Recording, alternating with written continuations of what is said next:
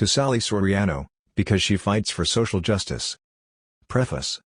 The study of politics is itself a political act, containing little that is neutral. True, we can all agree on certain neutral facts about the structure of government and the like.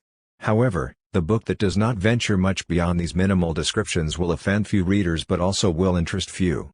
Any investigation of how and why things happen draws us into highly controversial areas. Most textbooks pretend to a neutrality they do not really possess. While claiming to be objective, they are merely conventional or evasive, ignoring the darker side of U.S. political life.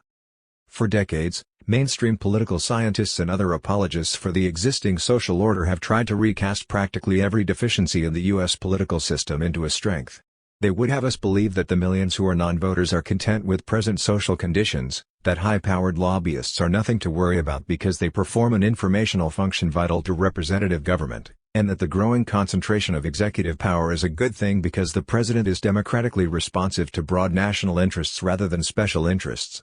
Mainstream apologists have argued that the exclusion of third parties is really for the best because too many parties, that is, more than two, would fractionalize and destabilize our political system, and besides, the major parties eventually incorporate into their platforms the positions raised by minor parties, which is news to any number of socialist and other reformist parties whose views have remained unincorporated for generations. Reacting to the mainstream tendency to turn every vice into a virtue, some radical critics of the status quo have felt compelled to turn every virtue into a vice.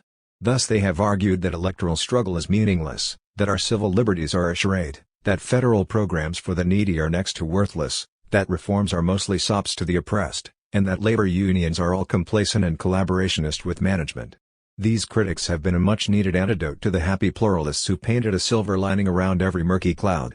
But they are wrong in seeing no victories, no real progress in the democratic struggles fought and won. Are the bombings proving effective? Democracy for the Few tries to strike a balance. It tries to explain how democracy is incongruous with modern-day capitalism and is consistently violated by a capitalist social order, and yet how popular forces continue to fight back and sometimes even make gains. Democracy for the Few offers an interpretation that students are not likely to get in elementary school, high school, or most of their college courses, nor in the mass media or mainstream political literature.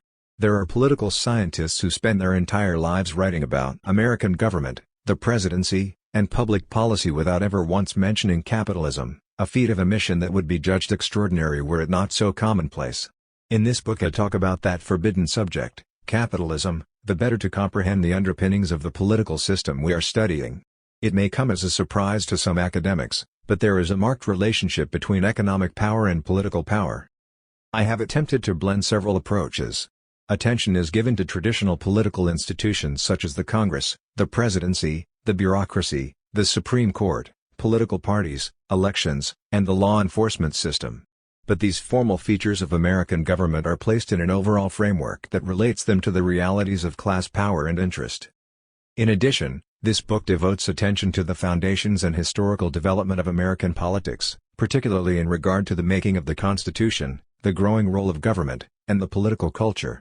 The major eras of reform are investigated with the intent of developing a more critical understanding of the class dimension in American politics, the struggle waged by democratic forces, and the difficulties of reform. Herein we will critically investigate not only who governs, but also who gets what, in other words, the outputs of the system. Instead of concentrating solely on the process of government, as do many texts, I also give attention to the content of actual government practices.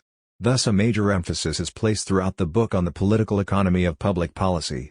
The significance of government, after all, lies not in its abstracted structure as such, but in what it does and how its policies affect people at home and abroad.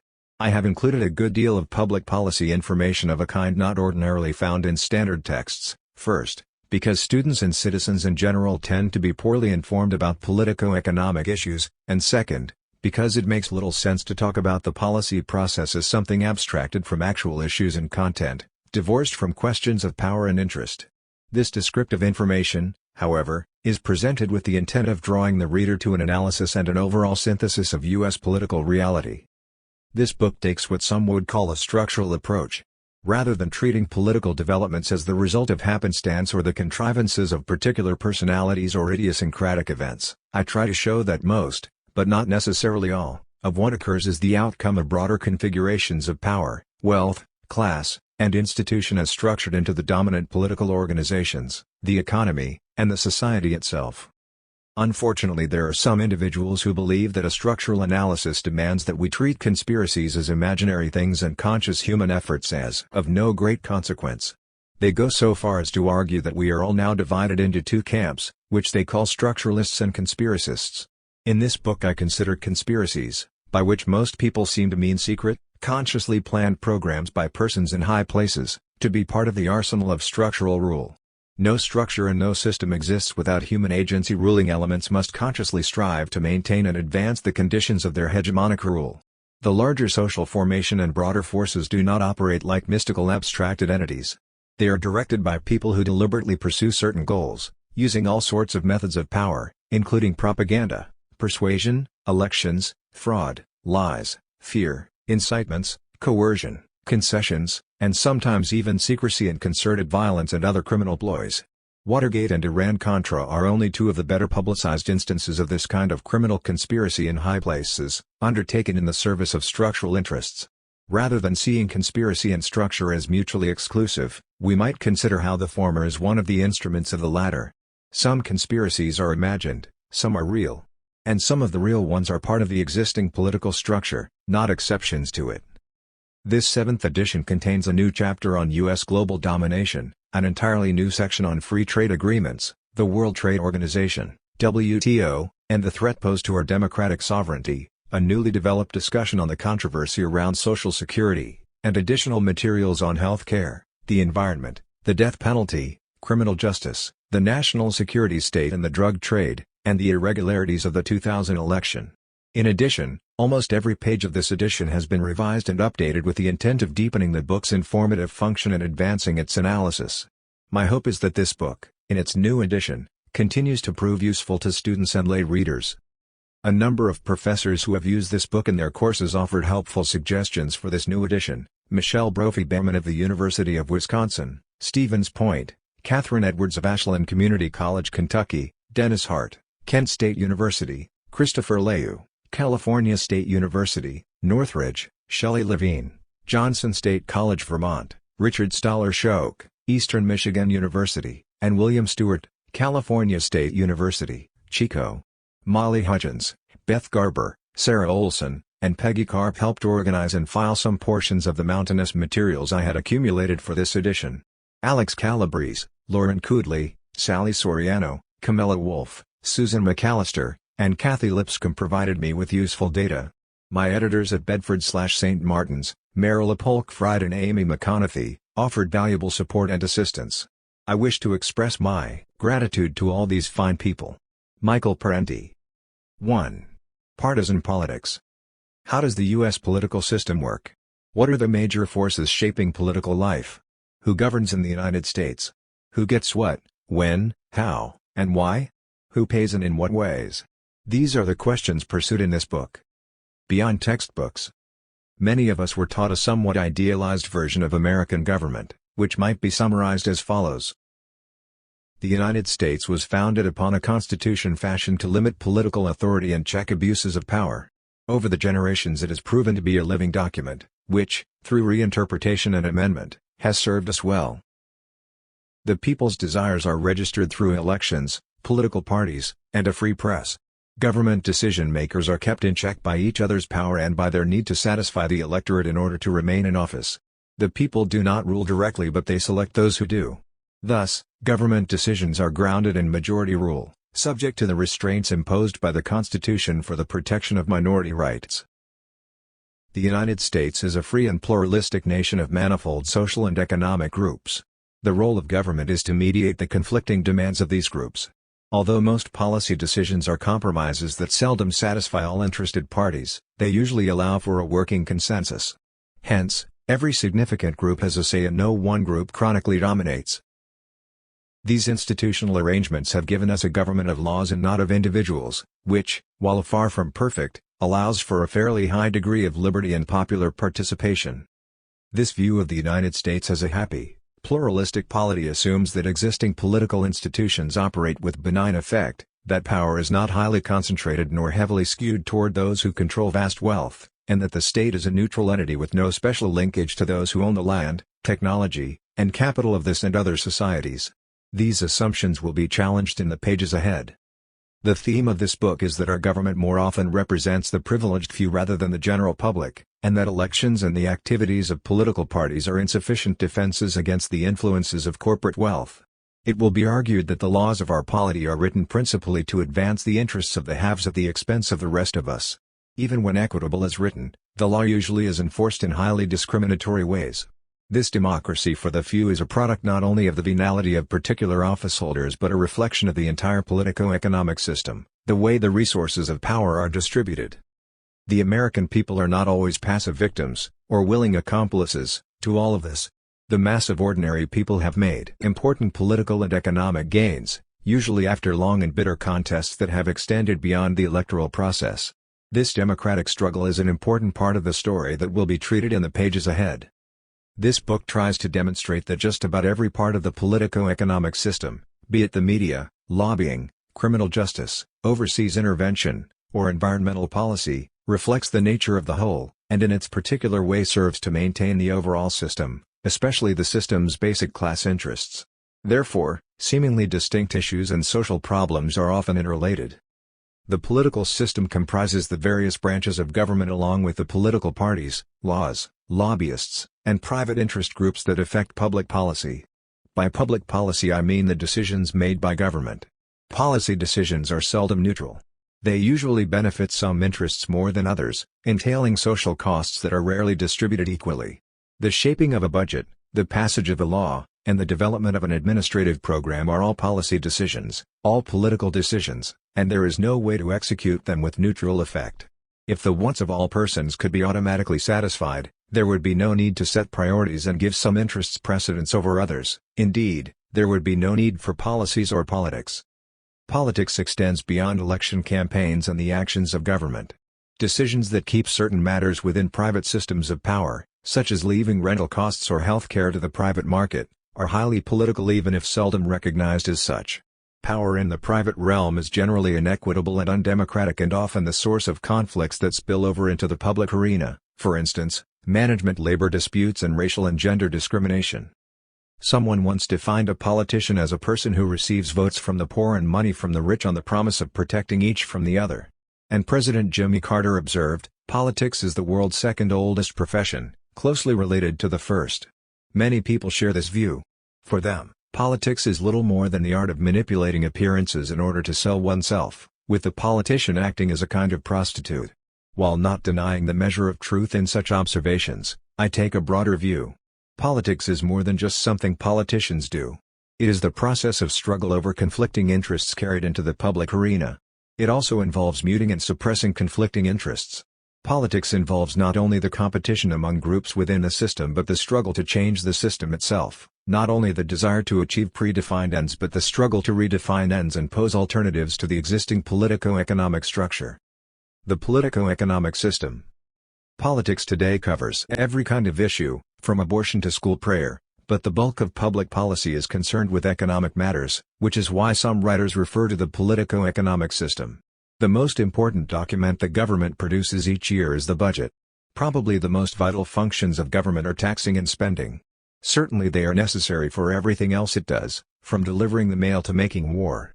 The very organization of the federal government reflects its close involvement with the economy. Thus, one finds the departments of Commerce, Labor, Agriculture, Interior, Transportation, and Treasury, and the Federal Trade Commission, the National Labor Relations Board, the Interstate Commerce Commission, the Securities and Exchange Commission, and numerous other agencies involved in the economy.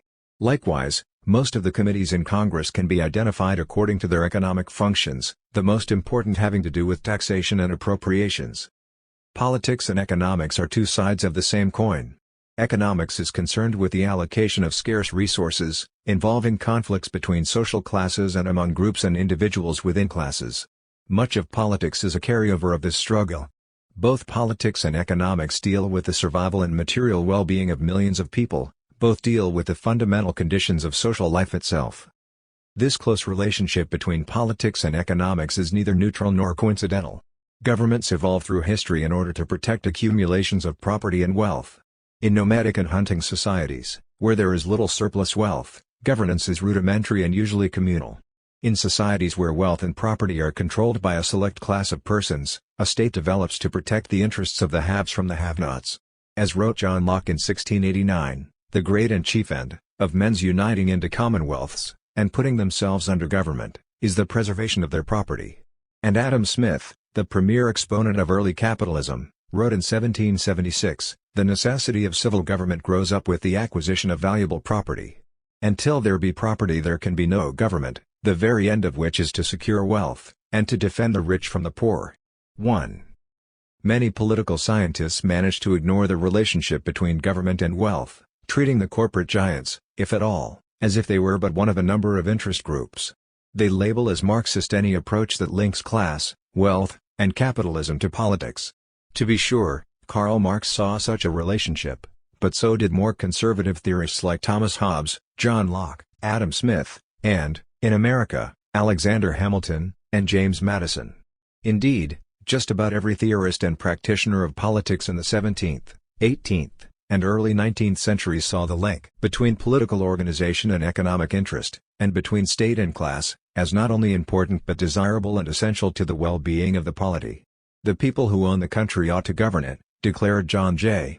A permanent check over the populace should be exercised by the rich and the well-born, urged Alexander Hamilton. Unlike most theorists before him, Marx was one of the first in the modern era to see the existing relationship between property and power as undesirable and exploitative, and this was his unforgivable sin. The tendency to avoid critical analysis of corporate capitalism persists to this day among business people, journalists, and most academics. 2. Power is no less political because it is economic. By power I mean the ability to get what one wants, either by having one's interests prevail in conflicts with others or by preventing others from raising their demands. Power presumes the ability to manipulate the social environment to one's advantage. Power belongs to those who possess the resources that enable them to shape the political agenda and control the actions and beliefs of others, resources such as jobs, organization, technology, publicity, media, social legitimacy, expertise, essential goods and services, organized force, and, the ingredient that often determines the availability of these things, money. Some people say our politico-economic system does not work and should be changed or overthrown, others say it does work or, in any case, we can't fight it and should work within it. Some argue that the existing system is the only one we have and moreover the only one we ever could have.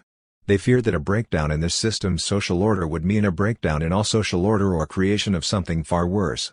These fearful notions keep many people not only from entertaining ideas about new social arrangements but also from taking a critical look at existing ones. Sometimes the complaint is made, you're good at criticizing the system, but what would you put in its place?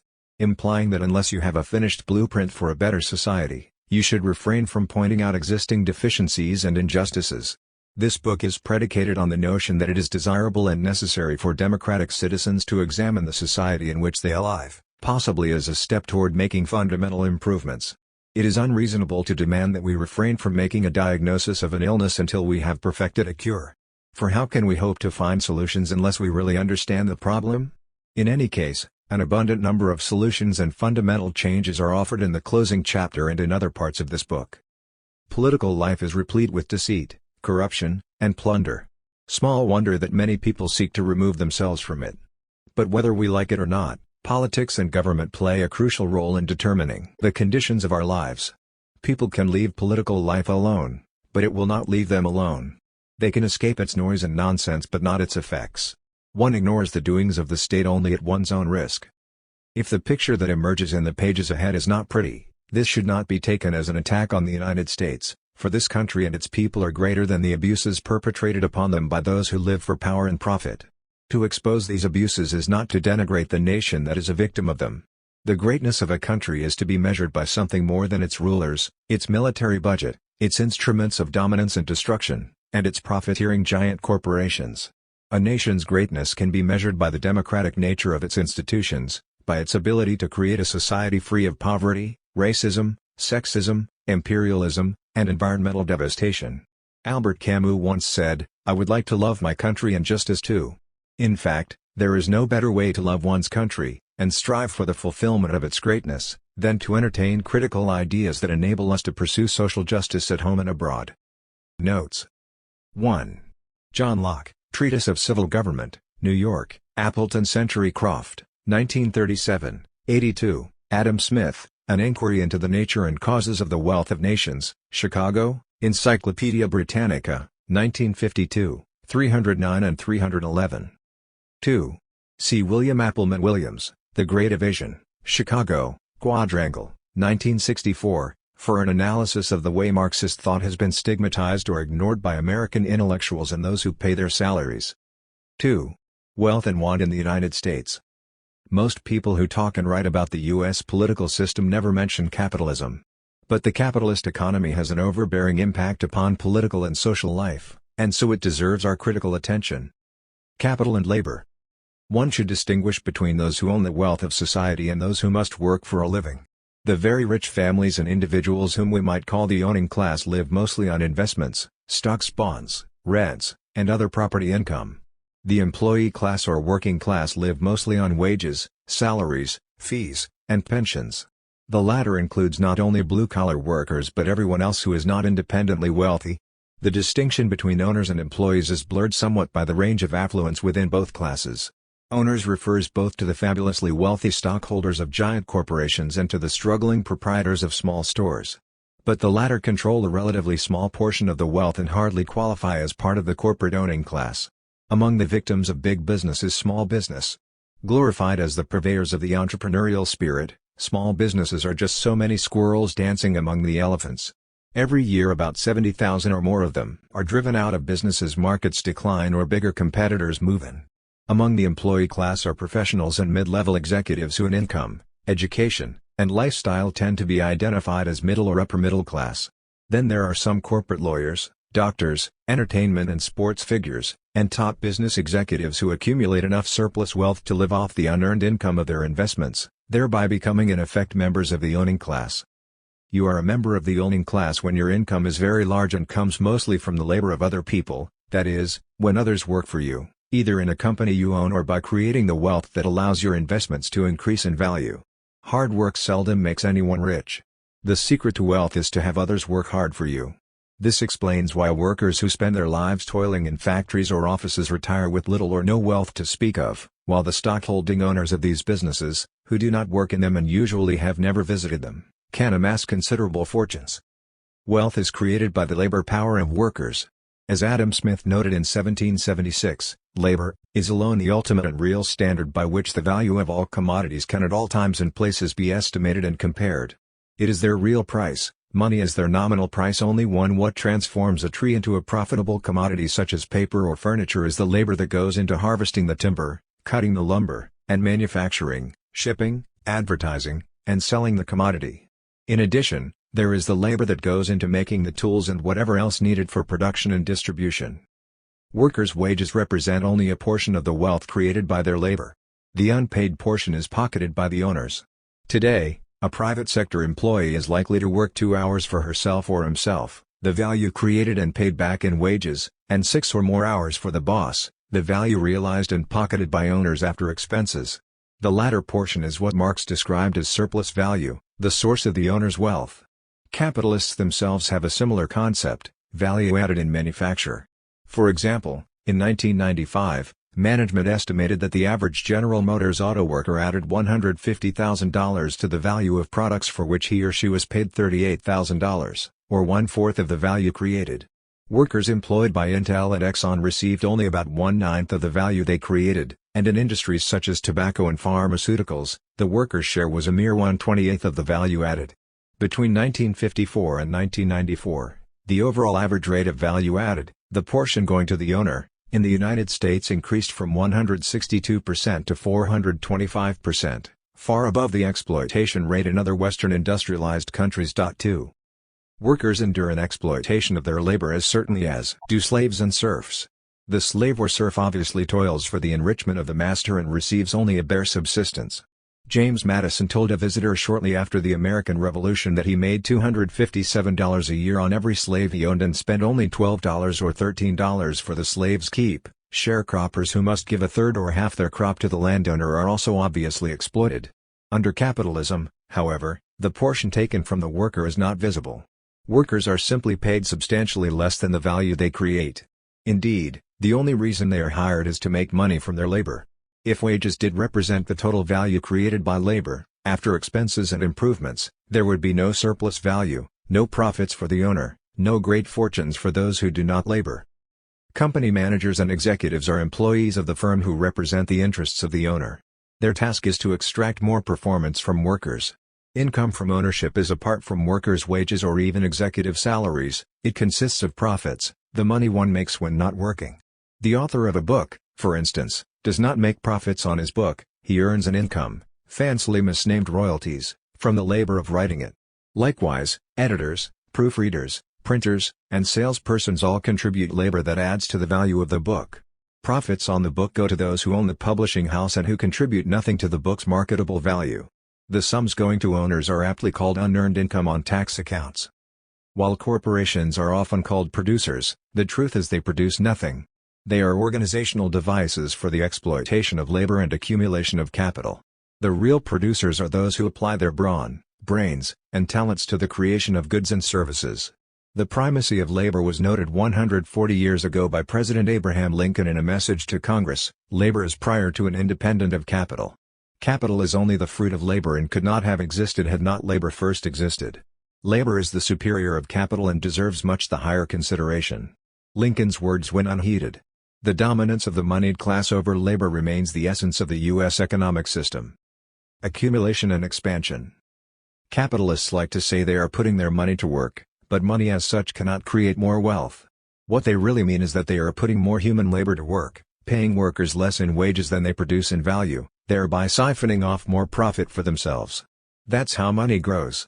Under capitalism, capital annexes living labor in order to convert itself into goods and services that will produce still more capital. 3 All of Rockefeller's capital could not build a house or a machine or even a toothpick, only human labor can do that. Of itself, capital cannot produce anything. It is the thing that is produced by labor. The ultimate purpose of a corporation is not to perform public services or produce goods but to make as large a profit as possible for the investor. Steel magnate David Roderick once said that his company is not in the business of making steel. We're in the business of making profits. For the social uses of the product and its effects upon human well-being and the natural environment win consideration in capitalist production, if at all, only to the extent that they do not violate the profit goals of the corporation. This relentless pursuit of profit arises from something more than just greed, although there is plenty of that. Under capitalism, enterprises must expand in order to survive. To stand still amidst growth is to decline, not only relatively but absolutely. A slow-growth firm is less able to move into new markets, hold on to old ones, command investment capital, and control suppliers.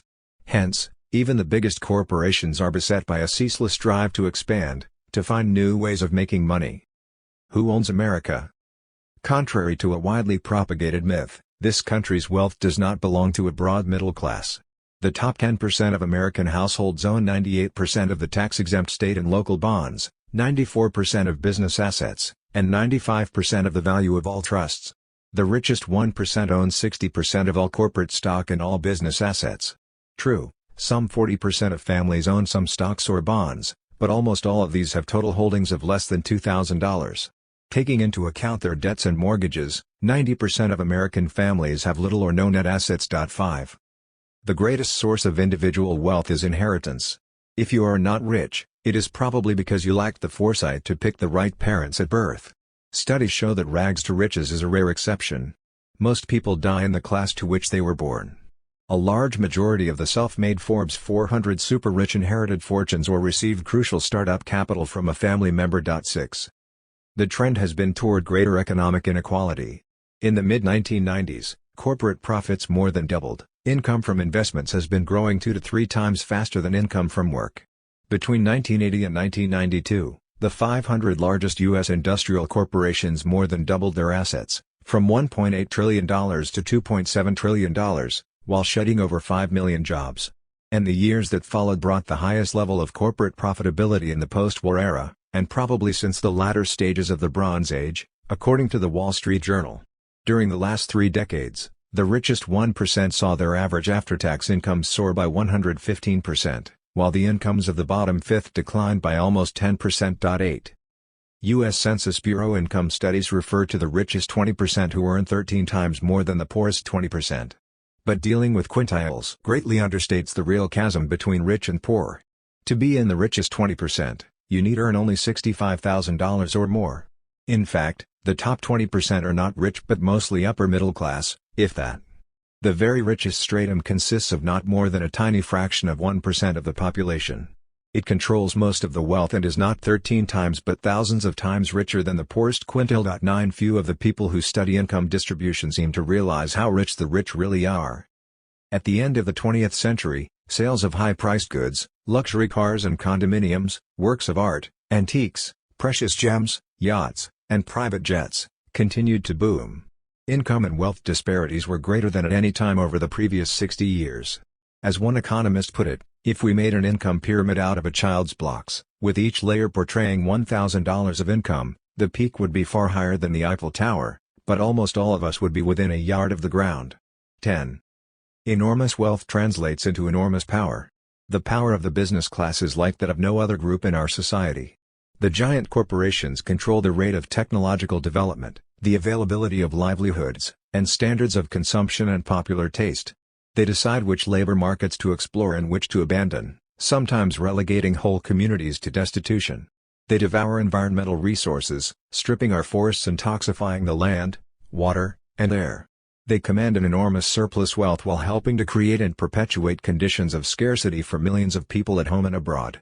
And as we shall see in subsequent chapters, they enjoy predominant voice in the highest councils of government.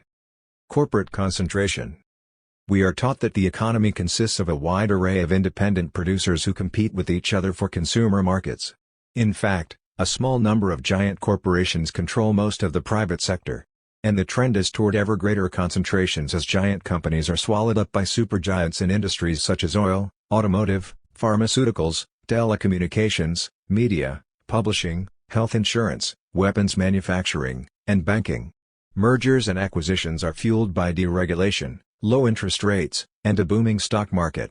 In the financial industry alone, during the first half of 1998, there were almost 1,500 mergers, the biggest ones being Bank One Corporation's acquisition of First Chicago for about $30 billion, and Nations Bank's $62.4 billion buyout of Bank of America. In 2000, two banking powerhouses, Chase Manhattan and J.P. Morgan, entered into a $35.2 billion merger. 11. Mergers are justified as strengthening the competitive capacity of a firm. But merged companies seldom display improved performance. The many billions spent on acquisitions absorb money that could have been better spent on new technologies and production. The mergers benefit the big shareholders, creditors, and top executives who walk away with mega profits from the sale, while consumers and workers pay the costs. Numerous corporations treat worker pension funds as part of the firm's assets. If and when the corporation merges with another or is bought out, the fund is absorbed by the takeover and the workers often never see a penny of the money they paid into it. 12. Corporate consolidations lead to bigger corporate debts. Taken together, big business expends about half its earnings just on interest payments to banks and other creditors, all of which is tax deductible. A corporation has to procure large sums to buy a dominant share of its own stock if it wishes to ward off a hostile takeover by corporate raiders. If it is trying to acquire another company, it needs money to buy up that firm's stock. In either case, cash reserves are seldom sufficient and companies must borrow heavily from banks. To meet its debt obligations, the firm reduces wages and benefits, sells off productive plants for quick cash, lays off workers, and enforces speed-ups. Thus, after merging with Nations Bank, Bank of America reduced its workforce, through firings and attrition, by 31,000. Sometimes the merged corporation moves to a cheaper labor market abroad. In the last decade, U.S.-based transnational companies created 345,000 jobs abroad while cutting 783,000 jobs in the United States. 13. A handful of giant business conglomerates, controlled by the Mellons, Morgans, DuPont, Rockefellers, and a few others, dominate the U.S. economy. The DuPont control 10 corporations, each worth billions of dollars, including General Motors, Coca-Cola, and United Brands, along with many smaller firms. The DuPont serve as trustees of dozens of colleges. They own about 40 manorial estates and private museums in Delaware alone and have set up 31 tax-exempt foundations. The DuPont are frequently the largest contributor to Republican presidential campaigns and various right-wing and anti-labor causes. Another powerful financial empire, that of the Rockefellers, extends into just about every industry in every state of the Union and every nation of the world. The Rockefellers control 5 of the world's 12 largest oil companies and 4 of the biggest banks. At one time or another, they or their close associates have occupied the offices of the President, Vice President, Secretaries of State, Commerce, Defense, and other cabinet posts, the governorships of several states, and key positions in the Federal Reserve Board, the Central Intelligence Agency, CIA, the Council on Foreign Relations, and in the U.S. Senate and House. Far from being neutral technocrats devoted to the public welfare, top corporate executives are self-enriching members of the owning class. Over the past 15 years the salaries of chief executive officers, CEOs, of corporations rose an average 500%. In 1998, Disney CEO Michael Eisner pocketed $575 million. Gap CEO Millard Drexler took home $495 million, Yahoo CEO Timothy Kugel pulled in $476 million, while IBM CEO Louis Gerstner made off with $336 million.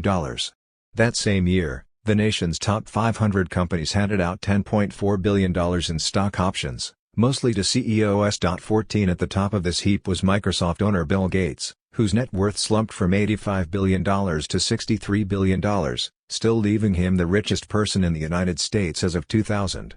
One corporate chief, Richard Monroe, admitted, "Corporate managers lead just about the most privileged lives in our society." 15 Still, it should be remembered that the CEO's salary and bonuses represent but a tiny portion, usually not more than 3 or 4%, of the profits distributed to the corporation's super-rich stockholders. In other words, there are others among the super-rich who don't work and are far more privileged than the CEOs. Monopoly farming. We treat farmers as an interest group apart from business, at a time when a handful of agribusiness firms, 16 big banks, and commercial corporations control most of our food supply and farmlands. Thus, R. J. Reynolds, with vast holdings in cigarettes, transportation, and petroleum, owns Del Monte, itself a transnational agribusiness. 5 giant corporations dominate the domestic and world grain market.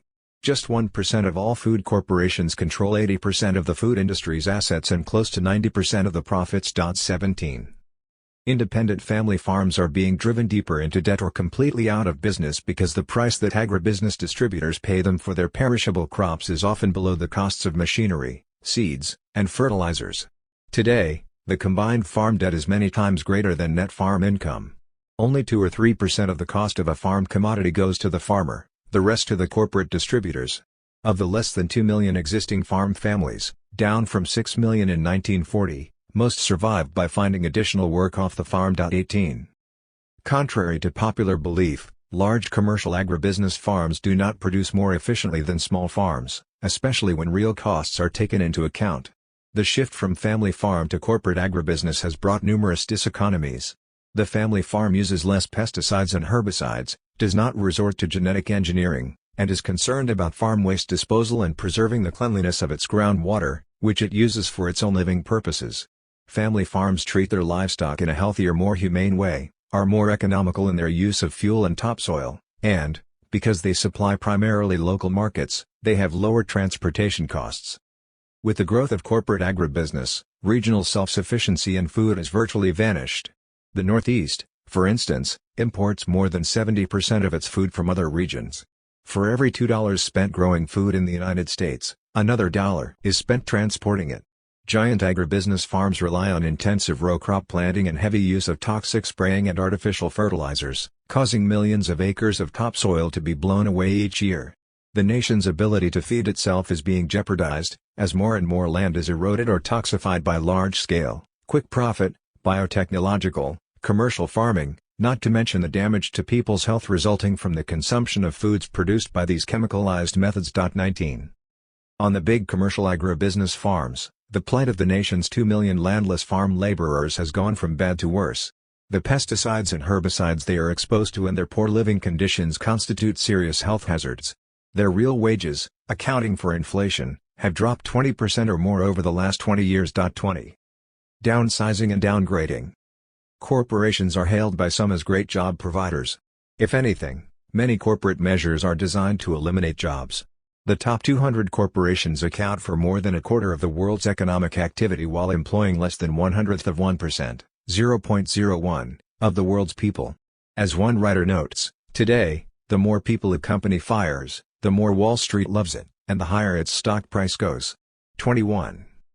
The capitalist seeks to raise profitability by downsizing, laying off workers, speed-ups, making the diminished workforce toil faster and harder, downgrading, reclassifying jobs to lower wage categories, and using more and more part-time and contract labor, hiring people who receive no benefits, seniority, or steady employment. Hundreds of thousands of better-paying manufacturing jobs have been eliminated, while some 80% of new jobs created have been in low-paying retail trade, restaurant, clerical, health, and temporary services.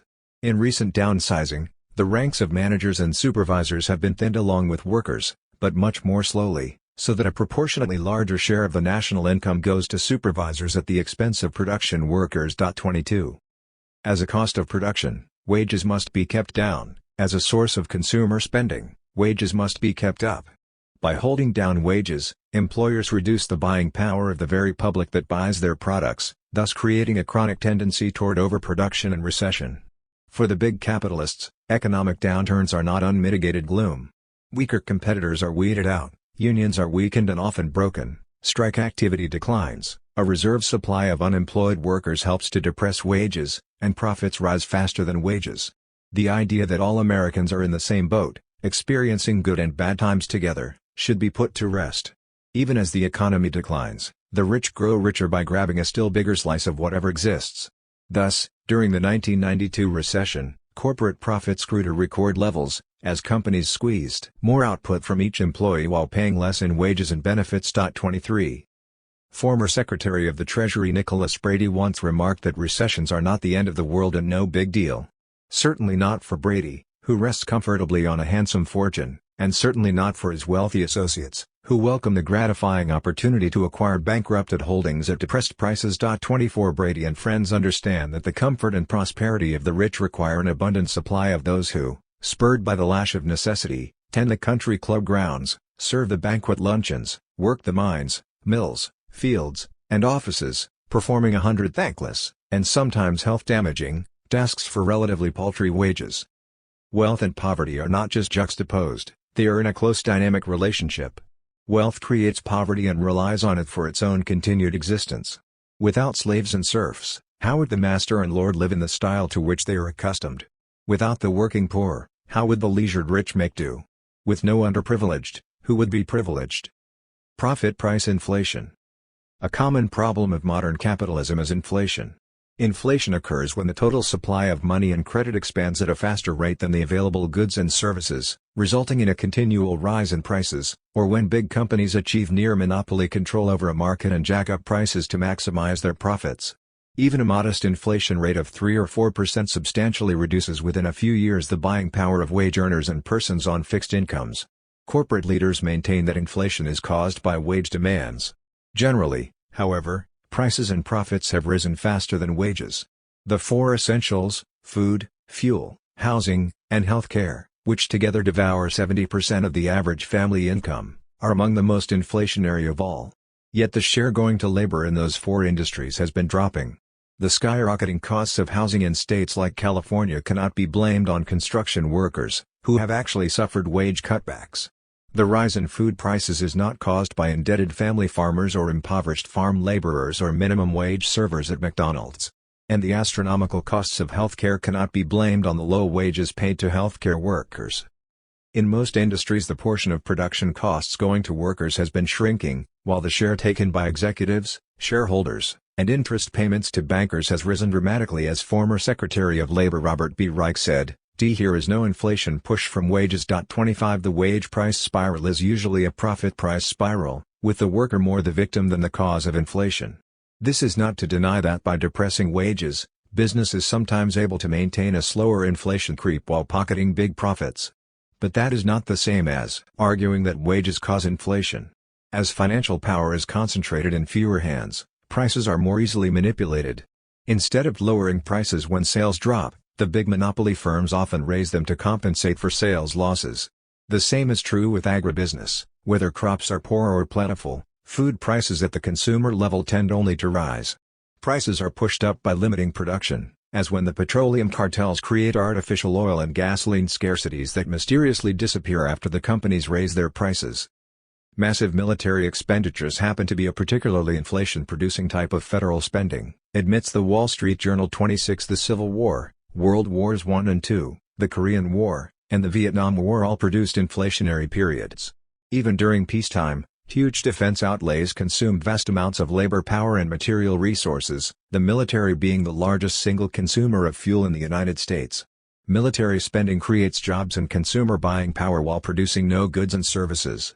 The resulting increase in buying power generates an upward pressure on prices, especially since the defense budget is funded partly through deficit spending, that is, by the government spending more than it collects in taxes.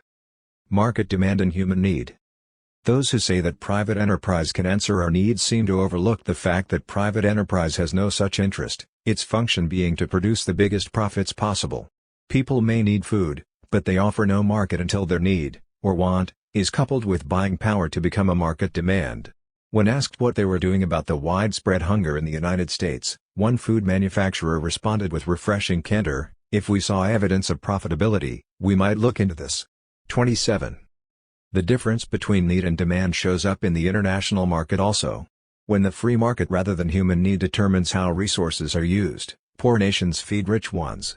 Beef, fish, and other protein products from Peru, Mexico, Panama, India, and other third-world countries find their way to profitable U.S. markets rather than being used to feed the hungry children in those countries. The children need food, but they lack the money, hence, there is no demand. The free market is anything but free. Money is invested only where money is to be made. Under capitalism, there is a glut of non-essential goods and services for those with money and a shortage of essential ones for those without money. Stores groan with unsold items while millions of people live in acute deprivation. The human value of productivity rests in its social purpose. Is the purpose to plunder the land without regard to ecological needs, fabricate endless consumer desires, produce shoddy goods designed to wear out quickly, pander to snobism and acquisitiveness, squeeze as much compulsive toil as possible out of workers while paying them as little as possible, create artificial scarcities in order to inflate prices, all in order to grab ever bigger profits for the few? Or is productivity geared to satisfying essential communal needs first and superfluous desires last, caring for the natural environment and the public's health and well-being? Does it expand educational opportunities and cultural life? Capitalist productivity for profit gives little consideration to the latter set of goals. Productivity, a mixed blessing. Capitalism's defenders claim that corporate productivity creates prosperity for all. But productivity should not be treated apart from its social effects. For example, the coal mining companies in Appalachia were highly productive and profitable while swindling the Appalachians out of their land, forcing them to work under dangerous conditions, destroying their countryside with strip mining, and refusing to pay any of the resulting social costs. The fruits of corporate productivity are not likely to be shared in a fair manner, if at all. Between 1973 and 1997, worker productivity, output per hour of work, increased by over 20%, while real wages, adjusted for inflation, declined by 22.6%. 28 An increase in productivity, as measured by the gross domestic product or GDP, the total cost of all goods and services in a given year, is no sure measure of society's well-being. Important non-market services like housework and child-rearing go uncounted, while many things of negative social value are tabulated. Thus, crime and highway accidents, which lead to increased insurance, hospital, and police costs, add quite a bit to the GDP but take a lot out of life. What is called productivity, as measured quantitatively, may actually represent a deterioration in the quality of life.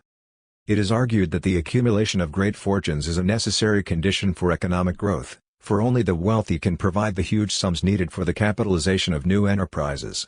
Yet in many industries, such as railroads, aeronautics, nuclear energy, and computers, much of the initial funding came from the government, that is, from the taxpayers. It is one thing to say that large-scale production requires capital accumulation but something else to presume that the source of accumulation must be the purses of the rich. Giant corporations are subsidized by government for much of their research. And they leave a good deal of the pioneering research to smaller businesses and individual entrepreneurs. The inventiveness record of the biggest oil companies, Exxon and Shell, is strikingly undistinguished. Referring to electric appliances, one General Electric vice president noted, "I know of no original product invention, not even electric shavers or heating pads, made by any of the giant laboratories or corporations. The record of the giants is one of moving in, buying out, and absorbing the small creators." 29 The same can be said of recent advances in the software industry. Defenders of the free market claim that big production units are needed for the modern age. However, bigness is less the result of technological necessity and more the outcome of profit-driven acquisitions and mergers, as when the same corporation has holdings in manufacturing, insurance, utilities, amusement parks, broadcast media, and publishing. When times are good, the capitalists sing praise to the wonders of their free market system. When times are bad, they blame labor for capitalism's ills. Workers must learn to toil harder for less in order to stay competitive in the global economy, they say. Then business would not move to cheaper labor markets in third world countries. But workers who take wage and benefit cuts in order to remain competitive often end up seeing their jobs exported overseas anyway. One cause of low productivity is technological obsolescence. Unwilling to spend their own money to modernize their plants, big companies cry poverty and call for federal funds to finance technological innovation, supposedly to help them compete against foreign firms. Yet, these same companies might then produce huge cash reserves for mergers. For example, after laying off 20,000 workers, refusing to modernize its aging plants, and milking the government of hundreds of millions of dollars in subsidies and tax write-offs, U.S. Steel came up with $6.2 billion to purchase Marathon Oil in 1981. Desirable unemployment. During 1997 to 2000, inflation was slowing down, unemployment was at its lowest level in years, the federal budget showed a surplus for the first time in decades, corporate coffers were brimming with profits, and the stock market was soaring into the stratosphere. It was called the Clinton prosperity. But a closer look revealed that real wages were below 1973 levels, consumer debt and personal bankruptcies were at record highs, and the gap between the rich and most other people was wider than at any time since the 1920s. A rising tide lifts all yachts, as one wag put it. Low-income workers did not share in the prosperity and had yet to recover from the sharp erosion of earnings they had suffered over the previous 2 decades. The Clinton prosperity still left 32.2 million U.S. residents living below the poverty level, with a record number of people requiring the support of charitable food banks. 30. In capitalist societies, if people cannot find work, that is their misfortune. No free market economy has ever come close to full employment. If anything, unemployment is useful to capitalism. Without a reserve army of unemployed to compete for jobs and deflate wages, labor would cut more deeply into profits. In recent years the official unemployment count has ranged around 5 to 7%, or over 9 million people. But this figure does not include an estimated 4 to 5 million discouraged workers who have exhausted their unemployment compensation and left the rolls, millions of part-timers or reduced-time workers who want full-time jobs, nor the many forced into early retirement, those who join the armed forces because they cannot find work, and who are thereby listed as employed, and prison inmates who would have been listed as unemployed but for incarceration. 31. The number of underemployed part-time workers jumped from 12.6 million to 27.8 million between 1965 and 1995. Of course, some people on the job market prefer part-time work because of school or family obligations. But they do not make up the bulk of the part-time and sometime employees. The median hourly wage of part-timers was about 1/3 less than full-time employees in the same occupations. The number of workers who found it necessary to hold down 2 jobs climbed from 3.7 million to 8 million between 1975 and 1995. Among the part-timers are millions of contract workers, who are paid only for hours put in, without promise of regular employment. About 1/5 of them, more than 1 million, have returned to their previous employers, working at the same jobs but now at lower wages, without health insurance, paid vacations, pension fund, seniority, or hope of advancement.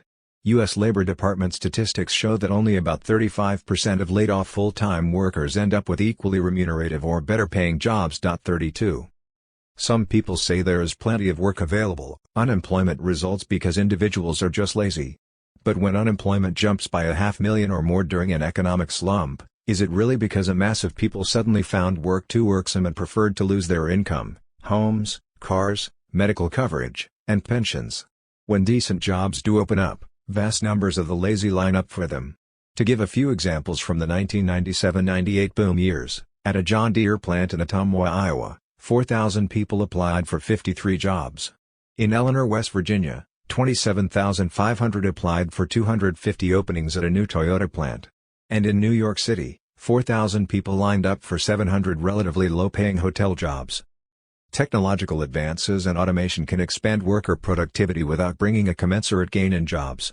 For example, Chrysler once announced an investment of $225 million for a new line of Dodge trucks that created only 70 jobs. At the same time, Chrysler continued to lay off workers. Another cause of decline in better-paying jobs is the runaway shop. U.S. firms move to cheaper third-world labor markets, supposedly to maintain their competitiveness in the global economy. As one corporate executive put it, "Until we get real wages down much closer to those of the Brazils and South Koreas, we cannot pass along productivity gains to wages and still be competitive." 33 In other words, working people will share in the growing profits only after they join the race to the bottom and are reduced to desperate third-world poverty wage levels. The hardships of working America. We hear that the United States is a middle-class nation, but actually most Americans are working class. Their income source is hourly wages and their labor is manual, unskilled, or semi-skilled. Even among white-collar service employees, the great majority are non-managerial and low-wage. 34 Compared to 20 years ago, U.S. workers put in an annual average of 180 additional hours on the job, the equivalent of 6 more weeks of toil. They have more forced overtime, fewer paid days off, fewer benefits, less sick leave, shorter vacations, and less discretionary income. Middle-class families are deeper in debt. People are working harder for relatively less in order to generate sufficient income for themselves and their dependents, a necessity that has become more urgent as wages stagnate, higher-paying jobs disappear, and government income supplements are reduced. 35. One survey found that 70% of respondents felt less secure in their jobs and 73% reported greater stress on the job in recent years. Another showed that 100 million U.S. residents are worried that their total family income is not enough to meet expenses. 36 Even conservative business leader Mortimer Zuckerman allowed that fewer than one job in 5 pays enough today to support a family of 4. 37. By the end of the 20th century, the Census Bureau reported 12.7% of the U.S. population, or 34.4 million, living below the poverty level. This estimate understates the problem by excluding many undocumented workers and other poor people who go uncounted in the census. Almost 2/3 of the families below the government's official poverty line have a member who is fully employed.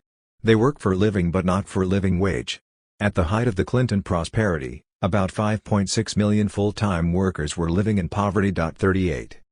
Among the working poor can be numbered the thousands of janitors around the country who launched concerted struggles for a living wage in 2000.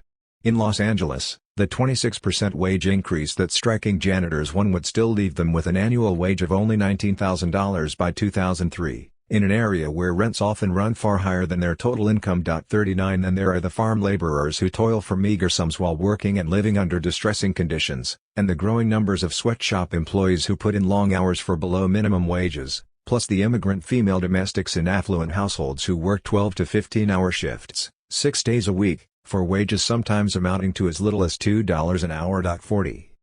An additional 25 million people in the United States live just above the official poverty line in dire straits.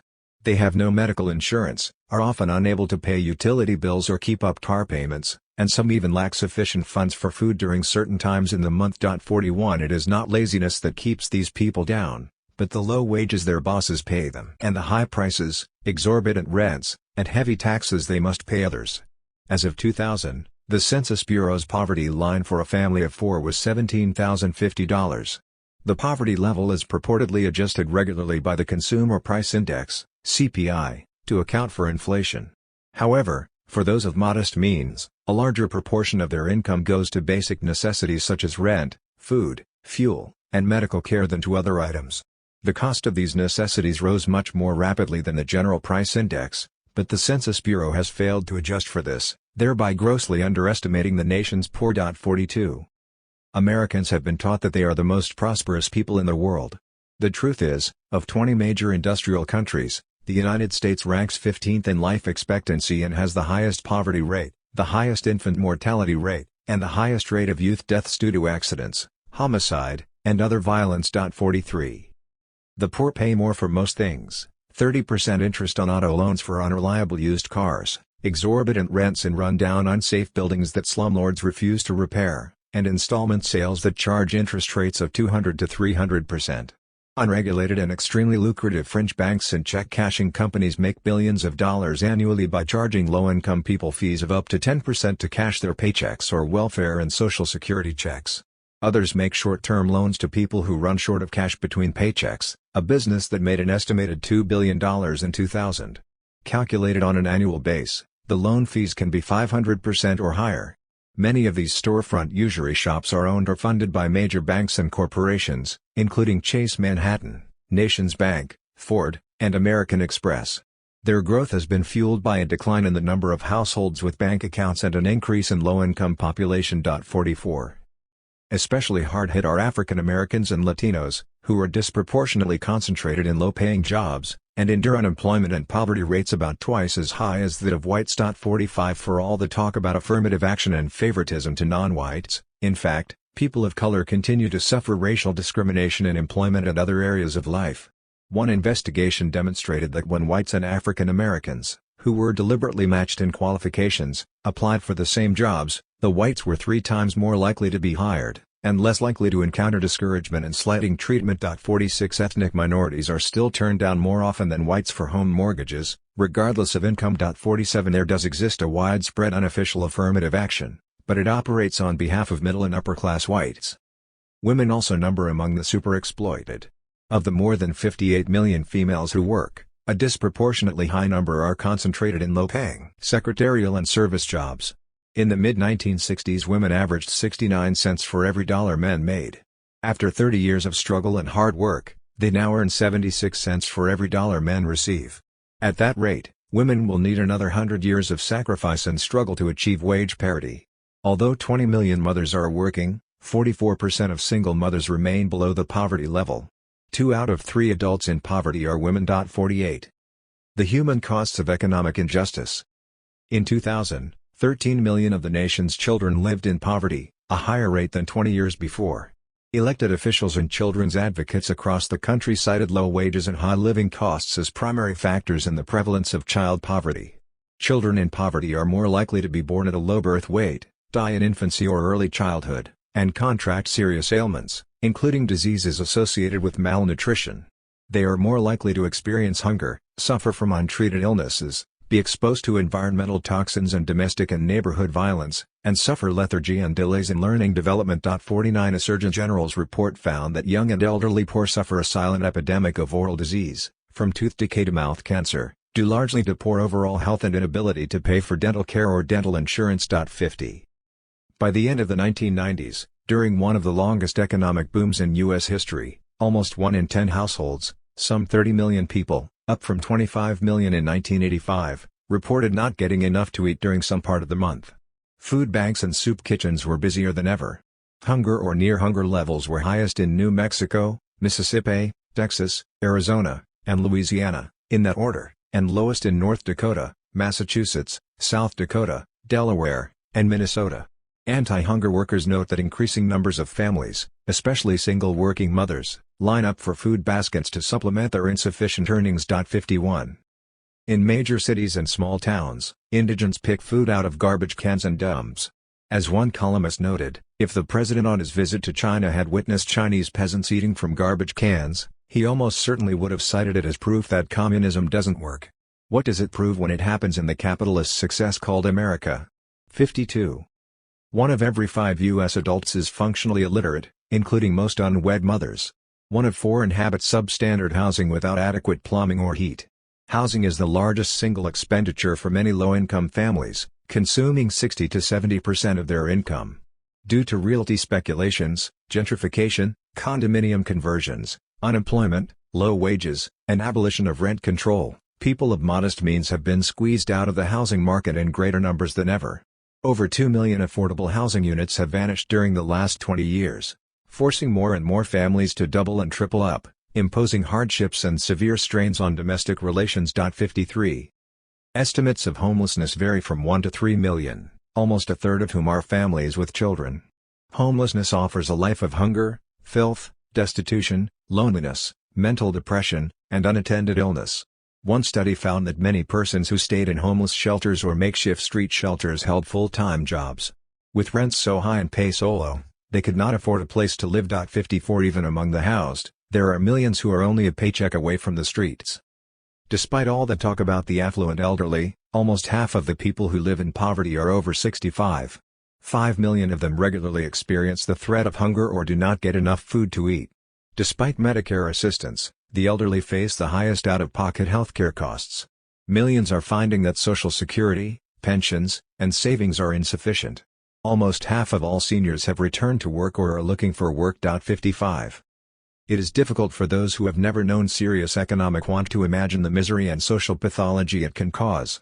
Studies indicate that drops in income and even modest jumps in unemployment rates bring discernible increases in illness, emotional distress, substance addictions, suicide, crime, and early visits to the grave. 56. Over 30% of Americans have experienced some form of mental disorder such as serious depression. Tens of millions are addicted to alcohol, nicotine, or some other drug. Millions more are addicted to medical drugs such as amphetamines and barbiturates. The pushers are the doctors, the suppliers are the drug industry, the profits are stupendous. 57. Each year, 30,000 Americans on average take their own lives. Another 17,000 or so are murdered.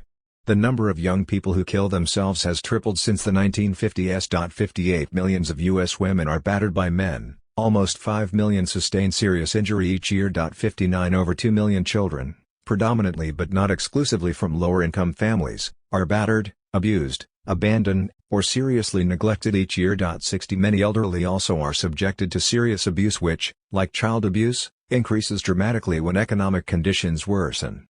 In sum, the story of the United States' great affluence has a grimmer side. The free market is very good for winners, offering all the rewards that money can buy, but it is exceedingly harsh on millions of others. It is not enough to denounce the inequities that exist between the wealthy and the majority of the population, it is also necessary to understand the connection between them. By its very nature, the capitalist system squanders our natural resources, exploits and underpays our labor, creates privation and desperate social needs, serving the few at great cost to the many. If we love our country, then we should also care for the people who inhabit it and not want to see them victimized. The data presented in this chapter are an attack not on the United States but on the untrammeled market system that victimizes our nation's people. In trying to understand the political system, we would do well to look at the wider social context in which it operates, the predominant social institutions, values, and ideologies of U.S. society. Rule by corporate plutocracy. American capitalism is more than just an economic system, it is an entire cultural and social order, a plutocracy, a system of rule that is mostly by and for the rich. Most universities, publishing houses, mass circulation magazines, newspapers, television and radio stations, professional sports teams, foundations, churches, private museums, charity organizations, and hospitals are organized as corporations, ruled by boards of directors, or they may be called trustees or regents, composed overwhelmingly of affluent business people. These boards exercise final judgment over all institutional matters. 1. Consider the university. Private and public institutions of higher education are corporations run by boards of trustees with authority over all matters of capital funding and budget, curriculum and tuition, hiring, firing, and promotion of faculty and staff, degree awards and student fees. Daily governance is delegated to administrators, but decision-making power can be easily recalled by the trustees when they choose. Most trustees are successful business people who have no administrative or scholarly experience in higher education. Their decisions are covered by insurance paid out of the university budget, and on most fiduciary questions they rely on accountants. In short, they take no financial risks and offer no special expertise. Why then are they allocated so much power? Their main function seems to be to exercise oligarchic, ideological control over the institution. The corporate culture increasingly permeates higher education. While serving as the $245,000 a year president of the University of California, Jack Peltason reportedly received more than $100,000 from 7 corporations for serving on their boards as a director. Nor is that an unusual example. The salaries of top college administrators are skyrocketing while library budgets, scholarships, and remedial services are being cut back. Corporate logos are appearing in classrooms and student union buildings. More than ever, private industry is creating endowed professorships, funding think tanks and research centers, sponsoring grants, and influencing who is hired and what is researched and taught. 3. A fact of real significance in any understanding of political power in America is that almost all our cultural institutions are under plutocratic control, linked to the business system, ruled by non-elected, self-perpetuating groups of affluent corporate representatives who are answerable to no one but themselves. We the people have no vote, no portion of the ownership, and no legal decision-making power within these institutions. Promoting ideological orthodoxy. We are taught to think that capitalism is an inherent part of democracy. Little is said about how capitalism also flourishes under the most brutally repressive regimes. Transnational corporate interests have supported the overthrow of democracies in numerous third-world countries and the installation of right-wing dictators who make their lands safe for corporate investments. The private enterprise system, it is said, creates equality of opportunity, rewards those who show ability and initiative, relegates the parasitic and slothful to the bottom of the ladder, provides a national prosperity that is the envy of other lands, and safeguards, through unspecified means, personal liberties and political freedom. The private enterprise system places a great deal of emphasis on commercial worth, how to sell, compete, and get ahead. As Ralph Nader notes, the free market only stimulates one value in society, the acquisitive, materialistic, profit value. What about the values relating to justice, health, occupational and consumer safety, regard for future generations, and accountability in government? 4. Among the institutions of plutocratic culture is our educational system. From grade school to graduate school, students are instructed to believe in America's global virtue and moral superiority and to hold a rather uncritical view of U.S. politico-economic institutions. Surveys show that most youngsters believe that our political leaders are benevolent and know best.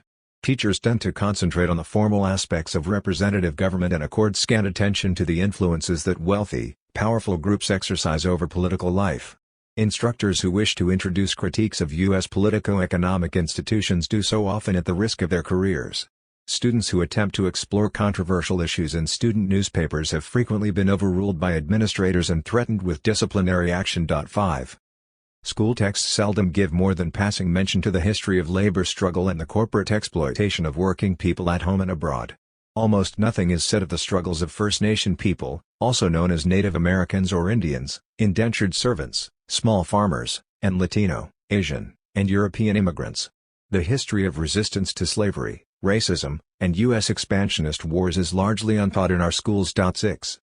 Schools are inundated with printed materials, films, and tapes provided free by the Pentagon and large corporations to promote a glorified view of the military and to argue for deregulation of industry. 7. Business propaganda boosting the wonders of the free market are also widely distributed in schools and communities. Conservative think tanks and academic centers have proliferated, along with conservative journals, conferences, and endowed chairs, all generously funded by corporations and right-wing foundations. While sometimes portrayed as being above worldly partisan concerns, the average American university performs a wide range of research and training services that are essential to military and corporate interests. The neutral university also has a direct investment linked to the corporate structure in the form of a substantial stock portfolio. Economic sanctions are used to punish dissent and reward political conformity. In academia, politically outspoken faculty and even students have suffered negative evaluations and loss of stipends, grants, and jobs. Likewise, journalists, managers, bureaucrats, and most other professionals who wish to advance in their careers learn to go along with things as they are and avoid expressing views that conflict with the dominant economic interests of capitalist society. Another agent of political socialization is the government itself. Hardly a week passes without the president or some other official feeding us reassuring pronouncements about the economy and alarming assertions about enemies who threaten us from abroad. Helping them in their efforts are the news media, whose performance as an agency of political indoctrination has earned an entire chapter later in this book. Although we are often admonished to think for ourselves, we might wonder if the American socialization process allows us to do so. Ideological orthodoxy so permeates the plutocratic culture, masquerading as pluralism, democracy, and the open society, that it is often not felt as indoctrination. The worst forms of tyranny are those so deeply ingrained, so thoroughly controlling as not even to be consciously experienced. In a capitalist society, business tries to get people to consume as much as they can, and sometimes more than they can afford. Mass advertising sells not only particular products but a whole way of life, a glorification of consumer acquisitiveness. Born of a market economy, the capitalist culture is essentially a market culture, one that minimizes cooperative efforts and human interdependence and keeps us busily competing as workers and consumers. We are admonished to get ahead. Ahead of whom and what? Of others and of one's present material status. This kind of individualism is not to be mistaken for the freedom to choose alternative political and economic practices. People are expected to operate individually but in more or less similar directions. Everyone competes against everyone else but for the same things. Individualism in this corporate-dominated culture refers to privatized ownership and consumption. We are expected to get what we can for ourselves and not be too troubled by the problems faced by others. This attitude, considered inhuman in some societies, is labeled approvingly as ambition in our own and is treated as a quality of great social value. Whether or not this individualism allows one to have control over one's own life is another story. Most of us do not make the decisions about the quality of the food we eat, the goods we buy, the air we breathe, the prices we pay, the wages we earn, the way work tasks are divided, the modes of transportation available to us, and the images we are fed by the media. People who occupy privileged positions within the social hierarchy become committed to the hierarchy's preservation and hostile toward demands for a more equitable social system. According to one study, upper-income people were most opposed to equality of political power for all groups, while lower-income respondents were the firmest supporters of equality. Economically deprived groups are seen as a threat because they want more, and more for the have-nots might mean less for the haves. Along with racism and sexism, there is class bigotry, one of the most widely held forms of prejudice in American society and the least challenged. Since material success is treated as a measure of one's worth, then the poor are not worth much and society's resources should not be squandered on them. 9 In capitalist society, the poor in general are condemned as personally deficient and lacking in proper values, the authors of their own straitened circumstances. Rarely are they seen as the victims of poverty-creating economic forces, high rents, underemployment, low wages, unattended illnesses, disabilities, and other such blessings of the free market paradise. To paraphrase the American humorist Will Rogers, it is no crime to be poor, but it might as well be. With job downsizing, wage cuts, inflation, and growing tax burdens, many people have been working still harder just to stay in the same place. In a society where money is the overriding determinant of one's life chances, the competitive drive for material success is not merely a symptom of a greed-driven culture but a factor in one's very survival. Rather than grasping for fanciful luxuries, most Americans are still struggling to provide for basic necessities. If they need more money than was essential in earlier days, this is largely because essentials cost so much more. Because human services in America are based on ability to pay, money becomes a matter of life and death. To have a lower modest income is to run a higher risk of insufficient medical care and job insecurity, and to have less opportunity for education, recreation, travel, and comfort. The desire to make it, even at the expense of others, is not merely a wrong-headed attitude but a reflection of the material conditions of capitalist society wherein no one is ever really economically secure except the super-rich, and even they forever seek to augment and secure their fortunes. For those who enjoy the best of everything, the existing politico-economic system is a smashing success. For those who are its hapless victims, or who are concerned about the well-being of all and not just themselves, the system is something of a failure. Those in between are not sure. Dreading the decline in earning power and living standards that has afflicted so many, they are absorbed with the struggle to maintain a decent and manageable standard of living within the existing social order. Right, left, and center. Political ideologies traditionally have been categorized as rightist, centrist, and leftist. Here I will try to draw the broad outlines of the three tendencies, without doing justice to all their shadings and ambiguities. What is called the political right consists of conservative and reactionary individuals, including most corporate elites and many persons of high income and wealth, who advocate free market capitalism and defend business as the primary mainstay of the good society. Conservative ideology preaches the virtues of private initiative and self-reliance. It says that rich and poor pretty much get what they deserve, that people are poor not because of inadequate wages and lack of economic opportunity but because they are lazy, spendthrift, or incapable. The conservative keystone to individual rights is the enjoyment of property rights, especially the right to make a profit from other people's labor and enjoy the privileged conditions of a favored class. Conservatives blame the nation's troubles on what billionaire Steve Forbes called the arrogance, insularity, the government knows best mentality in Washington, D.C. Everything works better in the private sector, they maintain. Most conservatives oppose government regulation of business, including environmental and consumer protections, minimum wage laws, unemployment compensation, job safety regulations, and injury compensation laws. Rich conservative presidents like Ronald Reagan and George Bush have assured us that private charity can take care of needy and hungry people, and that there is no need for government handouts. Ironically, the super-rich themselves donate a smaller proportion of their income to private charities than the rest of us. 10. In practice, conservatives are for or against government handouts depending on whose hand is out.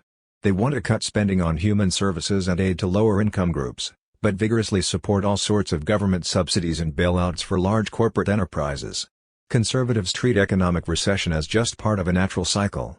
They admonish American workers to work harder for less, and have not a harsh word about the devastating effects of corporate mergers and buyouts, the capital flight to cheap labor markets abroad, and the increase in economic hardship for working people.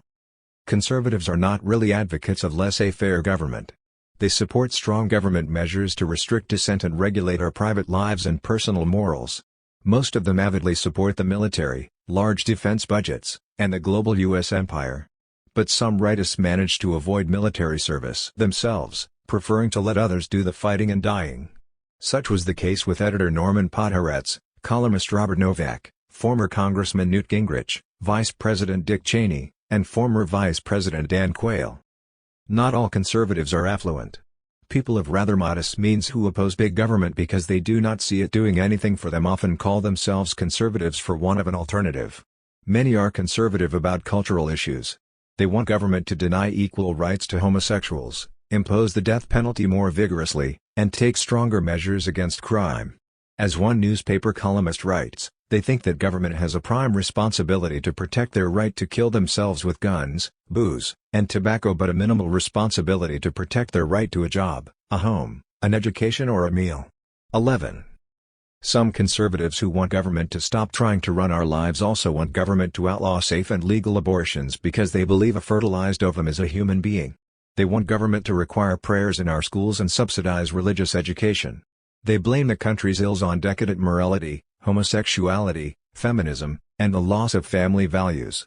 Thus television evangelist and erstwhile Republican presidential hopeful Pat Robertson charged that feminism encourages women to leave their husbands, kill their children, practice witchcraft, destroy capitalism and become lesbians. 12 The religious right supports conservative candidates and causes. In turn, rich conservatives, including heads of corporations like Coors, PepsiCo, Mobil Oil, Amoco, Heinz, Marriott, and former heads of RCA and Chase Manhattan Bank, have financed the religious right. 13. To the extreme right of conservatives are former Nazi collaborators, neo-fascists, and anti-Semitic and racist activists, many of whom have found a home in the Republican Party. These include David Duke, former member of the American Nazi Party and Ku Klux Klan, who ran for governor of Louisiana on the Republican ticket and in the 1992 GOP presidential primaries. 14 Although GOP leaders refused to endorse him, Duke maintained correctly that his program, large military budget, cutbacks in welfare, abolition of affirmative action, and support for big business, was no different from a mainstream Republican one. More toward the center and left-center of the political spectrum are the moderates and liberals, who might be lumped together. Like the conservatives, they accept the capitalist system and its basic values but they think social problems should be rectified by relatively minor reforms and better regulatory policies. Liberal centrists support free trade and globalization, thinking it will benefit not just corporations but everyone. They sometimes disapprove of the violent overseas interventionist policies of the United States but they view such actions as irrational mistakes, not as rational functions in the service of a global capitalist order. They back interventions in the Third World if convinced that the White House is waging a moral crusade against some newly defined evil and advancing the cause of peace and democracy, as with their support of the North Atlantic Treaty Organizations, NATO's massive bombing of women, children, and men in Yugoslavia in 1999. Centrist moderates and liberals see a need for spending more money on public services and environmental protections, and usually support minimum wage laws, unemployment insurance, and other wage supports, along with Social Security, nutritional aid for needy children, occupational safety, and the like. Some of them also advocate huge military budgets and subsidies and tax breaks for business. They are for protection of individual rights against government surveillance and suppression, yet in Congress, where most of them are affiliated with the Democratic Party, they support intelligence and surveillance agencies, and sometimes have gone along with cuts in human services for the needy. On the political left are the progressives and socialists. They want to replace or substantially modify the corporate capitalist system with a system of public ownership, in which many of the large corporations are nationalized, and smaller businesses are under cooperative ownership or at least better regulated for the common interest. Some progressives will settle for a social democracy, with strong labor unions and effective controls on the powers and privileges of business. They argue that untrammeled free market capitalism uses the land, labor, resources, and technology of society for no goal other than the accumulation of capital, and concentrates economic wealth and political influence in the hands of a privileged few, while creating poverty for millions at home and abroad. A democratically responsive government, progressives insist, has an important role to play in protecting the environment, advancing education, and providing jobs for everyone able to work, occupational safety protections, secure retirement and disability pensions, and affordable medical care, education, and housing. Most leftists and progressives reject the now-defunct communist societies as models for U.S. socialism, pointing out that countries such as the Soviet Union come from a different tradition, a history of serfdom and poverty, hostile capitalist encirclement, and foreign invasion. Yet some progressives note that whatever the faults, past crimes, and social problems of communist societies, their citizens did have a guaranteed right to a job, were free from hunger and homelessness, had free medical care and free education to the highest level of their ability, and enjoyed such things as subsidized utilities and transportation, free cultural events, and a guaranteed pension after retirement, entitlements that were taken away from them soon after their country's irrational mistakes, not as rational functions in the service of a global capitalist order. They back interventions in the Third World if convinced that the White House is waging a moral crusade against some newly defined evil and advancing the cause of peace and democracy, as with their support of the North Atlantic Treaty Organizations, NATO's massive bombing of women, children, and men in Yugoslavia in 1999. Centrist moderates and liberals see a need for spending more money on public services and environmental protections, and usually support minimum wage laws, unemployment insurance, and other wage supports, along with Social Security, nutritional aid for needy children, occupational safety, and the like. Some of them also advocate huge military budgets and subsidies and tax breaks for business. They are for protection of individual rights against government surveillance and suppression, yet in Congress, where most of them are affiliated with the Democratic Party, they support intelligence and surveillance agencies, and sometimes have gone along with cuts in human services for the needy. On the political left are the progressives and socialists. They want to replace or substantially modify the corporate capitalist system with a system of public ownership, in which many of the large corporations are nationalized, and smaller businesses are under cooperative ownership or at least better regulated for the common interest. Some progressives will settle for a social democracy, with strong labor unions and effective controls on the powers and privileges of business. They argue that untrammeled free market capitalism uses the land, labor, resources, and technology of society for no goal other than the accumulation of capital, and concentrates economic wealth and political influence in the hands of a privileged few, while creating poverty for millions at home and abroad. A democratically responsive government, progressives insist, has an important role to play in protecting the environment, advancing education, and providing jobs for everyone able to work, occupational safety protections, secure retirement and disability pensions, and affordable medical care, education, and housing. Most leftists and progressives reject the now-defunct communist societies as models for U.S. socialism, pointing out that countries such as the Soviet Union come from a different tradition, a history of serfdom and poverty, hostile capitalist encirclement, and foreign invasion. Yet some progressives note that whatever the faults, past crimes, and social problems of communist societies, their citizens did have a guaranteed right to a job, were free from hunger and homelessness, had free medical care and free education to the highest level of their ability, and enjoyed such things as subsidized utilities and transportation, free cultural events, and a guaranteed pension after retirement, entitlements that were taken away from them soon after their countries supported, along with special education programs and job training for minorities, but not minority preferences in hiring and promotion. 16. In sum, on almost every important issue, a majority seems to hold positions contrary to those maintained by conservative politico-economic elites, and closer to the ones enunciated in this book. Opinion polls are only part of the picture. There is the whole history of democratic struggle that continues to this day and remains largely untaught in the schools and unreported in the media. It is expressed in mass demonstrations, strikes, boycotts, civil disobedience actions, and thousands of arrests, targeting such things as poverty, unemployment, unsafe nuclear reactors, nuclear missile sites, Klan rallies, the training of repressive foreign military personnel at the School of the Americas, U.S.-inspired wars in Central America, the Middle East, and Yugoslavia, the attacks on democratic sovereignty by the World Trade Organization, WTO, and the financial aggressions of the International Monetary Fund, IMF, and World Bank. There have been mass mobilizations in support of legalized abortion, women's rights, gay and lesbian rights, and environmental protections. There have been organized housing takeovers for the homeless, demonstrations and riots against police brutality, and non-compliance with draft registration. The Selective Service System admitted that in the last few decades some 800,000 young men have refused to register. The actual number is probably higher. 17 At the same time, major strikes have occurred in a wide range of industries, showing that labor militancy is not a thing of the past. This is not to deny that there remain millions of Americans, including many of relatively modest means, who are racist, sexist, and homophobic, who dislike labor unions and look down on the poor, who swallow the conservative line that government is the enemy, not the powerful interests it serves, and who are readily whipped into jingoistic fervor when their leaders go to war against vastly weaker nations. Nor can it be denied that hate crimes against African Americans, Asians, Latinos, immigrants, Jews, and gays continue, and that advocates of compulsory pregnancy have committed many acts of violence against abortion clinics and abortion doctors. 18. This society does not produce large numbers of conservative activists. There are no mass demonstrations demanding tax cuts for big business, more environmental devastation, more wars, more privileges for the rich, or more corporate devastation. But the system does produce millions who are uninformed about and turned off by politics, who have been made apolitical by the insipid nature of much public discourse, disheartened by the seemingly insuperable obstacles to change, and distracted by the idiocies of entertainment media. Socialization in the United States is largely apolitical, and this itself has political significance.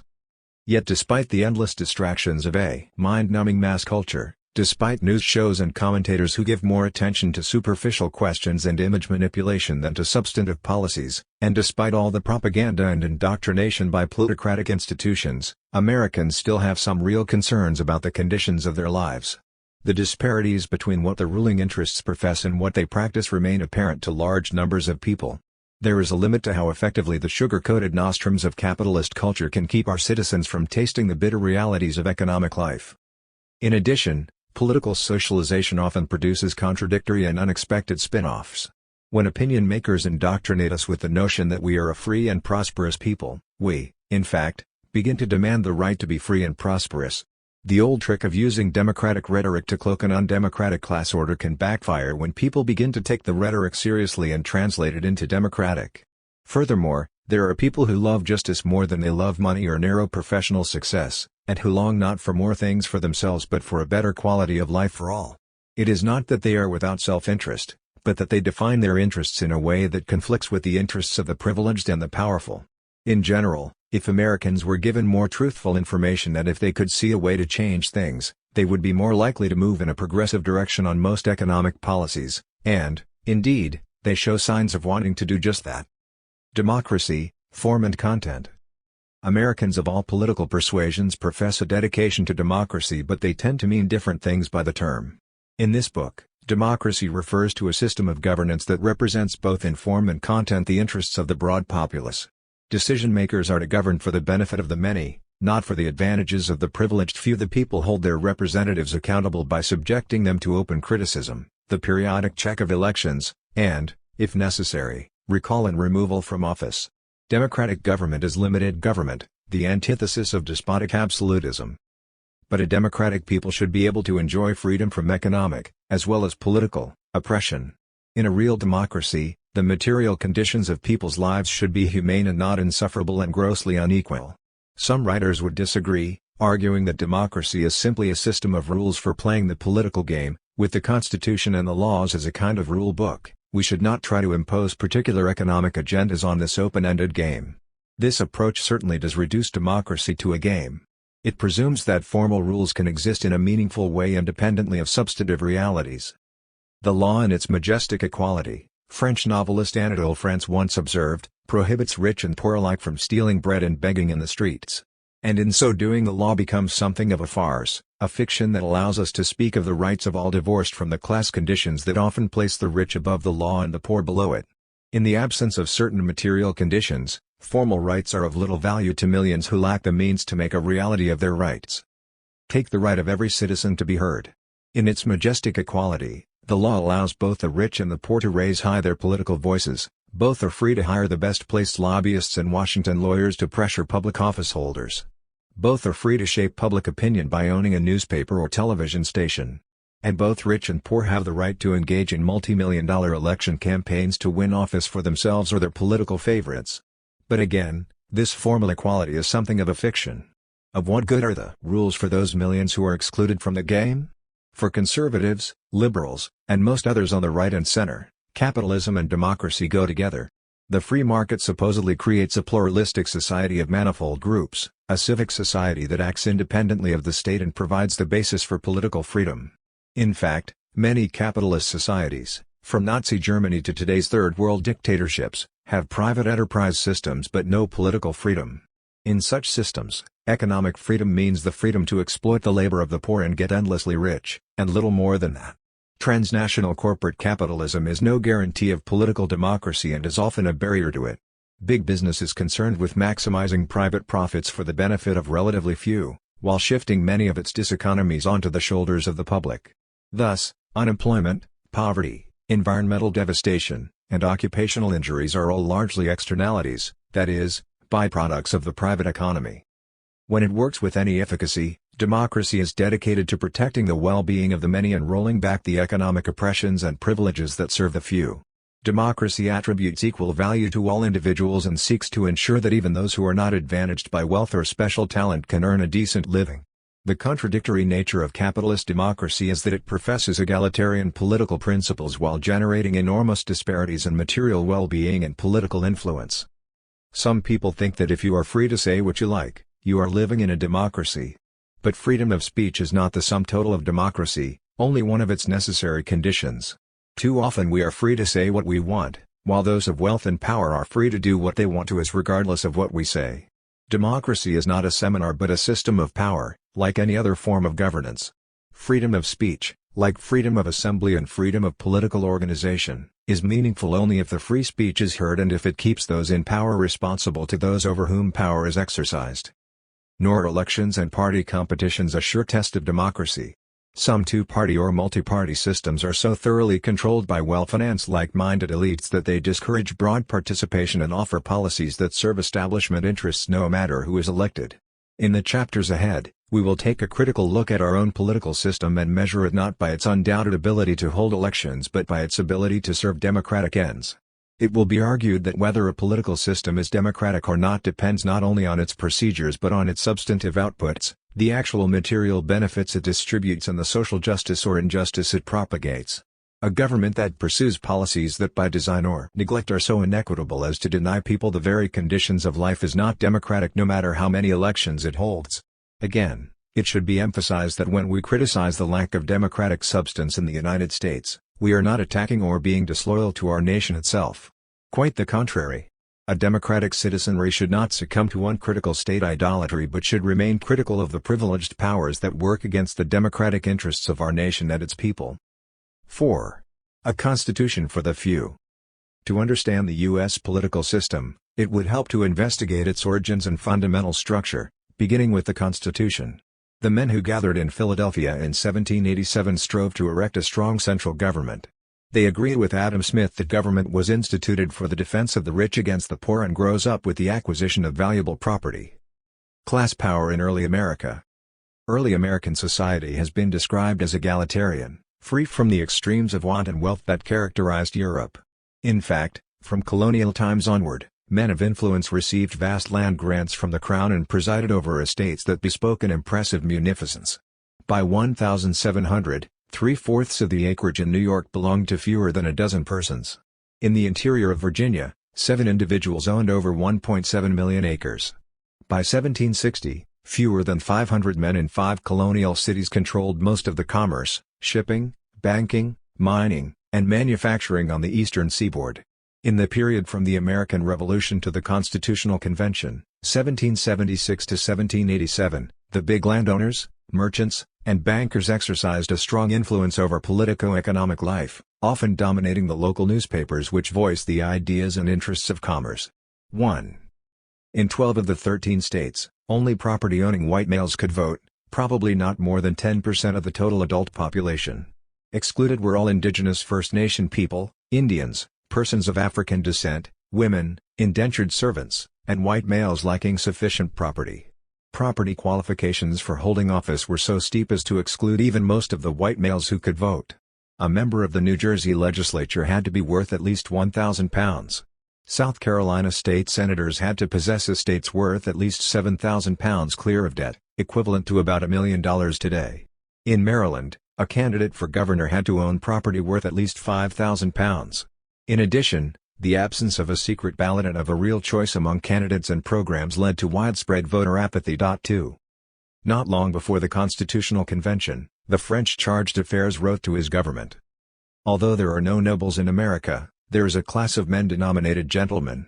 Almost all of them dread the efforts of the people to despoil them of their possessions, and, moreover, they are creditors, and therefore interested in strengthening the government and watching over the execution of the law, the majority of them being merchants. It is for their interest to establish the credit of the United States in Europe on a solid foundation by the exact payment of debts, and to grant to Congress powers extensive enough to compel the people to contribute for this purpose.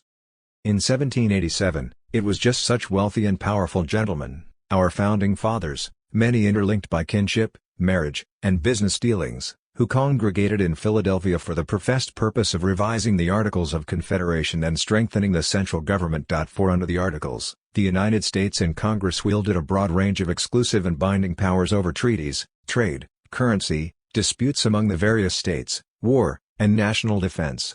But these and other actions, including those relating to borrowing money and making appropriations, required the assent of at least 9 states. 5. The Congress also had no power to tax, which left it dependent upon levies agreed to by the states. It was unable to compel the people to contribute to the full payment of the public debt, most of which was owed to wealthy private creditors. The delegates to Philadelphia wanted a stronger central power that would, a. resolve problems among the 13 states regarding trade and duties, b. protect overseas commercial and diplomatic interests, c. effectively propagate the financial and commercial interests of the affluent class, and d. defend the wealthy from the competing claims of other classes within the society. Most historians usually ignore or deny c. and d. 6. Most troublesome to the framers of the Constitution was the insurgent spirit evidenced among the people.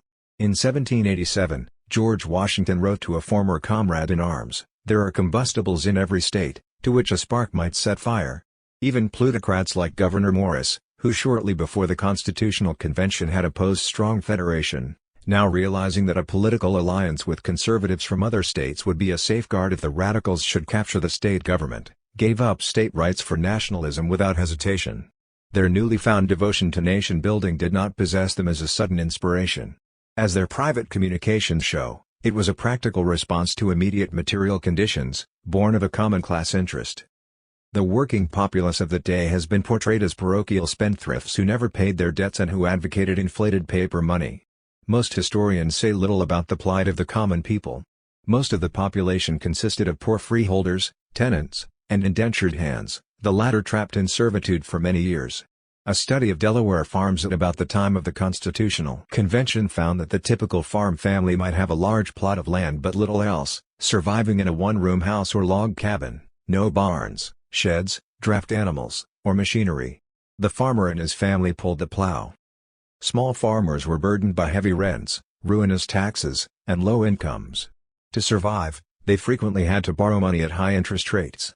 To meet their debts, they mortgaged their future crops and went still deeper into debt, caught in that cycle of rural indebtedness that today is still the common fate of agrarian peoples in this and other countries. 9 Interest rates on debts ranged from 25 to 40%, and taxes fell most heavily on those of modest means. No property was exempt from seizure, save the clothes on a debtor's back. Throughout this period, newspapers complained of the increasing numbers of young beggars in the streets. Economic prisoners crowded the jails, incarcerated for debts or non-payment of taxes. 11 Among the people there grew the feeling that the revolution against the English crown had been fought for naught. Angry armed crowds in several states began blocking foreclosures and forcibly freeing debtors from jail. In the winter of 1787, debtor farmers in western Massachusetts led by Daniel Shays took up arms. But their rebellion was forcibly put down by the state militia after several skirmishes that left 11 men dead and scores wounded. Containing the spread of democracy. The specter of Shays' rebellion hovered over the delegates who gathered in Philadelphia 3 months later, confirming their worst fears. They were determined that persons of birth and fortune should control the affairs of the nation and check the leveling impulses of the property-less multitude who composed the majority faction. To secure the public good and private rights against the danger of such a faction, wrote James Madison in Federalist No. 10, and at the same time preserve the spirit and form of popular government is then the great object to which our inquiries are directed. Here Madison touched the heart of the matter: how to keep the form and appearance of popular government with only a minimum of the substance, how to construct a government that would win some popular support but would not tamper with the existing class structure, a government strong enough to serve the growing needs of an entrepreneurial class while withstanding the democratic egalitarian demands of the popular class. The framers of the Constitution could agree with Madison when he wrote also in Federalist No. 10 that the most common and durable source of faction has been the various and unequal distribution of property. Those who hold and those who are without property have ever formed distinct interests in society, and that the first object of government is the protection of different and unequal faculties of acquiring property, that is, wealth. The framers were of the opinion that democracy was the worst of all political evils, as Elbridge Gerry put it. For Edmund Randolph, the country's problems were caused by the turbulence and follies of democracy. Roger Sherman concurred, the people should have as little to do as may be about the government. According to Alexander Hamilton, all communities divide themselves into the few and the many. The first are the rich and the well-born, the other the mass of the people. The people are turbulent and changing, they seldom judge or determine right. He recommended a strong centralized state power to check the imprudence of democracy. And George Washington, the presiding officer at the Philadelphia Convention, urged the delegates not to produce a document merely to please the people. There was not much danger of that. The delegates spent many weeks debating and defending their interests, but these were the differences of merchants, slaveholders, and manufacturers, a debate of haves versus haves in which each group sought safeguards in the new Constitution for its particular concerns. Added to this were disagreements about constitutional structure. How might the legislature be organized? How much representation should the large and small states have? How should the executive be selected? What length of tenure should exist for the different office holders? The founders decided on a bicameral legislation, consisting of a House of Representatives elected every 2 years in its entirety, and a Senate with 6-year staggered terms, a third of the Senate to be elected every 2 years. It was decided that seats in the House would be allocated among the states according to population, while each state, regardless of population, would have 2 seats in the Senate. Major questions, relating to the new government's ability to protect the interests of property, were agreed upon with surprisingly little debate. On these issues, there were no poor farmers, artisans, indentured servants, or slaves attending the convention to proffer an opposing viewpoint. Ordinary working people could not take off 4 months to go to Philadelphia and write a constitution. The debate between haves and have-nots never occurred. Not surprisingly, Article 1, Section 8, that most consequential portion of the Constitution, which gives the federal government the power to support and regulate commerce and protect the interests of property, was adopted within a few days with little debate. Congress was to regulate commerce among the states and with foreign nations and Indian tribes, lay and collect taxes and excises, the power that makes all other government functions possible, impose duties and tariffs on imports but not on commercial exports, pay the debts and provide for the common defense and general welfare of the United States, establish a national currency and regulate its value, borrow money, fix the standard of weights and measures necessary for trade, protect the value of securities and currency against counterfeiting, and establish uniform bankruptcy laws throughout the country, all measures of primary concern to investors, merchants, and creditors. Some of the delegates were land speculators who invested in Western holdings. Accordingly, Congress was given the power to dispose of and make all needful rules and regulations respecting the territory or other property belonging to the United States. Most of the delegates speculated in highly inflated Confederation securities, nearly worthless paper scrip that the earlier Confederation had issued to pay soldiers and small suppliers. Wealthy speculators bought up huge amounts of this scrip for a trifle from the impoverished holders. Under Article 6, all debts incurred by the Confederation were valid against the new government, a provision that allowed the speculators to make enormous profits when their securities were fully honored at face value. By assuming this debt, the federal government, under the policies of the first Secretary of the Treasury, Alexander Hamilton, used the public treasury to create by government fiat a vast amount of private capital and credit for big investors, based on the government's newly established ability to tax the general population. The payment of the debt came out of the pockets of the general public and went into the pockets of a moneyed class. Financing this assumed it consumed nearly 80% of the annual federal revenue during the 1790s. This process of using the taxing power to gather money from the working populace in order to bolster private investment continues to this day, as we shall see in the chapters ahead. In the interest of merchants and creditors, the states were prohibited from issuing paper money or imposing duties on imports and exports or interfering with the payment of debts by passing any law impairing the obligation of contracts. The Constitution guaranteed full faith and credit in each state to the acts, records, and judicial proceedings of other states, thus allowing creditors to pursue their debtors across state lines. Slavery, a major form of property, was afforded special accommodation in the Constitution. 3/5 of the slave population in each state were to be counted when calculating the state's representation in the lower house, giving the slave states disproportionately more seats in the House beyond their actual voting population. The Constitution never abolished the slave trade. Indeed, the importation of slaves was explicitly guaranteed for another 20 years until 1808, after which there was the option but no requirement that it be abolished. Many slaveholders assumed they would have enough political clout to keep the trade going beyond that year. Slaves who escaped from one state to another had to be delivered up to the original owner upon claim, a provision that was unanimously adopted at the convention. The framers believed the states acted with insufficient force against popular uprisings, so Congress was given the task of organizing, arming, and disciplining the militia and calling it forth to suppress insurrections. The federal government was empowered to protect the states against domestic violence.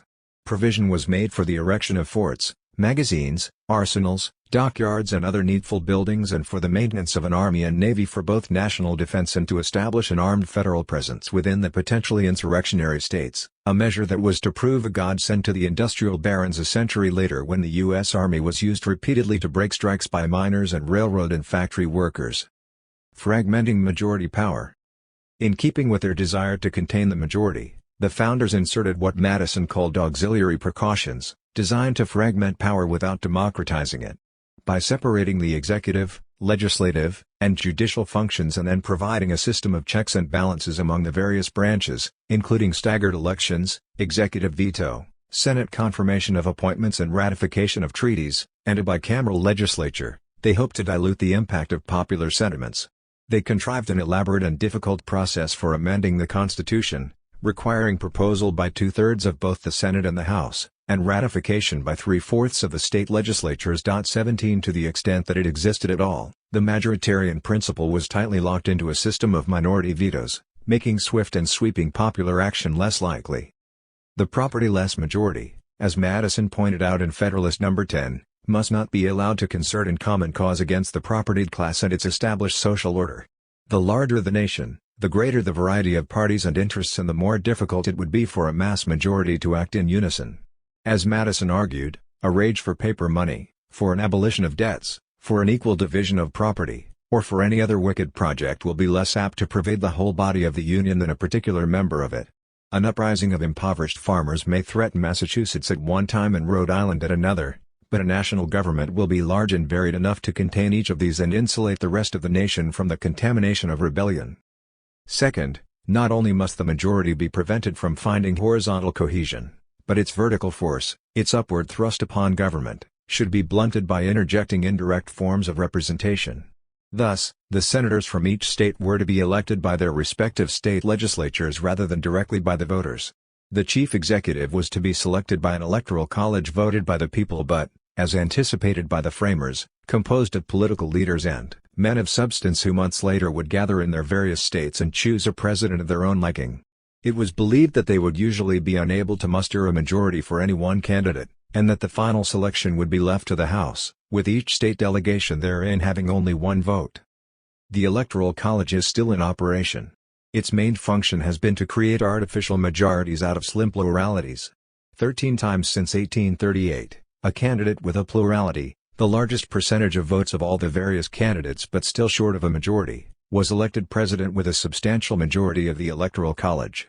This happens because a candidate might have, say, 47% of the vote in a particular state, with the other 53% divided among several other candidates, but wins 100% of the winner-take-all Electoral College vote, thus greatly inflating the winning tally. The undemocratic effects of the Electoral College were felt more than 200 years after the Constitutional Convention in the 2000 presidential election. Vice President Al Gore won the popular vote by almost 540,000 ballots, but Texas Governor George W. Bush won a larger number of smaller states with their padded electoral votes, thereby gleaning a majority of the Electoral College. A highly dubious count of votes in Florida tilted the Electoral College to Bush, and when that count was challenged in the courts, the Republican-controlled Florida legislature declared its intent to brush aside all challenges and summarily accept the list of pro-Bush electors that the Florida Secretary of State, an active member of the Bush campaign, had certified as the winning slate. The Florida lawmakers were within their legal, if not moral, rights, for Article 2, Section 1 of the Constitution states that the electors in each state shall be appointed in such manner as the legislature thereof may direct, demonstrating yet another undemocratic feature of the electoral system. The Supreme Court was to be elected by no one, its justices being appointed to life tenure by the President, with confirmation by the Senate. Senators were elected by their various state legislators. Direct popular election of the Senate was achieved when the 17th Amendment was adopted in 1913, a mere 126 years after the Philadelphia Convention, demonstrating that the Constitution is sometimes modifiable in a democratic direction, though it does seem to take a while. Originally, the only portion of government directly elected by the people was the House of Representatives. Many of the delegates would have preferred excluding the public entirely from direct representation. They were concerned that demagogues would ride into office on a populist tide only to pillage the treasury and wreak havoc on the wealthy class. John Mercer observed that he found nothing in the proposed Constitution more objectionable than the mode of election by the people. And Governor Morris warned, "The time is not distant, when this country will abound with mechanics, artisans, and manufacturers, factory and mill workers, who will receive their bread from their employers. Will such men be the secure and faithful guardians of liberty? The ignorant and dependent, read, poor and propertyless, can be little trusted with the public interest." When the delegates finally agreed to having the people elect the lower house, as noted earlier, they were referring to a select portion of the population that excluded all those without property, all females, Native Americans, and indentured servants. Also excluded were slaves, who constituted almost one-fourth of the entire population. Even among those African Americans who had gained their freedom, in both the North and South, few were allowed to vote. Plotters or patriots? In a groundbreaking book published in 1913, Charles Beard argued that the framers were guided by the interests of their class.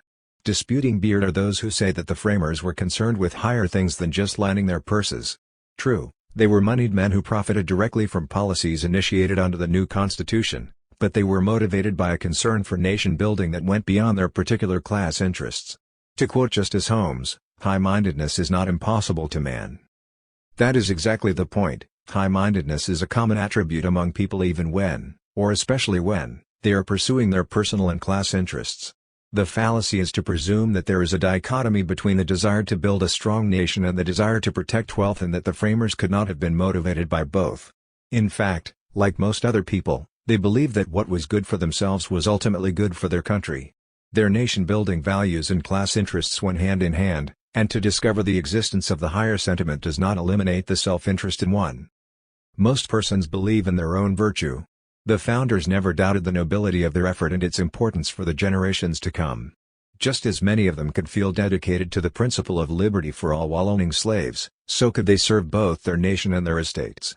The point is not that they were devoid of the grander sentiments of nation building, but that there was nothing in their concept of nation that worked against their class interest and a great deal that worked for it. The framers may not have been solely concerned with getting their own hands in the till, although enough of them did, but they were admittedly preoccupied with defending the interests of the wealthy few from the laboring many. The Constitution, as Stott and Lind noted, was the settlement of a revolution. What was at stake for Hamilton, Livingston, and their opponents, was more than speculative windfalls and securities. It was the question, what kind of society would emerge from the revolution when the dust had settled, and on which class the political center of gravity would come to rest. 20. The small farmers and debtors, who opposed a central government that would be even farther beyond their reach than the local and state governments, had been described as motivated by self-serving, parochial interests, unlike the supposedly high-minded statesmen who journeyed to Philadelphia. 21 How and why the wealthy became visionary nation builders is never explained. Not too long before, many of them had been proponents of laissez-faire and had opposed a strong central government. In truth, it was not their minds that were so much broader but their economic interests. Their motives were no higher than those of any other social group struggling for place and power in the United States of 1787. But possessing more time, money, information, and organization, they enjoyed superior results. Though supposedly dedicated to selfless and high-minded goals, the delegates nevertheless bound themselves to the strictest secrecy. Proceedings were conducted behind locked doors and shuttered windows, despite the sweltering heat. Madison's notes, which recorded most of the actual deliberations, were published, at his insistence, only after all participants were dead, 53 years later, most likely to avoid political embarrassment to them. 22. Those who argue that the founders were motivated primarily by high-minded objectives consistently overlook the fact that they themselves repeatedly stated their intention to erect a government strong enough to protect the haves from the have-nots. Deliberating in secrecy, they gave voice to the crassest class prejudices and most disparaging opinions about popular involvement. At no time did they deny the fact, as have their latter-day apologists, that their concern was to diminish popular control and resist all tendencies toward class equalization, or leveling, as it was called. Their dedication to their class interests was so unabashedly avowed as to cause one delegate, James Wilson of Pennsylvania, to complain of hearing too much about how the sole or primary object of government was property. The cultivation and improvement of the human mind, he maintained, was the most noble object, a fine sentiment that evoked no opposition from his colleagues as they continued about their business. If the founders sought to restrain power through a system of checks and balances, they seemed chiefly concerned with restraining mass power, while assuring the perpetuation of their own class power. They supposedly had a realistic opinion of the rapacious nature of human beings, readily evidenced when they talked about the common people, yet they held a remarkably sanguine view of the self-interested impulses of their own class, which they saw as inhabited largely by virtuous men of principle and property. According to Madison, wealthy men, the minority faction, would be unable to sacrifice the rights of other citizens, nor jeopardize the institution of property and wealth in the untrammeled uses thereof, which in the eyes of the framers constituted the essence of liberty. 23. In sum, the Constitution was consciously designed as a conservative document, elaborately equipped with a system of minority checks in order to resist the pressure of popular tides. It furnished special provisions for the slaveholding class. It provided ample power to build the state services and protections needed by a rising bourgeoisie. For the founders, liberty meant something different from democracy. It meant liberty to invest, speculate, trade, and accumulate wealth and without encroachment by the common populace. The civil liberties designed to give all individuals the right to engage in public affairs won little support from the delegates. When Colonel Mason recommended that a committee be formed to draft a Bill of Rights, a task that could be accomplished in a few hours, the other convention members offered little discussion on the motion and voted almost unanimously against it. If the Constitution was so blatantly elitist, how did it manage to win ratification? It was strongly opposed in most of the states, but the same superiority of wealth, organization, and control of political office and press that allowed the rich to monopolize the Philadelphia Convention enabled them to orchestrate a successful ratification campaign. The Federalists also used bribes, intimidation, and fraud against their opponents. What is more, the Constitution never was submitted to a popular vote. Ratification was by state convention composed of delegates drawn mostly from the same affluent stratum as the framers. Those who voted for these delegates were themselves usually subjected to property qualifications. 24. Democratic concessions. For all its undemocratic aspects, the Constitution was not without its historically progressive features. Consider the following. The very existence of a written constitution with specifically limited powers represented an advance over more autocratic forms of government. No property qualifications were required for any federal officeholder, unlike in England and most of the states. And salaries were provided for all officials, thus rejecting the common practice of treating public office as a voluntary service that only the rich could afford. The president and legislators were elected for limited terms. No one could claim a life tenure on any elective office. Article 6 reads, "No religious test shall ever be required as a qualification to any office or public trust under the United States," a feature that represented a distinct advance over a number of state constitutions that banned Catholics, Jews, and non-believers from holding office. Bills of attainder, the practice of declaring by legislative fiat a specific person or group of people guilty of an offense, without benefit of a trial, were made unconstitutional. Also outlawed were ex post facto laws, the practice of declaring some act to be a crime, then punishing those who had committed it before it was made unlawful. Supporters of the new Constitution recognized their tactical error in failing to include a Bill of Rights and pledged the swift adoption of such a bill as a condition for ratification. So, In the first session of Congress, the first 10 amendments were swiftly passed and then adopted by the states. These rights included freedom of speech and religion, freedom to assemble peaceably and to petition for redress of grievances, the right to keep arms, freedom from unreasonable searches and seizures, freedom from self-incrimination, double jeopardy, cruel and unusual punishment, and excessive bail and fines, the right to a fair and impartial trial, and other forms of due process. The Bill of Rights also prohibited Congress from giving state support to any religion.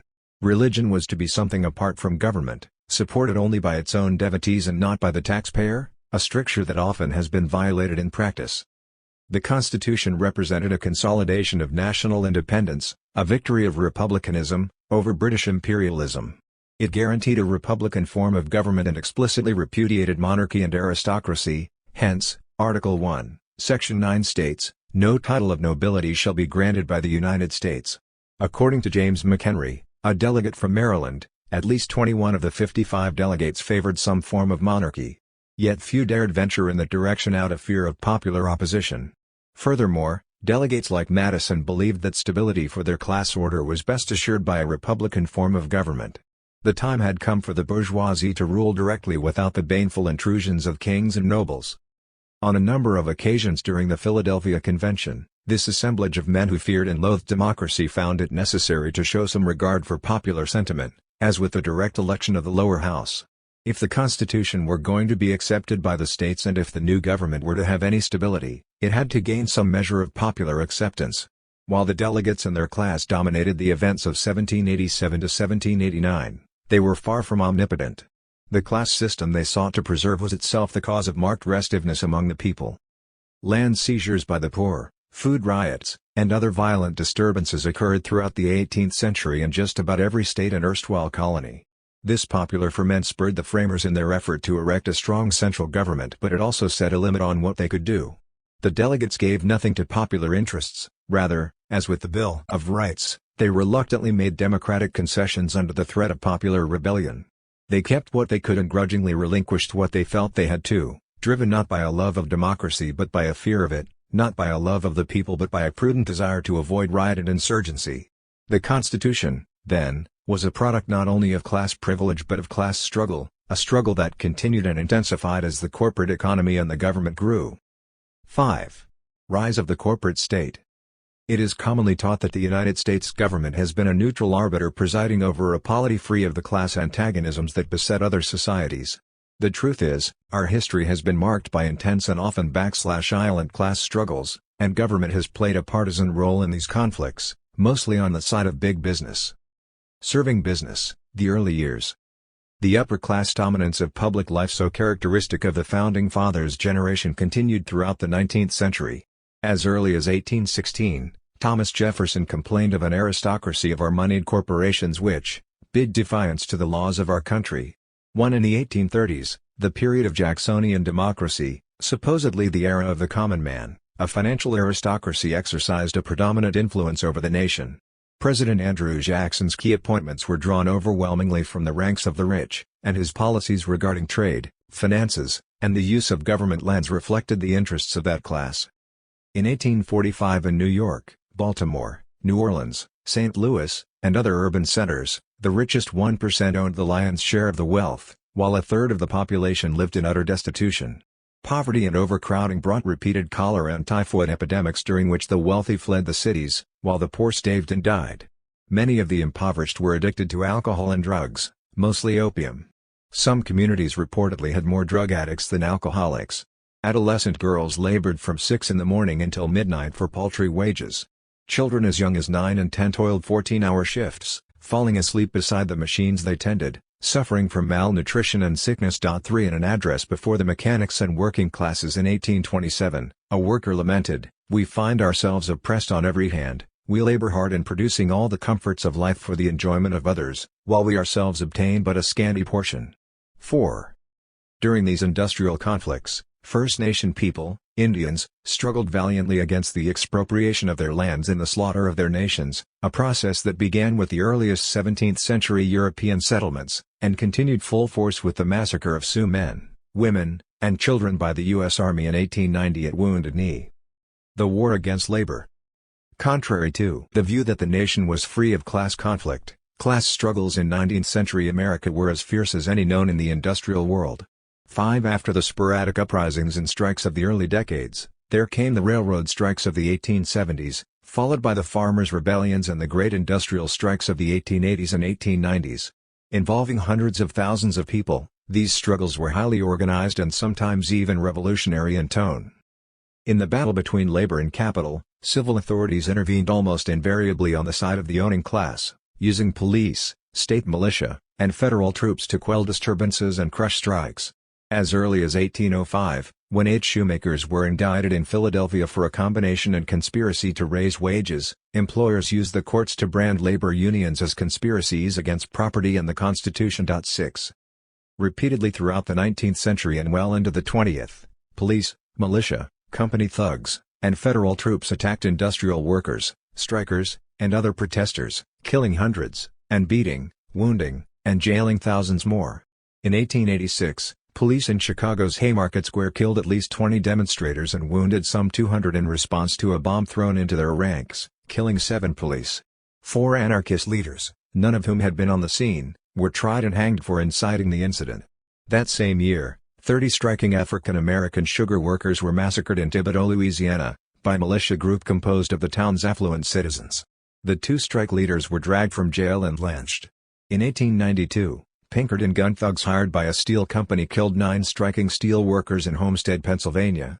The strike was eventually broken by the National Guard. In 1894, U.S. Army troops killed 34 railroad workers who were on strike against the Pullman Company. Over the next few years, scores of striking coal miners were murdered. In the infamous Ludlow Massacre of 1914, Colorado National Guardsmen fired into a tent colony of miners who were on strike against a Rockefeller-owned company, killing 40, including 2 women and 11 children. In Arkansas in 1919, over 100 striking cotton pickers were massacred by U.S. troops and an armed group of the town's most prosperous citizens. In 1915, sheriff's deputies in Everett, Washington, killed 11 and wounded 27 members of the Industrial Workers of the World, IWW, who were protesting restrictions on free speech. In 1932, Henry Ford's private police fired upon unemployed factory workers, killing 4 and wounding 24.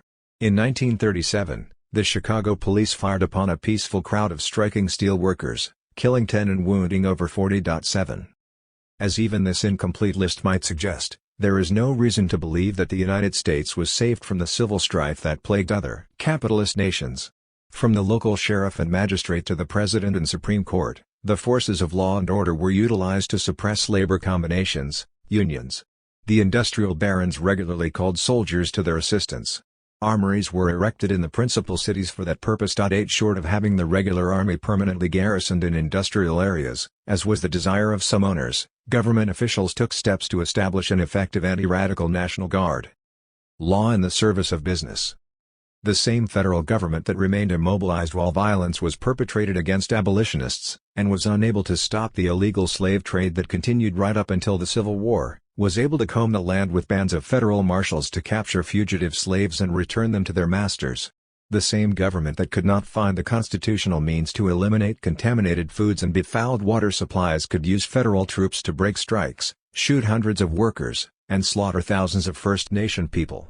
The same government that had not a dollar for the indigent, poverty being a matter best left to private charity, gave 21 million acres of land and $51 million in government bonds to a few railroad magnates. Statutes intended to outlaw monopolies and conspiracies and restraint of trade were rarely used in the 19th century except against labor unions. While insisting that the free market worked for all, most business people showed little inclination to deliver themselves to the stern treatment of an untrammeled free market. Instead they resorted to such government protections and supports as tariffs, public subsidies, land grants, government loans, contracts, and corporate charters. The Constitution makes no mention of corporations. And for the first few decades of the new nation, corporate charters were issued sparingly for specific purposes and fixed periods, usually of 20 or 30 years. Corporations could not own stock in other corporations or any land beyond what they needed for their business. Corporate records were open to public scrutiny, and state legislatures limited the rates that corporations could charge. In time, with the growing power of the business class, all such democratic controls were eliminated. In the first half of the 19th century, Using the law of eminent domain, the government took land from farmers and gave it to canal and railroad companies. The idea of a fair price was replaced with the doctrine of caveat emptor, let the buyer beware. When workers were killed or maimed in unsafe work conditions, employers were not held liable. 11 In the late 19th century, still more of the Commonwealth was transformed into private wealth. Millions of dollars collected by the government from the consuming population, and above all from the poor wage earners and farmers, constituting an enormous budget surplus, were doled out to big investors. Likewise, 1 billion acres of land in the public domain, almost half the present area of the continental United States, was put into private hands. This benevolent government handed over to its friends or to astute first-comers, all those treasures of coal and oil, of copper and gold and iron, the land grants, the terminal sites, the perpetual rights of way, an act of largesse which is still one of the wonders of history. The Tariff Act of 1864 was in itself a sheltering wall of subsidies, and to aid further the new heavy industries and manufactures, an Immigration Act allowing contract labor to be imported freely was quickly enacted, a national banking system was perfected. Though strenuously supportive of business needs, the government remained laissez-faire in regard to the needs of the common people, giving little attention to poverty, unemployment, unsafe work conditions, child labor, and the spoliation of natural resources. Yet democratic struggle persisted throughout the 19th century. A women's suffrage movement gathered strength, and labor unions repeatedly regrouped their shattered ranks to fight pitched battles against the industrial moguls. One important victory that came with the Civil War was the defeat of the Southern Slavocracy and the abolition of legalized slavery. The Reconstruction period in the former Confederate States was one of the few times the power of the federal government, backed by troops and the participation of poor whites and former slaves organized into leagues and self-defense militias, was used to decree equal rights, enfranchisement for all males regardless of income, popular assemblies, fairer taxes, schools for the poor, and some very limited land reform. But once the northern capitalists put an end to Reconstruction and allied themselves with the southern oligarchs, the better to face their struggles against labor and western farmers, most of the democratic gains of Reconstruction were rolled back, not to be regained until well into the next century, if then. 14. The not-so-progressive era. In the 20th century, wealthy interests continued to look to the federal government to do for them what they could not do for themselves, repress democratic forces and bolster the process of capital accumulation. During the 1900 to 1916 period, known as the Progressive Era, federal price and market regulations in meatpacking, food and drugs, banking, timber, and mining were initiated at the insistence of the strongest companies within these industries. The overall effect was to raise profits for the larger producers, tighten their control over markets, and weed out smaller competitors. 15. The individuals who occupied the presidency during the Progressive Era were faithful collaborators of big business. Teddy Roosevelt, for one, was hailed as a trust buster because of his occasional verbal attacks against the malefactors of great wealth, yet his major proposals reflected the corporate agenda. He was hostile toward unionists and reformers, derisively dubbing the latter muckrakers, and invited business magnates into his administration. Neither William Howard Taft nor Woodrow Wilson, the other two White House occupants of that period, saw any serious conflict between their political goals and those of big business. 16 Wilson, a Democrat, railed against big trusts, but his campaign funds came from a few rich contributors, and he worked as closely with associates of Morgan and Rockefeller as any Republican.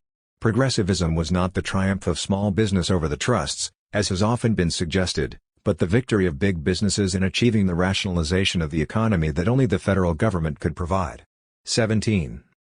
The period is called the Progressive Era because of the much publicized but largely ineffectual legislation to control monopolies, the 16th Amendment allowing for a graduated income tax, the 17th Amendment providing for the direct election of U.S. senators, and such dubious electoral reforms as the long ballot and nonpartisan elections.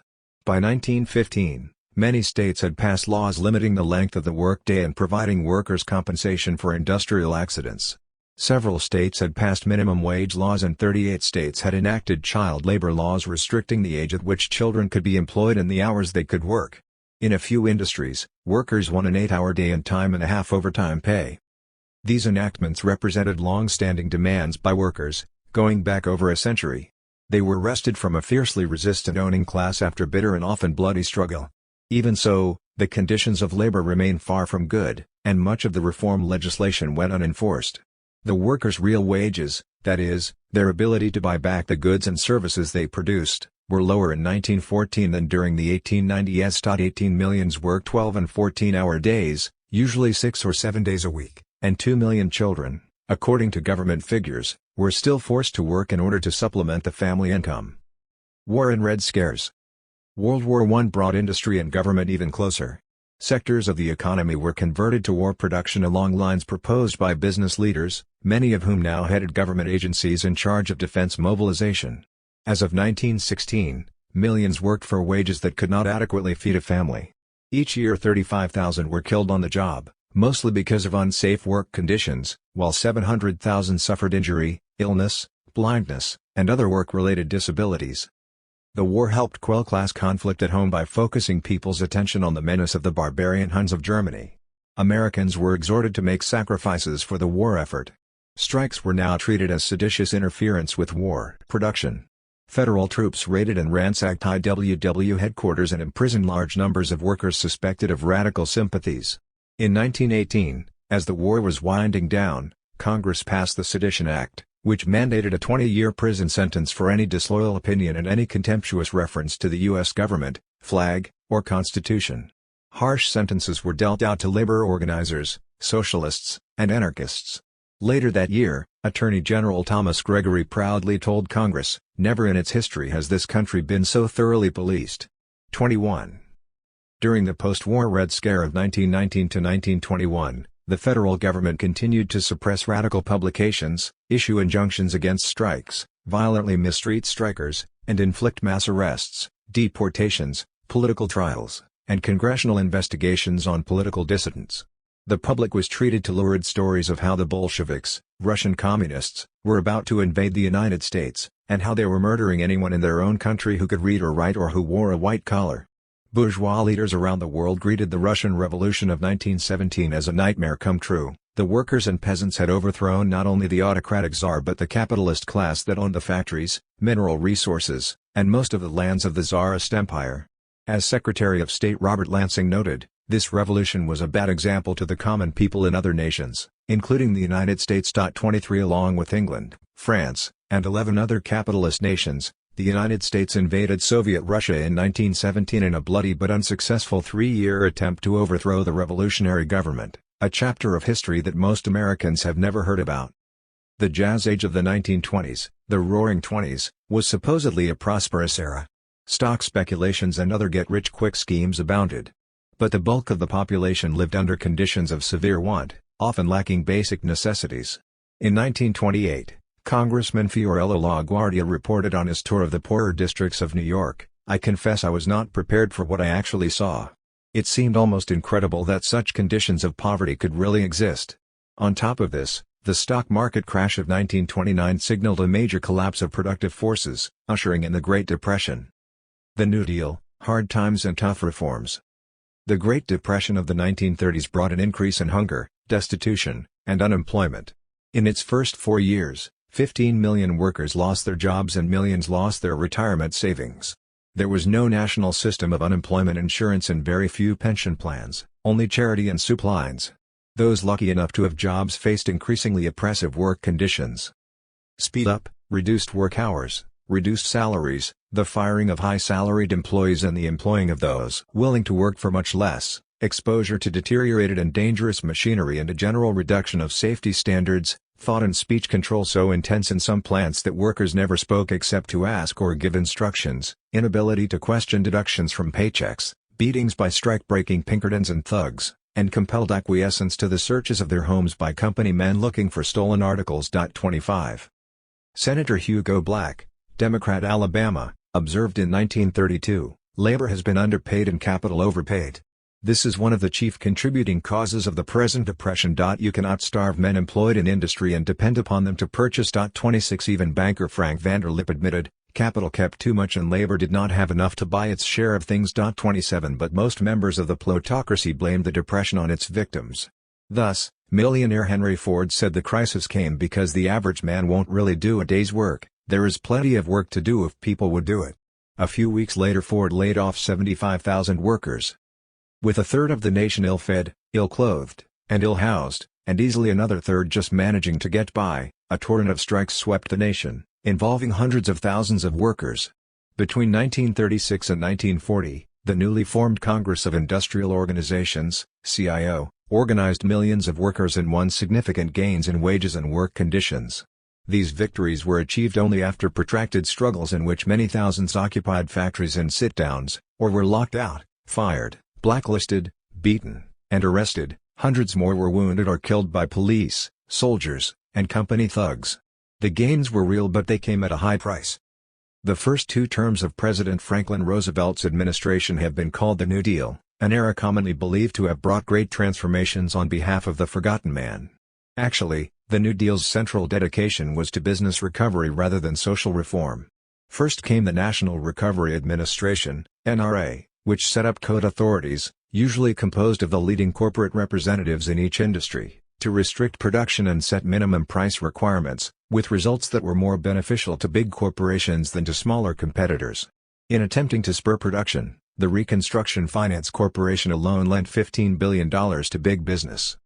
The federal housing program stimulated private construction, with subsidies to construction firms and protection for mortgage bankers through the loan insurance program, all of little benefit to the many millions of ill-housed.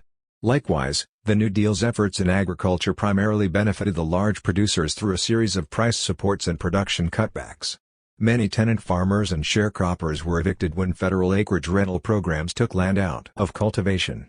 Faced with mass unrest, the federal government created a relief program that eased some of the privation. But as the New Deal moved toward measures that threatened to compete with private enterprises and undermine low-wage structures, business withdrew its support and became openly hostile. While infuriating Roosevelt, who saw himself as trying to rescue the capitalist system, business opposition enhanced his reformist image in the public mind. The disparity between the New Deal's popular image and its actual accomplishments remains one of the unappreciated aspects of the Roosevelt era. For instance, the Civilian Conservation Corps, CCC, provided jobs at subsistence wages for only 3 million of the 15 million unemployed.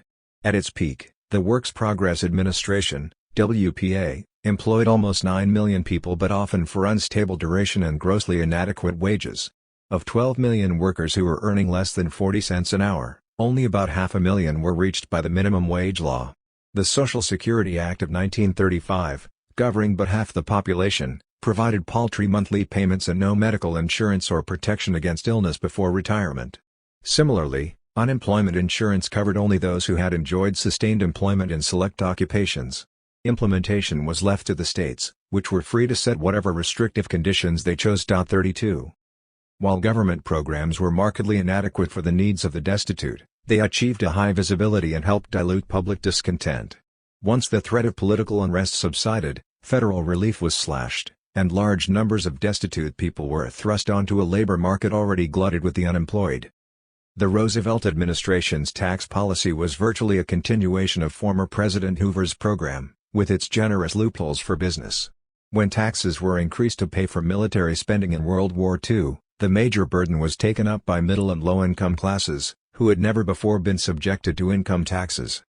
All this is not to deny that, in response to enormous popular agitation and the threat of widespread radicalization, the Roosevelt administration produced real democratic gains, including some long-overdue social welfare legislation, a number of worthwhile conservation and public works projects, a rural electrification program for many impoverished areas, and a reduction in unemployment from 25 to 19%. The New Deal created millions of public works jobs for the unemployed, built or improved roads across the country, and built thousands of schools, parks, playgrounds, athletic fields, and airports. The CCC created 52,000 acres of public campgrounds, built over 13,000-foot trails, and restored almost 4,000 historic landmarks or monuments. It stocked waterways with millions of fish, made important contributions to firefighting, rodent and pest control, water conservation, and preventing soil erosion. In addition, the New Deal constructed hundreds of hospitals, post offices, bridges, dams, which were thought to be a good thing in those days, and courthouses.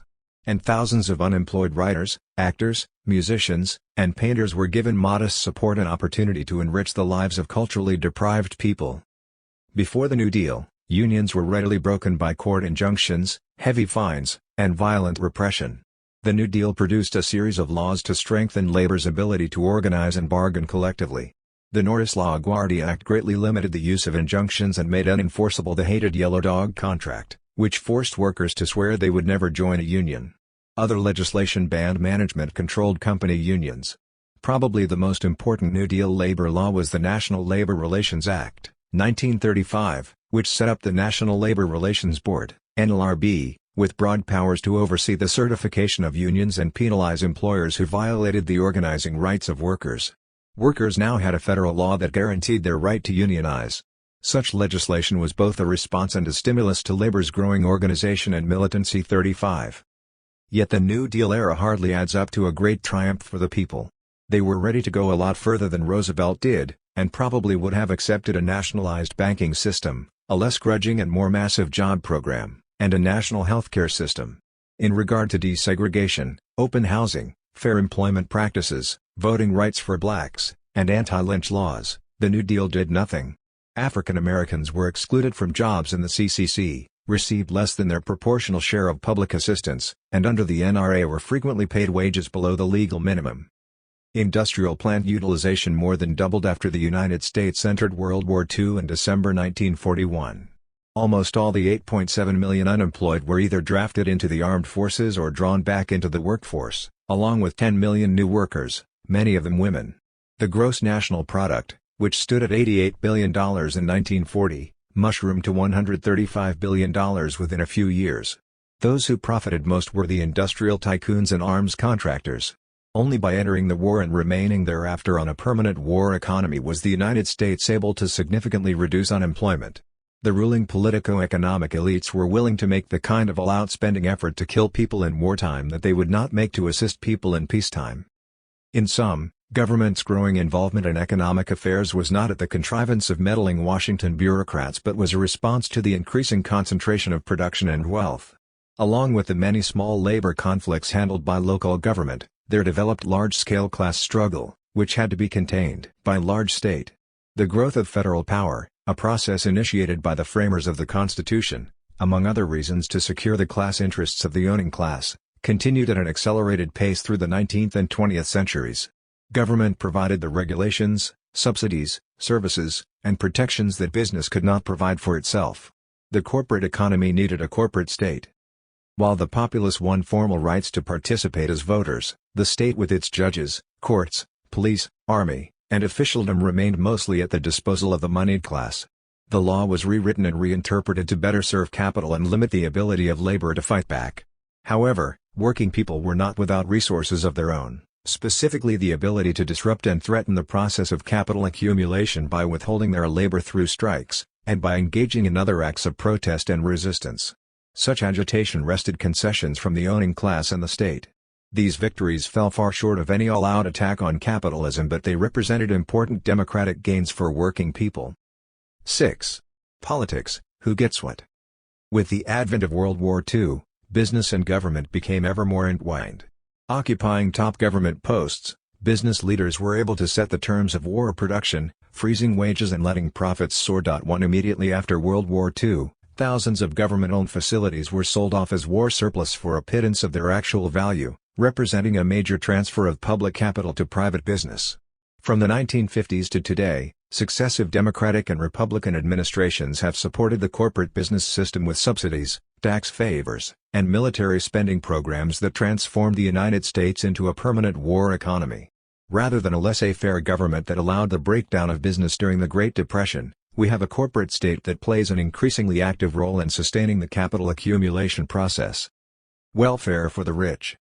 In the 1950s, the Eisenhower administration sought to undo what conservatives called the creeping socialism of the New Deal by handing over to private corporations some $50 billion, or $200 billion in today's dollars, worth of offshore oil reserves, government-owned synthetic rubber factories, public lands, and public power and atomic installations.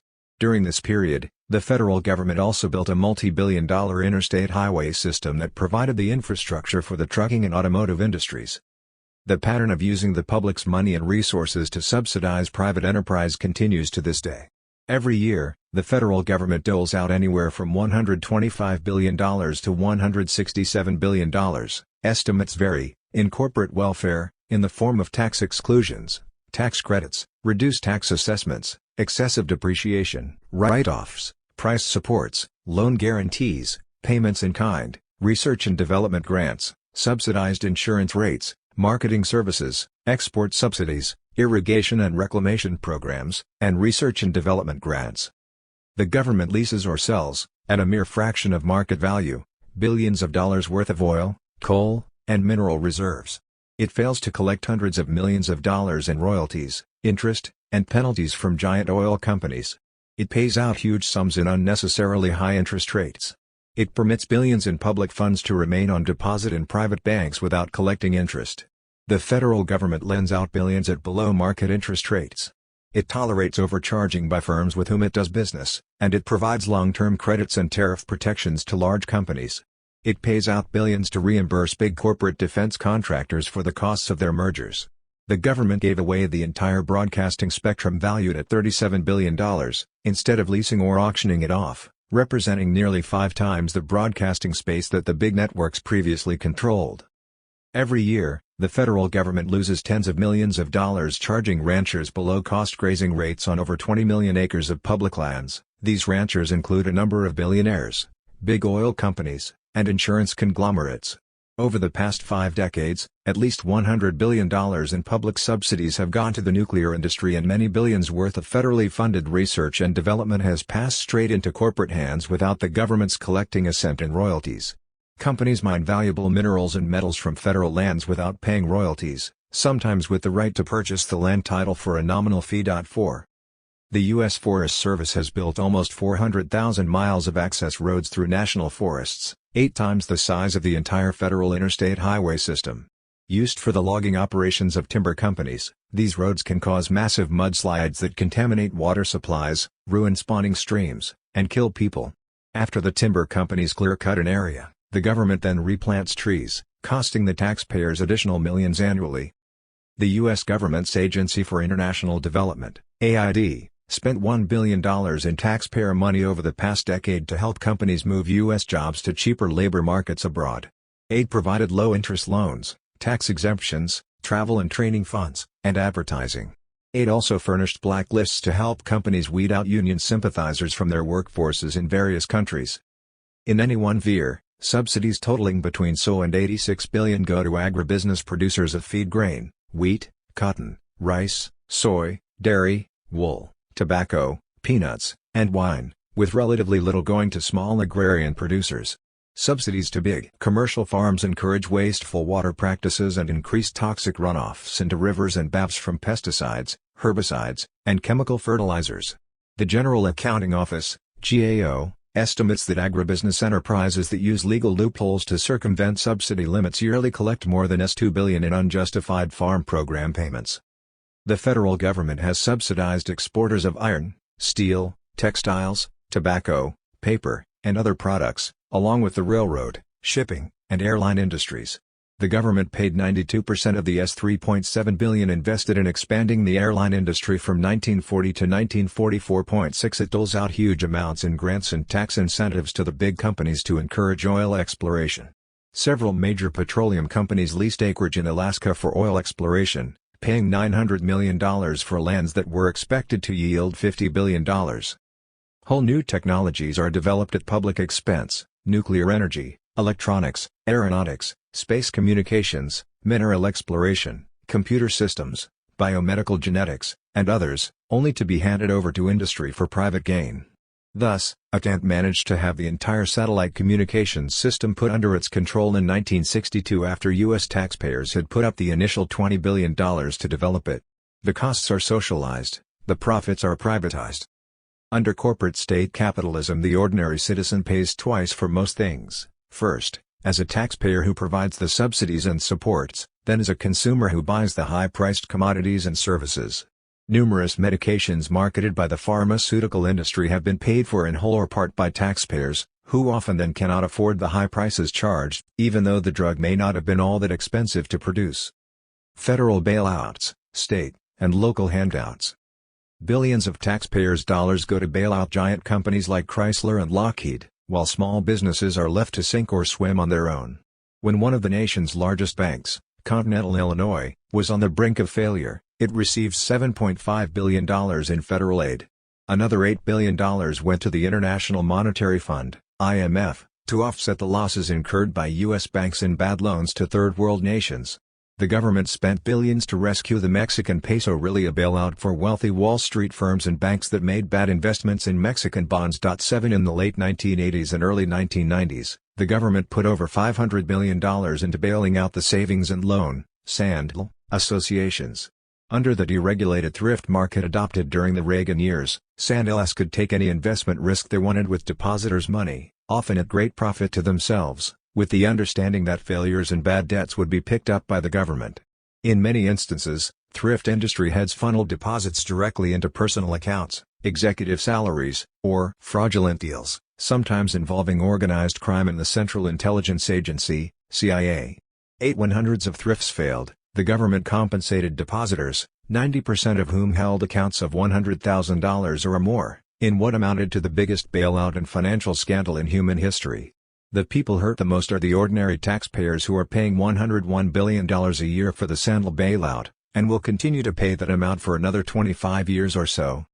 The government spent billions bailing out hedge funds, at a time when Congress was tightening bankruptcy rules for ordinary citizens. Hedge funds allow the wealthy to evade all regulation while putting their money in the riskiest investments, which because they are risky offer high returns. When the investments fail, the hedge fund falls into a federal safety net. Once more, fat cats walk away fully compensated and the taxpayers are stuck with the bill. 9. State and local governments also let big business feed at the public trough. They compete with each other in attracting new businesses and keeping old ones from leaving. In 1999, Pennsylvania gave $307 million to a Norwegian engineering firm to open a shipyard in Philadelphia. Alabama gave $253 million to Mercedes-Benz, now Mercedes-Benz/Chrysler, to build an assembly plant, including a $30 million training school, in an area where public schools were underfinanced and overcrowded. North Carolina annually gives tens of millions of dollars to the insurance and banking industries. California has handed out billions in tax-exempt bond financing to Shell, Mobil, Chevron, and other transnational corporations, while New York City gave huge tax breaks to General Motors, Merrill Lynch, Disney, and dozens of other rich companies. In cities across the country, taxpayers were being made to pay hundreds of millions for new sports stadiums, while the wealthy owners of professional teams pocketed record profits. State and local governments also provide business with low-interest loans, tax-free investment opportunities, special zoning privileges, and below-market land sales. They regularly waive environmental regulations to attract business. Eugene, Oregon, provided $12 million for a corporation to cut down an impressive stand of historic giant trees and build a parking garage and apartments. Such expenditures are justified as necessary to create new jobs. Yet new jobs rarely materialize in any appreciable numbers. For example, Baton Rouge, Louisiana, gave Exxon a $14 million tax break in exchange for a net gain of one job, by Exxon's own estimate. Michigan gave a company $81 million to build a mill that created only 34 permanent jobs, at $82.3 million per job. 11. Several hundred thousand firms illegally retain billions of dollars each year in Social Security and withholding taxes from their employees' paychecks. Relatively few of them have been prosecuted. Over 100 of the largest private utilities annually collect taxes on their monthly billings to customers, but by taking advantage of write-offs and loopholes, they are able to pocket most of what they collect. In various states, state legislatures have approved multi-billion-dollar bond sales that force taxpayers to bail out utility companies for bad investments made in nuclear power plants. In some, free market advocates, who constantly admonish the poor to lift themselves by their own bootstraps, are the first to turn to governments at all levels for handouts, bailouts, special services, and privileged protections. Taxes, helping the rich in their time of greed. The capitalist state uses taxation as well as public spending to redistribute income in an upward direction. Taking into account all taxes at the federal, state, and local levels, as well as Social Security payments, we find that lower-income people pay a higher average percentage of their earnings, 12.5%, than do the richest, 7.9%. 14. The higher the income, the greater are the opportunities to enjoy lightly taxed or tax-free income, including tax-free state and municipal bonds and tailor-made write-offs. In the last 2 decades, income from property ownership, dividends, interest, rents, has risen 3 times faster than income from work. The rich have grown richer, while their tax burden has grown lighter. The Internal Revenue Service (IRS) reports that thousands of U.S. residents in the highest bracket pay less than 5% of their income in taxes. Almost 2,400 paid no taxes at all in the mid-1990s, and the number has been growing since then. In 1991, billionaire presidential contender Ross Perot pocketed $285 million from his investments and paid $15 million in federal taxes, quite a large sum, yet it represents only about 6% of his earnings. Meanwhile, a schoolteacher who makes $35,000 might pay only $6,500 in federal income tax, much less than Perot, yet that sum represents upwards of 20% of her modest salary, and does not count the regressive sales and excise taxes and state income tax she also must pay. Still, the regressive principle seems to hold: the higher the bracket, the lower the actual rate of tax payment after deductions and write-offs.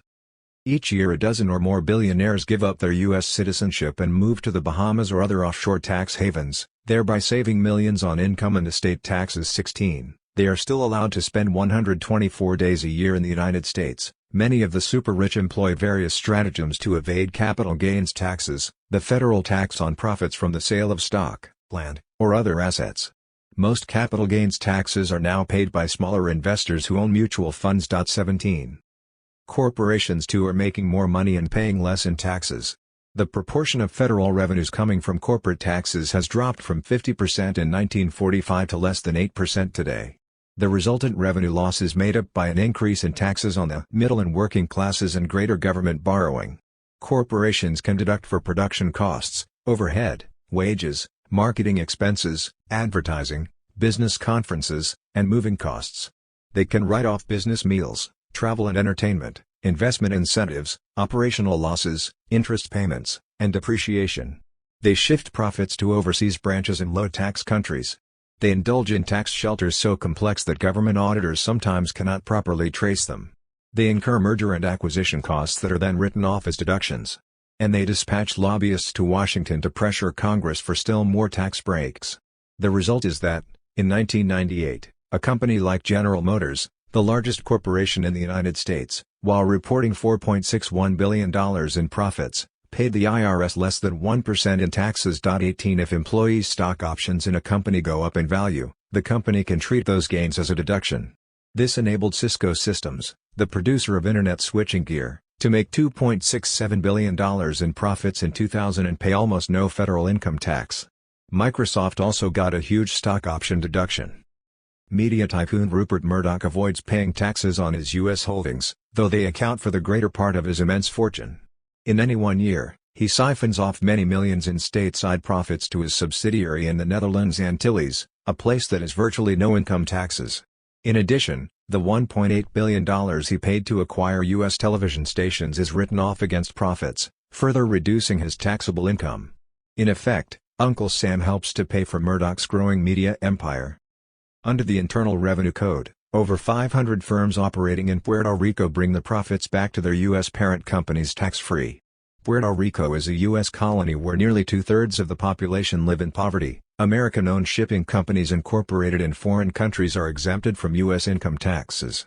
Corporate overseas profits that are not repatriated are tax-exempted. Oil and mineral royalties that firms pay abroad can be treated as tax credits at home. A tax credit is even better than a tax deduction.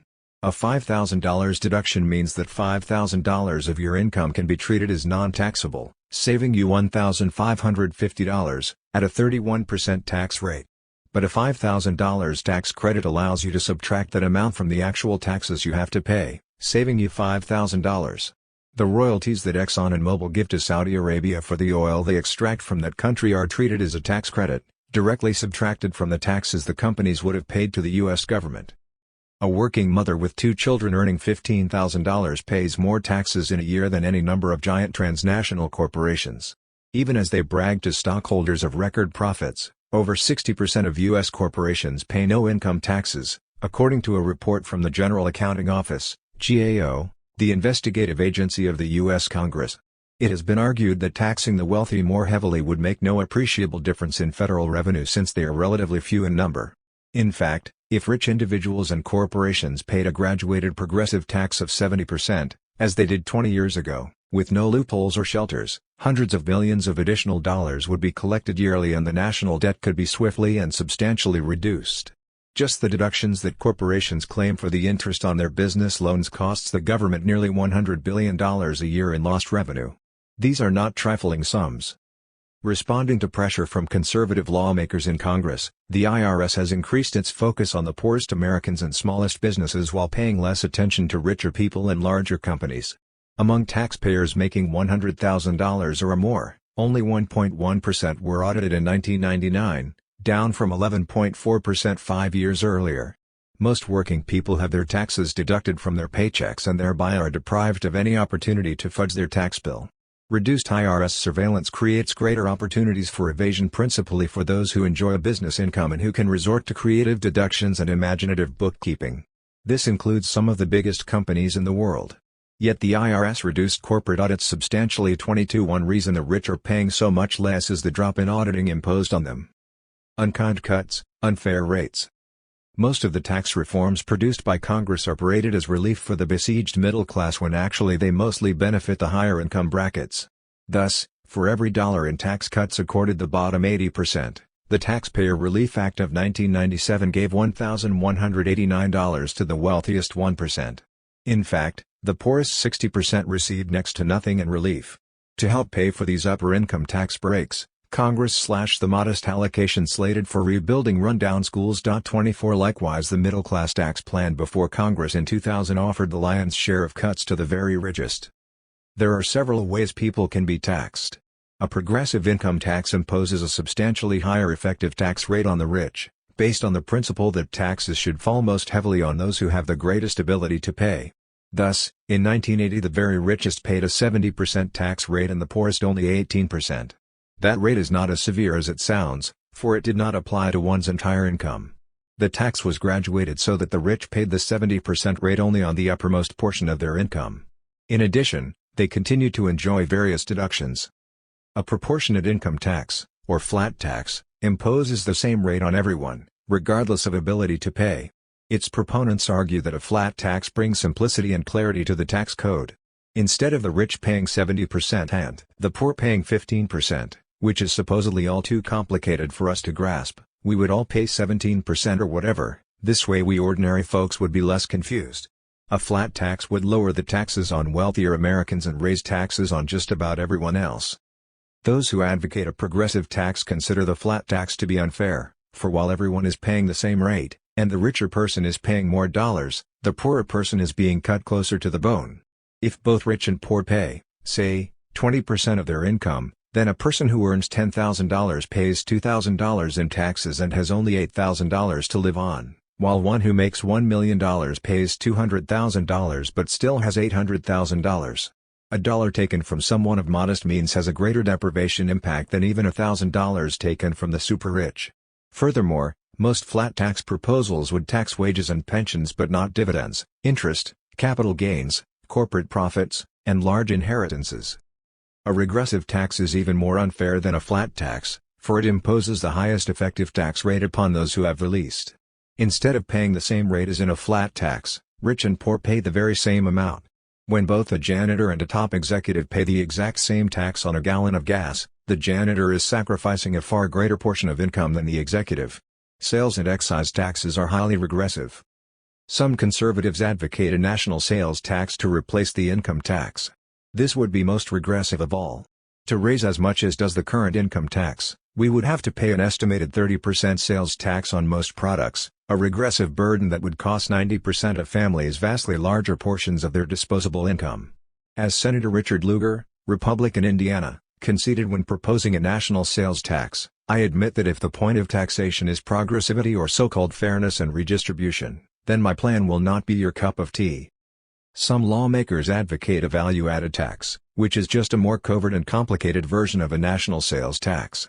Taxes would be added at every stage of production and distribution, leaving businesses with about as much paperwork as they have now, with the consumer paying the full tab at the end of the line.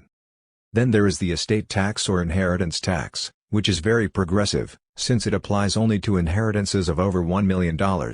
In the decade ahead, signs of the wealthiest families in the United States, the top 1% or so, stand to inherit at least several $trillion. In 2000, a Republican-led Congress voted to repeal the estate tax, which if it had not been vetoed by Clinton would have given the super-rich an extra $105 billion in the first 10 years as the tax was phased out and then $750 billion in the decade after the tax is repealed, most of which would have gone to the top 0.1% of the population. Taxes are even more regressive at the state and local levels. In 45 of 50 states, the poorest 20% of the population pay higher state and local rates than the richest 1%. For example, in Washington state, the poor pay 17.4% in state and local taxes, while the rich pay only 3.4%. In Texas, the difference is 17.1 to 3.1, and in Connecticut, 11.9 to 4.230. In the early 1990s, state sales and excise taxes, which hit low-income people proportionately harder, were raised almost $12 billion. By mid-decade the states began cutting state income taxes, making state tax systems still more regressive. Deficit spending and the national debt.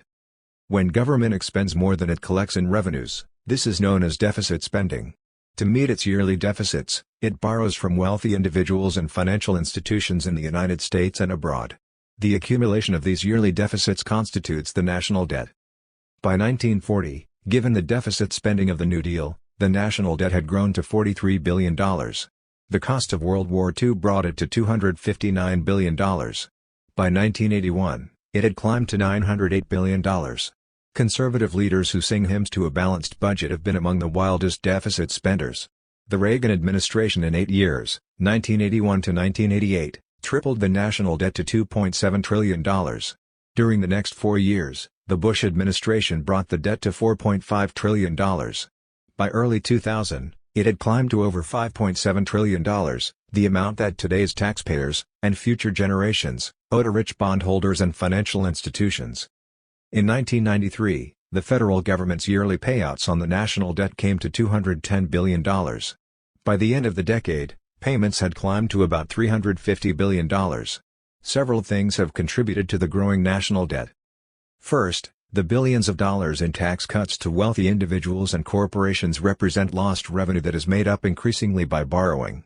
The government borrows furiously from the moneyed interests it should be taxing. Second, there is the budget-busting impact of immense military spending.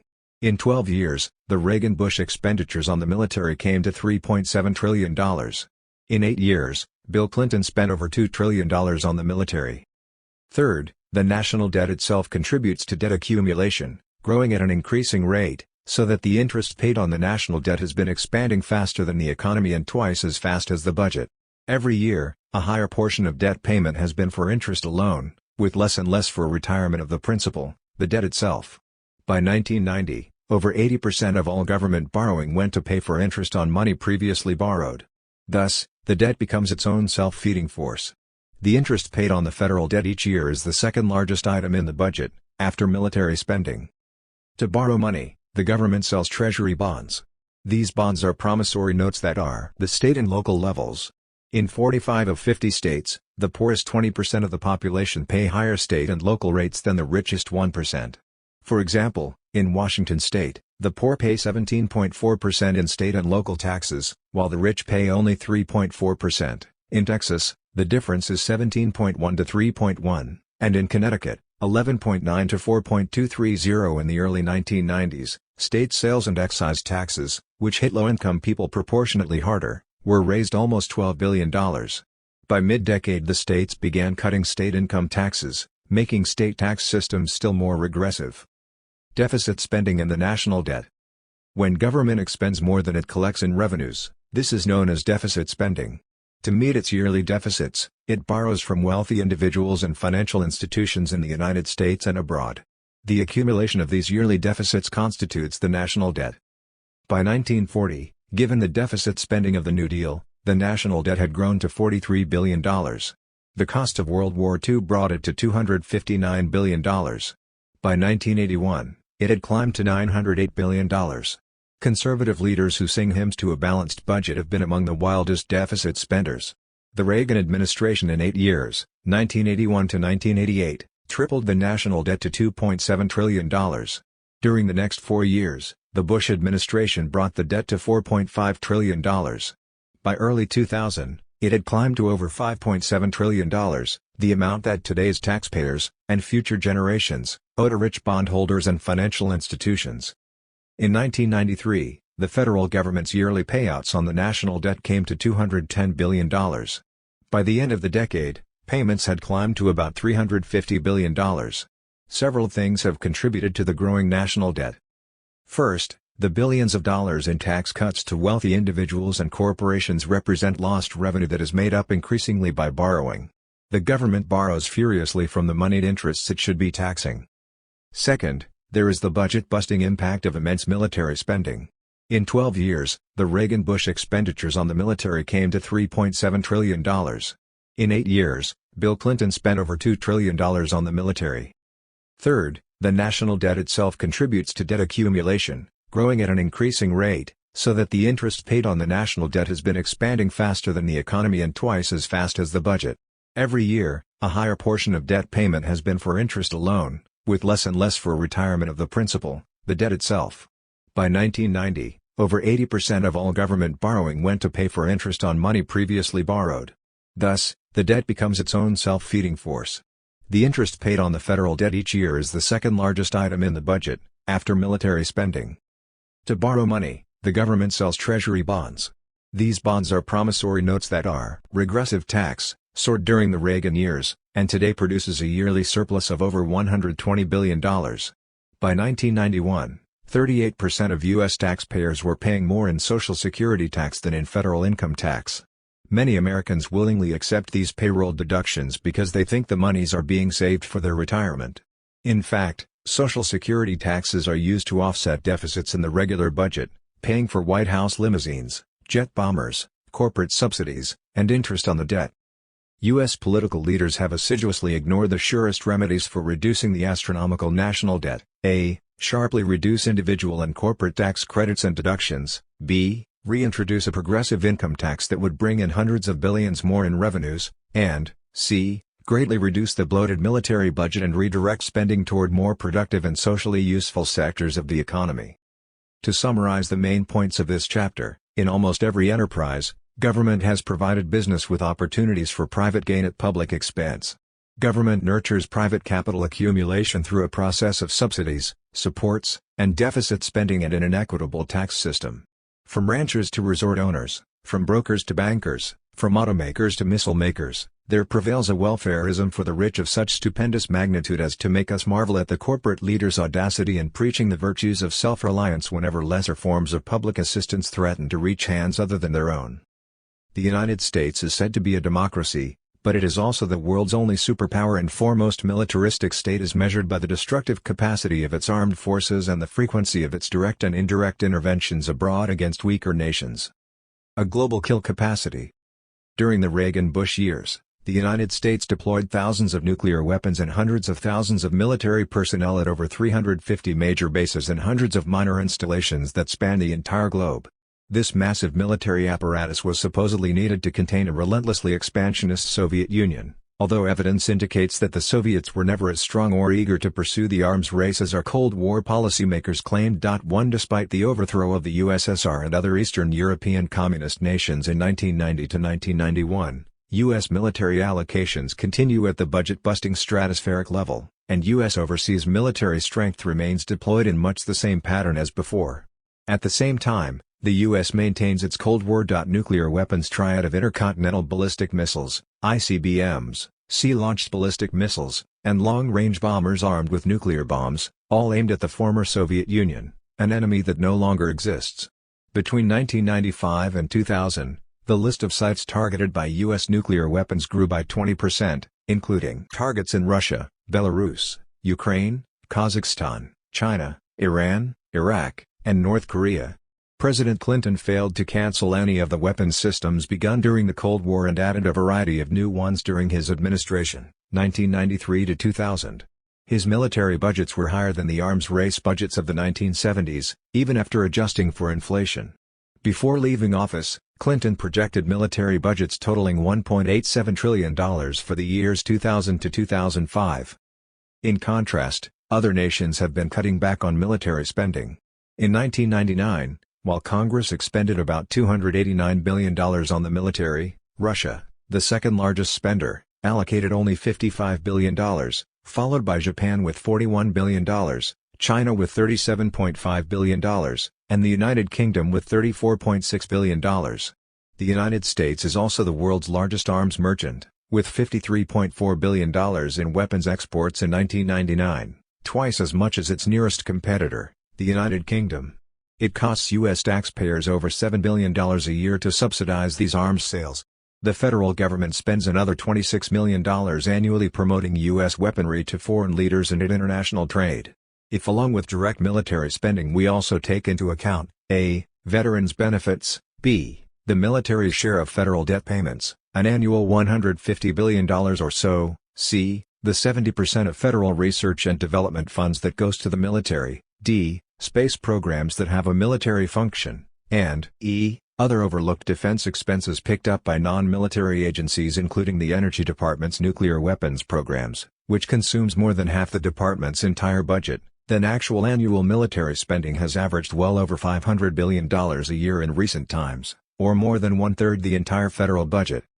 The federal budget is composed of discretionary spending, the monies that the President and Congress allocate and spend each year, and mandatory spending, the monies that must be allotted in compliance with already existing authorizations, such as payments on the national debt or Social Security. In the discretionary budget we spend more on the military than on all domestic programs combined.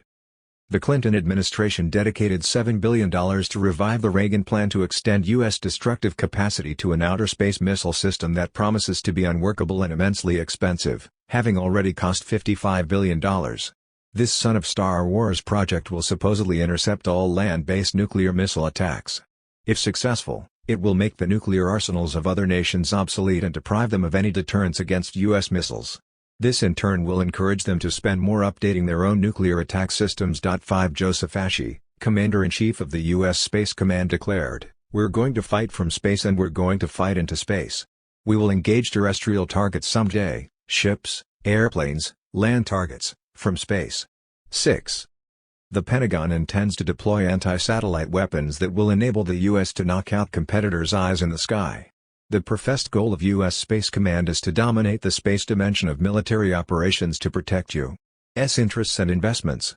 7 such projects are in violation of the Outer Space Treaty, signed by 91 nations including the United States, which bans weapons of mass destruction in space.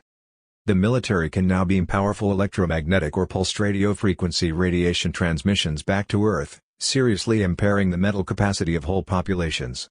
As the U.S. Air Force describes it, the transmissions can cause severe physiological disruption or perceptual disorientation for an extended period, against which there would be no defense. Here are sinister weapons in the hands of elite interests unrestrained by any countervailing power. Military waste and fraud. The Department of Defense, also named the Pentagon after its enormous 5-sided headquarters, has a procurement program that is rife with fraud and profiteering. The General Accounting Office, GAO, the investigative agency of Congress, found that the military budget was regularly padded with billions of dollars to ensure against congressional cuts. The Pentagon's own Inspector General admitted that accounts often are so chaotic as to defy auditing. By most expert estimates, $15 to $40 billion disappears every year and is never recovered or adequately accounted for. 9 Such sums do not just evaporate, they find their way into somebody's pockets. Waste, fraud, and duplication seem to be part of the military's modus operandi. The GAO reported that the Pentagon was storing $41 billion in excess supplies and equipment gathering dust or rusting away. 10 The U.S. Army allocated $1.5 billion to develop a heavy-lift helicopter, even though it already had heavy-lift helicopters and the U.S. Navy was building an almost identical one. The U.S. Air Force spent $64 billion to build the F-22 fighter plane with estimated cost overruns of $6 to $15 billion, all to replace the F-16. Which was already by far the world's most advanced fighter. Meanwhile the Navy was spending $80 billion to purchase 1,000 new F-A-18 fighter planes. Congress voted for additional ships the Navy did not need, and C-130 cargo planes the Air Force did not want, while President Clinton pushed for Sea-Wolf submarines and extra B-2 bombers that the Pentagon never requested. 11. Defense contractors routinely charge unjustifiably huge consultation fees. They have been known to make out duplicate bills to different military agencies, getting paid twice for the same service. Tests have been rigged and data falsified to make weapons appear more effective than they actually are. Many of the top defense contractors have been under criminal investigation, but most fraud goes unpunished. 12. The public purse is pilfered on small items too. The military paid $8,511 for light bulbs that cost 90 cents and $640 for toilet seats that cost $12. After paying Boeing aircraft $85,096 for 2 pliers, the tough Pentagon procurers renegotiated the price down to $1,496, a real bargain. And a C-17 door hinge that should cost $31 was billed at $2,187 by McDonnell Douglas. Billions are spent on military pensions that go mostly to upper-income senior officers. Vast sums have been expended at military bases for golf courses, polo fields, restaurants, and officers' clubs, complete with gold-plated chandeliers, oak paneling, and marble fixtures. There is a Pentagon-leased luxury hotel outside Disney World in Florida that requires an annual federal subsidy of $27.2 million. 2 golf courses at Andrews Air Force Base in Maryland were not enough, so a third one costing $85.1 million was built. And in the midst of intense budget cutting of human services, Congress found $1 billion for 7 luxury aircrafts to service the Pentagon's top commanders. 14. Pentagon profits. From the taxpayer's point of view, much defense spending is wasteful. But for the giant corporate contractors, defense spending is wonderful, allowing them a return on their investments that is easily 2 or 3 times higher than what their non-military ventures yield. Consider the following. There are almost no risks. Unlike automobile manufacturers, who must worry about selling the cars they produce, the weapons dealer has a guaranteed contracted market. Almost all contracts are awarded without competitive bidding at whatever price a corporation sets. Many large military contracts have cost overruns of 100 to 700%. To cite a notorious example, the C-5A transport plane had a $4 billion cost overrun, and its wings kept falling off. 15. The Pentagon directly subsidizes private business with free research and development, public lands, buildings, renovations, and yearly cash subsidies totaling about $87 billion.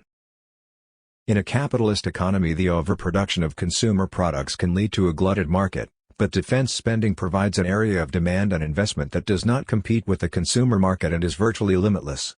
There are always more advanced weapons of destruction to develop. Military spending is much preferred by the business community to many other forms of government expenditure. Public monies invested in occupational safety, environmental protection, drug rehabilitation, public schools, and other human services provide for human needs and create jobs and buying power. But such programs expand the non-profit public sector, bringing no direct returns to business, if anything, shifting demand away from the private market.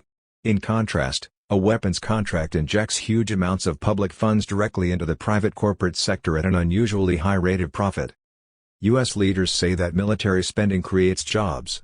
So do pornography and prostitution, but there are more worthwhile ways of spending money and creating employment. In any case, civilian spending generates more jobs than military spending. For example, $1 billion, 1990 value, of military procurement creates an average of 25,000 jobs. But the same amount would create 36,000 jobs if spent on housing, 41,000 jobs in education, and 47,000 in healthcare. 17 GAO auditors report that billions could be saved by closing unneeded military bases. This supposedly would cause too much hardship for the communities that serve these bases. Not so, according to these same auditors, who note that communities that already have lost base facilities are rebounding economically, though some are faring better than others. 18. The total annual expenses of the legislative and judiciary branches and all the regulatory commissions combined constitute less than 1% of what the Pentagon spends. The $800 million that Congress saved in 1997 by cutting supplementary security income for 150,000 disabled children amounts to less than one-third the cost of building and maintaining one B-2 bomber. The hundreds of billions spent on new fighter planes in the last few years could finance the construction of modern mass transit systems for most of our major cities. What the people of an average U.S. city give in a few weeks in taxes to the Pentagon would be enough to wipe out their municipal debts. Pensions for the top military brass, senior officers only, amount to more than the total costs of federal welfare, the school lunch program, and all other child nutrition expenditures combined. The $5.5 trillion spent for nuclear weapons over the last half-century exceeded the combined federal spending on education, social services, job programs, the environment, general sciences, energy production, agriculture, law enforcement, and community and regional development. 20. To keep America on its arms spending binge, the corporate defense contractors propagate the military's cause with campaign contributions, lobbying, and mass advertising. The Department of Defense spends hundreds of millions on exhibitions, films, publications, and a flood of press releases to boost various weapons systems. It finances military-related research projects in the sciences and social sciences at many institutions of higher learning. In hundreds of conferences and thousands of brochures, articles, and books written by independent scholars in the pay of the Pentagon, the military viewpoint is lent an appearance of academic respectability. The military's hidden diseconomies. The military inflicts numerous hidden costs upon the environment and human life. The armed services use millions of acres of land at home and abroad in bombing runs and maneuvers, causing long-lasting damage to vegetation, wildlife, and public health. The Puerto Rican island of Vieques, having been used as a bombing range by the U.S. military for a half-century despite vigorous protests, has been heavily contaminated with uranium and other carcinogenic heavy metals, leaving a cancer rate among the island's inhabitants several hundred times higher than in any normal population. The same terrible health and environmental effects can be found at U.S. bombing sites in South Korea. 21. The military uses millions of tons of ozone-destroying materials. It contaminates the air, soil, and groundwater with depleted uranium, plutonium, tritium, lead, fuel, and other toxic wastes, while amassing vast stockpiles of lethal chemical and biological agents. Populations at home and abroad have been contaminated by nuclear bomb tests. After decades of denial, the government is conceding that American workers who helped make nuclear weapons were exposed to radiation and chemicals that produced cancer and early death. The Department of Energy admits that it will cost more than $200 billion and take decades to clean up the contamination generated by nuclear arms production and testing. Yet it is spending $40 billion on 9 new plants capable of designing additional nuclear weapons. 22. The military is also a danger to its own ranks. Enlisted personnel are regularly killed in firing exercises, practice flights, maneuvers, and other readiness preparations, resulting in an average 2,534 non-combat deaths a year. 23 Tens of thousands of veterans have been sickened or have died from exposure to atomic testing during the 1950s or from toxic herbicides used in the Vietnam War.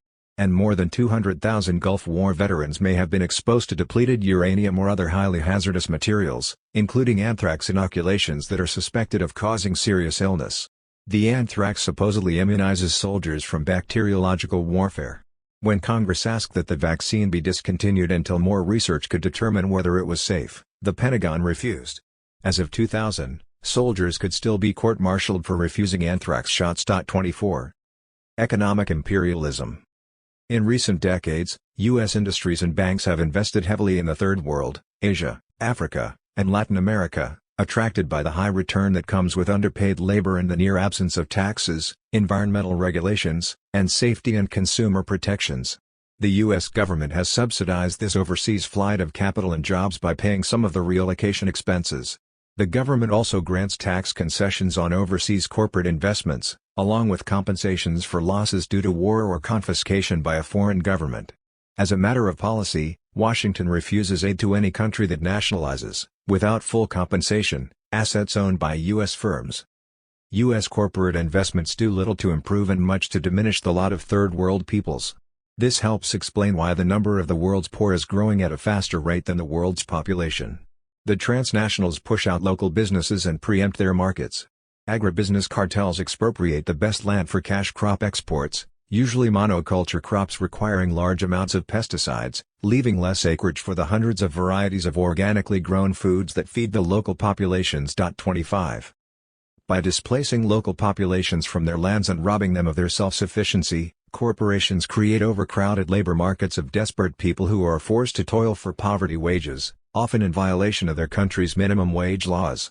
In Haiti, for instance, workers are paid 11 cents an hour by corporate giants such as Disney, Walmart, J.C. Penney, and Sears.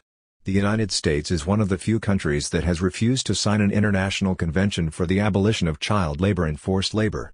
This position stems from the child labor practices of U.S. corporations throughout the Third World and in the United States itself, where children as young as 12 suffer high rates of injuries and fatalities, and are often paid less than the minimum wage. 27. The savings that corporations reap from cheap labor at home and abroad are not passed on in lower prices to their customers. Corporations do not go to far-off low-wage regions in order to save money for U.S. consumers but to increase their margin of profit. Thus, shoes made by Indonesian children working 80-hour weeks for 13 cents an hour sold for $80 or more in the United States. 1990 prices, labor accounted for only about $2.60 of the total cost. Since World War II, more than $230 billion in U.S. military aid has been given to some 85 nations. The U.S. has trained and equipped over 2 million foreign troops and police, the purpose being not to defend these countries from outside invasion but to protect capital investments and the ruling oligarchs from their own restive populations. U.S. aid money also subsidizes the infrastructure needed by private corporate investors in other countries, ports, highways, communications, and the like. U.S. non-military aid to foreign nations comes with strings attached. It often must be spent on U.S. products, and the recipient nation is required to give investment preferences to U.S. companies, shifting consumption away from home-produced foods and commodities in favor of imported ones, creating more dependency, hunger, and debt. 30 Much aid money never sees the light of day, going directly into the personal coffers of sticky-fingered officials and financial speculators in the recipient countries. Aid also comes from other sources. In 1944, at a conference in Bretton Woods, New Hampshire, the United Nations created the World Bank and the International Monetary Fund, IMF. Voting power in both organizations is determined by a country's financial contribution. As the largest donor, the United States has a dominant voice, followed by Germany, Japan, France, and Great Britain. Though funded by the taxpayers of these nations, the IMF operates in secrecy with a select group of bankers and staffs drawn mostly from the finance ministries of the rich nations. The World Bank and IMF are supposed to assist nations in their development. What actually happens is another story. A poor country borrows from the World Bank to build up some aspect of its economy. Should it be unable to pay back the heavy interest because of declining export sales or some other reason, it must borrow again, this time from the IMF.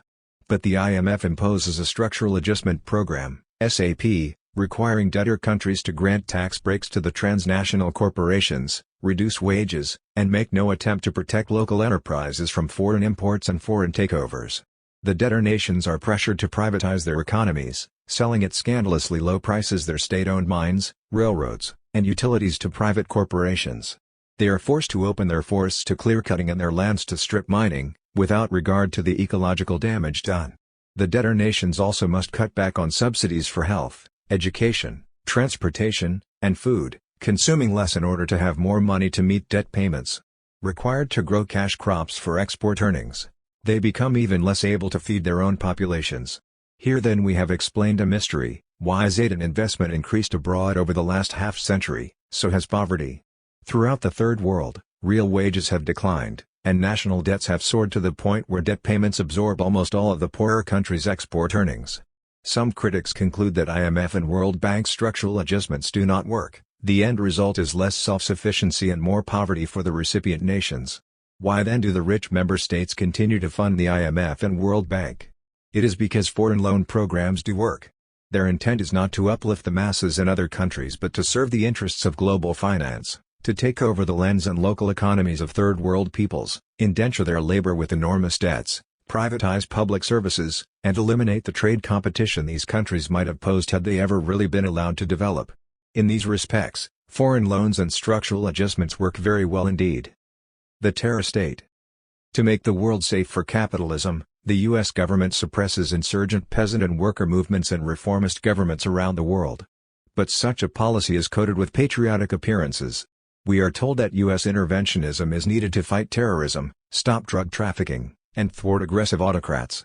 Closer examination shows that U.S. leaders mainly have been defending the capitalist world from social change, even when the change has been peaceful and democratic. So they overthrew reformist governments in Iran, 1953, Guatemala, 1954, the Congo, 1961, the Dominican Republic, 1962, Brazil, 1964, and Chile and Uruguay, 1973-32. Similarly, in Greece, the Philippines, Indonesia, East Timor, and at least 10 Latin American nations, military oligarchs, largely trained and financed by the Pentagon and the CIA, overthrew popular governments that pursued egalitarian policies for the benefit of the destitute classes. And in each instance, The United States was instrumental in instituting right-wing regimes that were unresponsive to popular needs and more accommodating to U.S. investors. 33. Throughout the 1980s and early 1990s, U.S. leaders continued their violent interventions against reformist governments. In Nicaragua, a U.S.-backed mercenary force killed over 30,000 people, orphaned more than 9,000 children and destroyed over $3 billion worth of homes, schools, health clinics, crops, and other facilities. In Angola and Mozambique, wars waged by CIA-backed forces left several million dead and millions more homeless and destitute.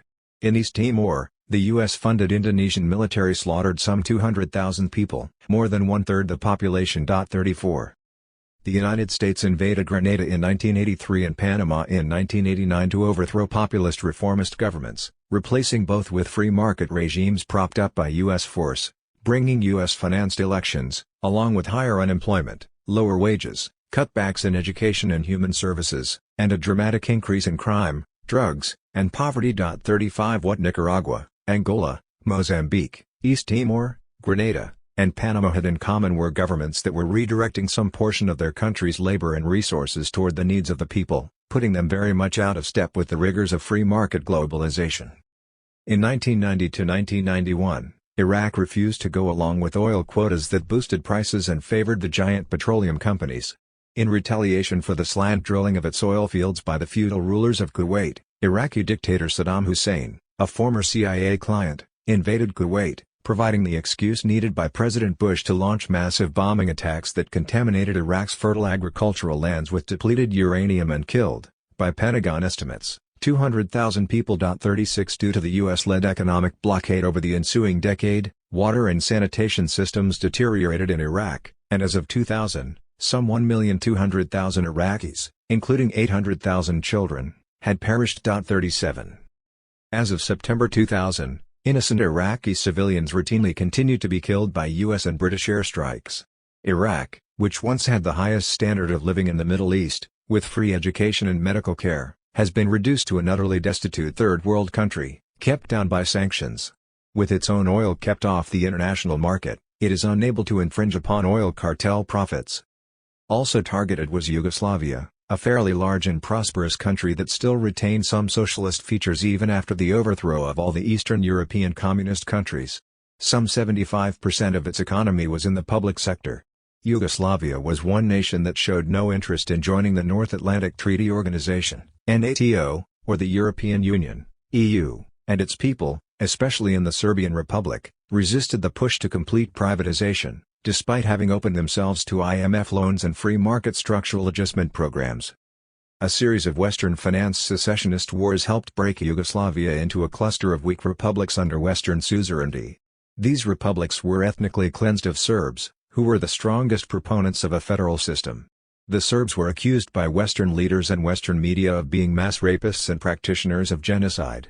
What remained of Yugoslavia continued to resist, waging a civil war in Kosovo against Albanian rebels that took fewer lives in its entirety than any one major battle of the U.S. Civil War, and fewer lives than the dictatorial regimes of U.S. client states like Guatemala, Indonesia, and Turkey. 39. For its attempts at resisting dismemberment, Yugoslavia was charged with genocide and ethnic cleansing by President Clinton and his associates, and subjected in 1999 to a massive bombing campaign by U.S.-led NATO forces that killed or wounded thousands and devastated the country's industry, infrastructure, and ecology, in what amounted to a forced and violent third-worldization of a once prosperous nation. Subsequent reports by Western agencies themselves demonstrated that there had been no systematic mass rape and mass atrocity policy by the Serbs, though atrocities of a sporadic and local nature had been committed by all sides in the Yugoslav wars. Likewise, the reports of mass graves in Kosovo containing thousands of bodies failed to materialize once NATO forces occupied that province. 41 The greatest atrocity was the repeated bombings by Western forces of Yugoslavia, causing a degree of death and destruction entirely out of proportion to the war crimes charges leveled against Yugoslav leaders. In 1998, when officials from 30 nations voted to establish the International Criminal Court to try crimes against humanity, the United States and China were the only nations to reject it.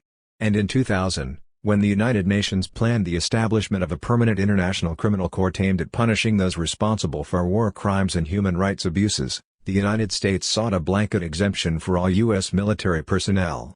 apparently defenders of the free market world should not be held to the same standards demanded from others. 42.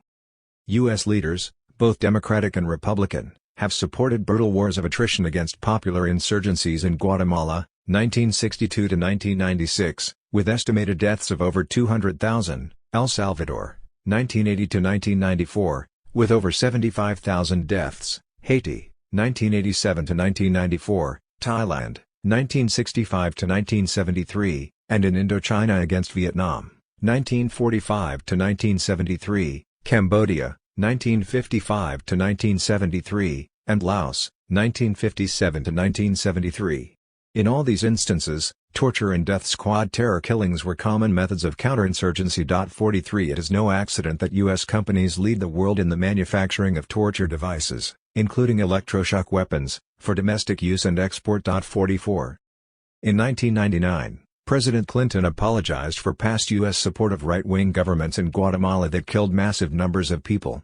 Such involvement in violence and widespread repression was wrong, it was a mistake, and must never happen again, said the president, even as he continued to support repressive interventions against Iraq, Yugoslavia, Haiti, and other countries. In Vietnam, U.S. forces dropped almost 8 million tons of bombs, 18 million gallons of chemical defoliants, and nearly 400,000 tons of napalm. Over 40% of Vietnam's plantations and orchards were destroyed by chemical herbicides, as were over 40% of its forest lands and much of its fish and sea resources.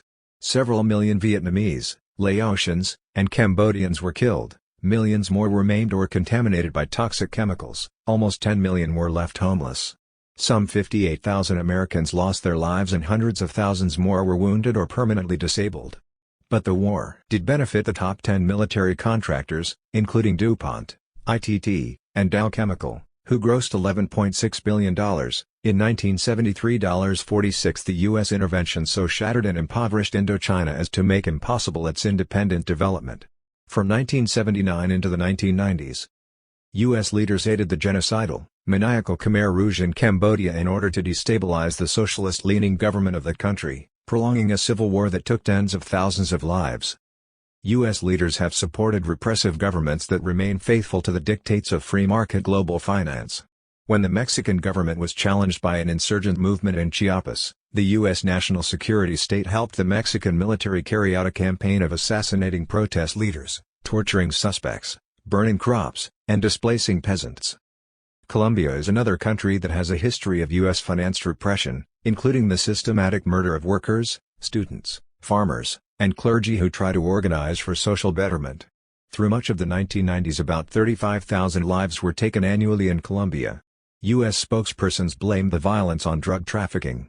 But the Andean Commission of Jurists estimated that less than 2% of the killings had anything to do with drugs, while 70% is the work of Colombia's army, police and paramilitary death squads. From 1986 to 1994 more than 1,500 Union members in Colombia were assassinated by CIA-supported death squads. Along with weaponry and helicopters, the U.S. military also provides defoliation chemicals that are wreaking havoc on Colombia's environment and people. In 2000, Congress voted $1.3 billion ostensibly to fight the Colombian narcotics traffic, though it was conceded that the funds would also be applied to the war against the revolutionary guerrillas, and the poor populations that support them. U.S. corporations sometimes have been directly involved in the human rights abuses perpetrated to make the world safe for global investments. In countries like Indonesia, Nigeria, India, Burma, and Colombia, big corporations have paid police and military to beat, arrest, and in some cases kill local residents who organize against the ecological damage or community displacement caused by the corporation's enterprise. For all their talk about human rights, U.S. government leaders have propped up pro-Western regimes throughout the world that have used assassination squads, torture, and terror against their own populations. Strikes have been outlawed, unions destroyed, wages cut, and dissidents murdered. 51 At times, elections are manipulated with the use of enormous sums, dishonest counts, and well-directed terror, as happened in Jamaica, 1980, Chile, 1964, El Salvador, 1984, and elsewhere. 52 But if election outcomes are not satisfactory to U.S. leaders, they are declared rigged and fraudulent, regardless of what international supervisors might say, as happened in revolutionary Nicaragua in the 1980s, in Yugoslavia in the 1990s and 2000s, and in Haiti in 2000. If we define imperialism as that relationship in which the ruling interests of one country dominate, through use of economic and military power, the land, labor, resources, finances, and politics of another country, then the United States is the greatest imperialist power in history. The American empire is of a magnitude never before seen, with military bases that ring the entire globe, a nuclear overkill capacity of over 8,000 strategic weapons and 22,000 tactical ones, ground and air forces ready to strike anywhere, and a fleet larger in total tonnage and firepower than all the other navies of the world combined. With only 5% of the Earth's population, the United States expends one-third of the world's military funds. This U.S. global expansionism is designed to protect and advance the opportunities for global finance, and prevent the emergence of social orders that are revolutionary or reformist or even conservative nationalist, as in Iraq, ones that might utilize their wealth and labor in ways that cut into the profits or challenge the dominance of a corporate global economic empire. The profits of this empire flow into the hands of the privileged few, while the growing costs are largely borne by the common people at home and throughout the world. 8. Health, environment, and human services, sacrificial lambs. The plutocracy rules, but not always in the way it would like. From time to time, those of wealth and power must make concessions, giving a little in order to keep a lot, taking care that the worst abuses of capitalism do not cause people to agitate against the system itself. After the important gains won during the Great Depression of the 1930s, democratic forces continued to press their fight against economic and social injustice. In response, the federal government initiated a series of human services that helped many but failed to reach millions, including many of those most in need. In recent years, even these inadequate but important gains have come under serious attack. The poor get less, and less. Public funds ostensibly intended for the needy often end up in the wrong hands. In 1965, the government declared war on poverty in Appalachia, an impoverished hilly strip that runs from New York to Mississippi. For the next 35 years, more than $16 billion was invested by federal, state, and local governments in Appalachia, but the spending chiefly benefited merchants, bankers, coal companies, and contractors rather than the poor. Federal programs frequently fail to reach those in need. The Special Supplemental Food Program for Women, Infants, and Children, WIC, assists only about half of the eligible. In 1996, a law supported by President Clinton phased out aid to families with dependent children, AFDC or welfare. More than half of the subsequent $54 billion in welfare cuts were taken out of the food stamps such families received. Another $3 billion was cut from child nutrition programs. Food stamps were completely eliminated for an estimated 650,000 legal immigrants, including many elderly who were ejected from private nursing homes once their federal checks stopped coming in. Clinton's cutback of welfare hit hardest those who couldn't afford to feed themselves and their families. 1. The great majority of former food stamp recipients include those who are not readily employable because of mental or physical impairments or advanced age. They have been left to go hungry or search out private soup kitchens and food banks run by churches and other charities. These organizations are unable to keep up with the increasing numbers of hungry people. 2. During the Reagan-Bush-Clinton era, 1981 to 2000, billions of dollars were slashed from college scholarships, legal services for the poor, remedial education, school breakfast programs, maternal and child health care, and assistance to the aged, blind, and disabled. Programs employing hundreds of thousands of people, mostly women, to staff daycare centers and libraries and offer services to the disabled and aged were abolished.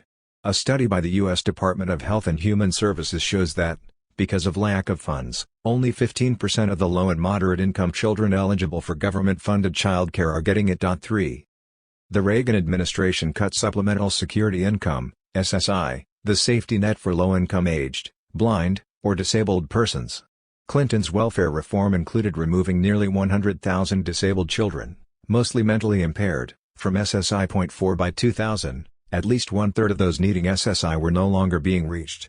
These cuts in federal services have meant more hunger and malnutrition, more isolation and unattended illness, more homelessness and suffering for those with the fewest economic resources and the least political clout.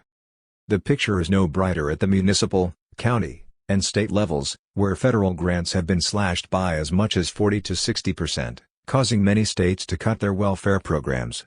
Of the 14 million recipients of family assistance, almost all have been single mothers and children with no other means of support. Less than 1% are able-bodied men. Contrary to prevailing myths, most welfare recipients are white, although African Americans and Hispanics are disproportionately represented, and most stay on welfare for not more than 2 years and have only 1 or 2 offspring. Welfare recipients do not live in luxury. Their combined food, rent, and clothing allotments are far below the poverty level. With inflation, cutbacks, and tightened eligibility, real welfare benefits have fallen nearly 40% in the past 20 years. 5. It has been charged that welfare is rife with fraud. In fact, investigations show that AFDC was among the most strictly supervised federal programs with only a negligible number of fraudulent claims. 6. The real fraud has come with privatization. Private corporations have been picking up many publicly funded contracts to perform tasks that were once the government's responsibility, such as screening welfare applicants, and administering benefits and job placement. Many state officials who arrange such contracts with private companies later end up on the company's payroll. As services are handed over to corporations, welfare is more about reaping profits than helping people to survive. The companies withhold benefits, discourage people from applying, and render inferior service to children in foster care or clients with special, and costly, needs. The more funds they can withhold, the more they pocket for themselves. 7. Money that might have helped the needy pay their rent or buy food now goes into the pockets of company executives. Multi-million-dollar job training programs bring in lots of profits for the companies handling them but end up placing relatively few unemployed people. 8. Public assistance is hardly an adequate solution to the problems inflicted upon the poor by a capitalist economy. But eliminating aid or handing services over to profiteering companies are even worse solutions. Social insecurity, privatizing everything. Plutocrats do not lightly tolerate a viable public sector that creates jobs and fulfills human wants while engendering no profits for corporate America. So the owning class constantly advocates privatization of public services and resources, both within the United States and throughout the world. Among the things targeted for privatization are utilities, schools, pension funds, transportation, housing, libraries, prisons, health services, and state-owned media. In recent years, Social Security has come under intense fire from the privateers. A little over half the $500 billion or so that annually goes into Social Security comes out of employees' paychecks, the rest must come from employers, which is a major reason why employers so dislike the program. Opponents of Social Security predict that the retirement fund will go broke 3 decades from now because of the growing number of seniors. They recommend that employees should be allowed to invest their Social Security payments in the stock market where it will grow at a greater rate, leaving everyone with ample fortunes when they retire. 9. The reality is something else. If retirement funds were transferred into millions of private accounts on the stock market, Wall Street brokerage firms would make billions in fees every year, but Social Security as a pooled system of payments, a collective safety net, would come to an end. The stock market is not a pension program. It is a form of gambling that could prove risky to many unpracticed retirees, and even to many practiced investors. Stock markets can crash without quickly bouncing back. After the crash of the Great Depression, stocks did not regain their 1929 highs until 1954. When calculating the bountiful returns that retirees allegedly would get from stock investments, privateers use rosy projections about a continually booming market. But when predicting bankruptcy for Social Security, they switched to pessimistic projections of a low-growth economy with abnormally low payments into the fund. Rather than being a drain on the budget, Social Security has been producing immense surpluses. By 2008, the fund will have an estimated accumulated surplus of $1.5 trillion, which should allow for payments in full through 2032, according to the 1998 report of the Social Security trustees. Actually, the fund should be able to meet payments indefinitely. Should there be a shortfall 30 years hence, it could easily be met by a slight rise in the tax rate or by extending the Social Security tax to income earnings above $76,200, which was the cap as of 2000.10. Social Security is not merely a retirement fund, it is a three-pronged insurance program, consisting of A. Pensions for over 30 million seniors and their spouses, B. Survivors insurance for over 3.5 million children of deceased or disabled workers, C. Support for 4 million persons of all ages who suffer disabling injuries or other serious impairments. Privatization schemes have little to say about providing for survivor and disability insurance. Social Security protects disabled and retired persons from the worst effects of inflation by annual cost of living increases, something private accounts cannot do. By providing over 60% of income for average older Americans, it is the most effective anti-poverty program in the country, without which 14 million more seniors and disabled people would sink below the poverty level. 11. While free market opponents maintain that Social Security doesn't work, what really bothers them is that it does. It is one of the most successful human services programs in U.S. history. In over 6 decades, it has never missed a payment. Its administrative costs are only about 1% of annual payouts. By comparison, administrative costs for private insurance are about 13%. Social Security helps the many instead of the few, redistributing billions of dollars in a more egalitarian not-for-profit fashion. This is why the privileged few demand that it be reformed. How much health can you afford? There prevails a wide health gap between economic classes. Too often the first examination patients receive in an emergency room is of their wallets. Many seriously injured are refused emergency care at for-profit hospitals because they cannot show proof of ability to pay. Meanwhile, public hospitals are closing down for lack of funding. Patients are ejected in the midst of an illness when they run out of money. People with prolonged illnesses are bankrupted by medical bills despite supposedly comprehensive insurance coverage.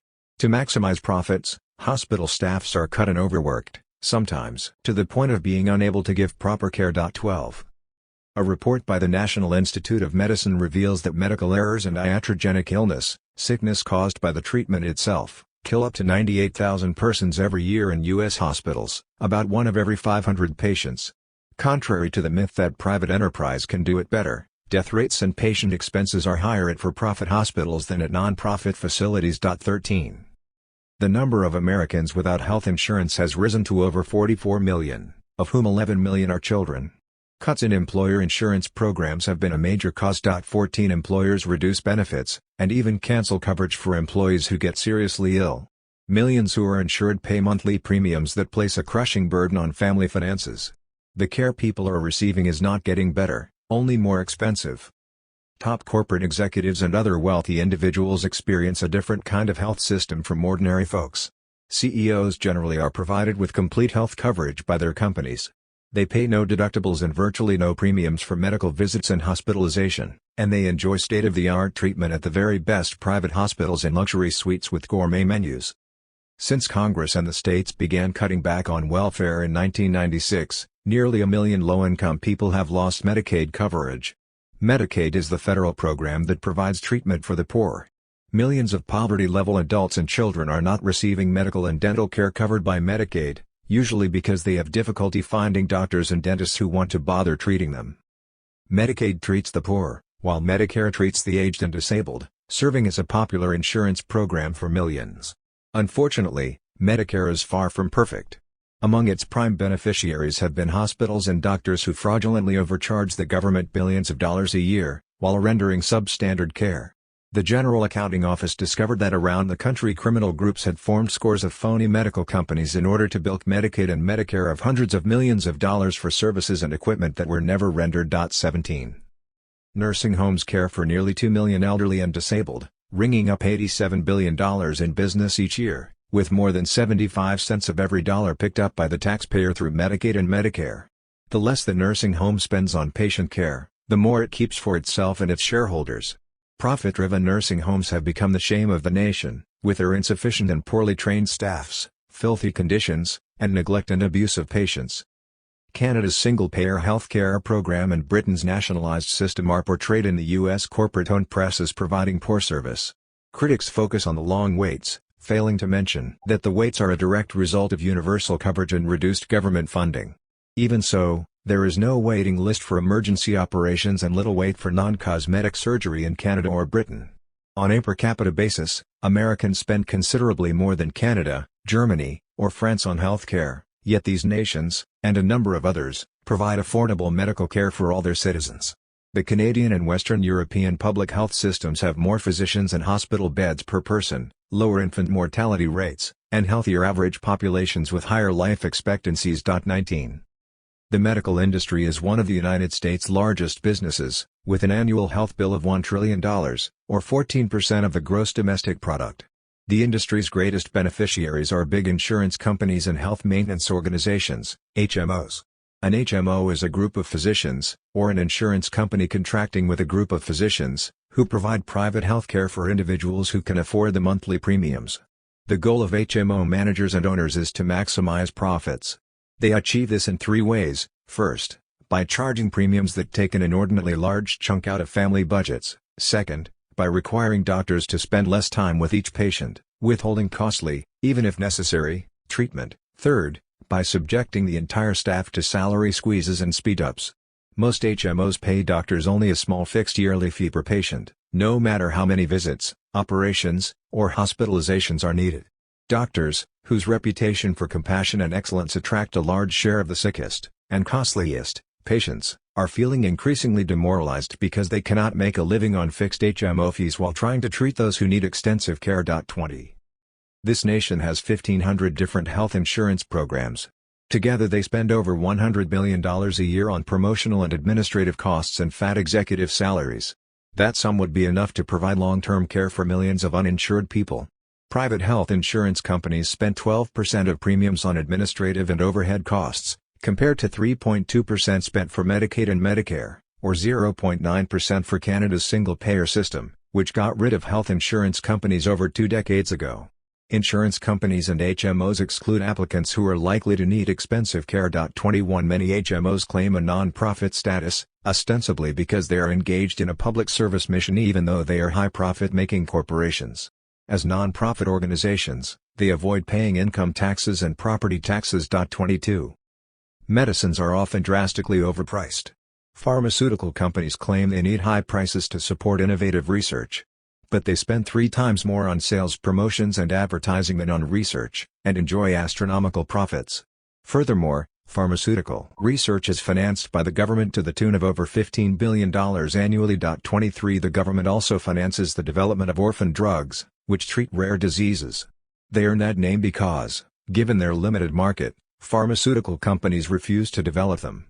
So Congress passed the Orphan Drug Act of 1983, giving drug companies that developed medications for relatively rare diseases, under 200,000 afflicted, a 7-year market protection against any losses plus generous tax breaks. 24 Once again, the private sector will serve a public need only if generously bribed by the public sector. Buyers beware, and workers too. The Food and Drug Administration, FDA, tests only about 1% of the drugs and foods marketed. Toothpaste, shampoo, sunscreen, body lotion, body talc, cosmetics, and hair dye are often contaminated with carcinogenic byproducts, yet the FDA has done little about it. 25 Of the drugs it approves, half of them cause serious adverse reactions. It is estimated that adverse reactions to medical drugs, aside from medical error as such, may cause the death of more than 100,000 people a year. Some drug companies conceal data and fail to publicize the potential dangers of their products. 26. When Monsanto, recently purchased by DuPont, introduced bovine growth hormone, BGH, to induce dairy cows to produce abnormally high amounts of milk, the FDA approved the biotech wonder drug even though consumer and environmental groups questioned its unknown effects on children and adults. Cows injected with BGH suffer from illness and malnutrition, making it necessary to augment their already high intake of antibiotics. The increased milk production costs taxpayers additional federal surplus milk purchases, mostly benefiting a few giant dairy producers. 27. Factory farms around the country cruelly confine livestock in crates and cages for the entire duration of their lives, where they are fed ground-up animal parts and even sewage sludge among other things. Antibiotics are regularly pumped into these unfortunate creatures to keep them from sickening, and to promote feed efficiency by increasing their weight through water retention. But antibiotics also create virulently resistant strains of bacteria that infect humans through the meat, milk, and eggs they consume, and for which there is no treatment. Hundreds have suffered prolonged illness, and over 9,000 deaths occur each year in the United States due to E. coli and other foodborne illnesses. 28. One cannot talk about the health of America without mentioning occupational safety. Every year over 10,000 die from on-the-job injuries and another 50,000 from occupational diseases. An additional 50,000 to 60,000 sustain permanent disability, and millions more suffer from work-related illnesses. 29 Industrial work always carries some risk, but the present carnage is mostly due to inadequate safety standards and lax enforcement of codes. Organized labor has long fought for safer work conditions. In 1970 Congress finally created the Occupational Safety and Health Administration, OSHA. With only 2,300 inspectors to cover 6.7 million workplaces, OSHA's resources remain sadly insufficient. Employers file OSHA reports of injuries and fatalities on a purely voluntary basis, making existing statistics unreliable. 30 When cited for violations, corporations sometimes find it less expensive to pay the relatively light fines, often renegotiated and greatly reduced, than to sustain the production costs to improve safety conditions. Worker compensation laws usually place the burden of proof on the injured employee, provide no penalties when industry withholds or destroys evidence, and impose a statute of limitations that makes it difficult to collect on work-related diseases that have a long latency period. Only about 10% of the millions of workers injured actually win any benefits. And those who do then forfeit their right to sue a negligent employer. Thus, to some extent, the government compensation program actually shields industry from liability. Creating crises, schools and housing. Economic inequality extends into the field of education. Because states rely heavily on property taxes to fund public schools, wealthy districts expend as much as 10 times more per pupil than poor districts. Poorer schools suffer from overcrowding and underfunding. 31 Various lawmakers and commentators say, we can't solve the public school problem by just throwing money at it. Strange to hear this from people who never tire of throwing titanic sums at the Pentagon in order to improve the kill capacity of the U.S. military. A Rand Corporation study shows that smaller class sizes, more preschool enrollment, better classroom materials for teachers to use, and additional money for remedial services does indeed improve the morale and performance of children from low-income families. 32 While not the only consideration, money, or the lack of it, is a core problem.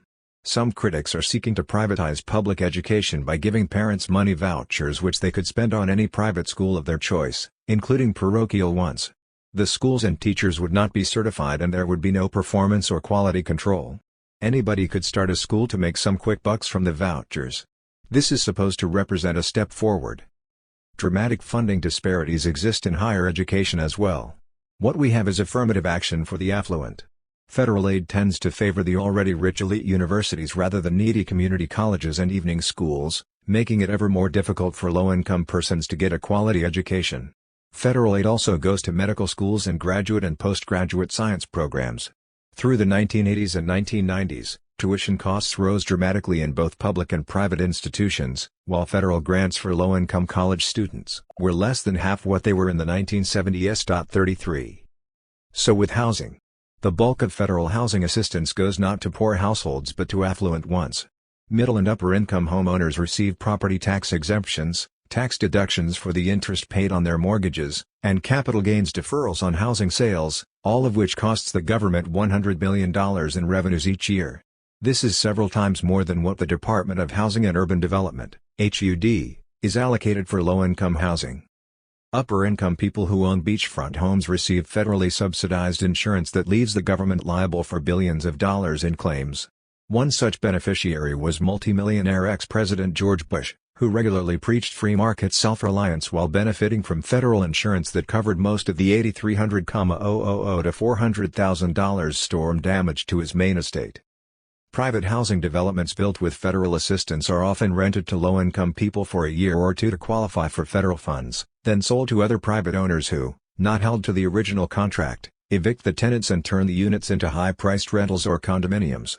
Every year, hundreds of thousands of low-income housing units are lost to demolition, gentrification, and sales to private investors. In communities where rent control laws have been rolled back, landlords can raise rents at will or evict tenants without cause. The government has two programs for low-income tenants. The first is public housing, which accommodates about 1.3 million families, half of whom collect some form of public assistance. 36 Public housing projects plagued by drugs and gang crime have received a lot of media attention. But the many housing projects, including ones for the elderly, that work fairly well receive little press notice. The other government housing program consists of Section 8 vouchers, which provide 1.5 million low-income families with rent subsidies. The family pays the landlord 30% of its income and the government pays the landlord the rest. Again, the public sector subsidizes the private profit sector.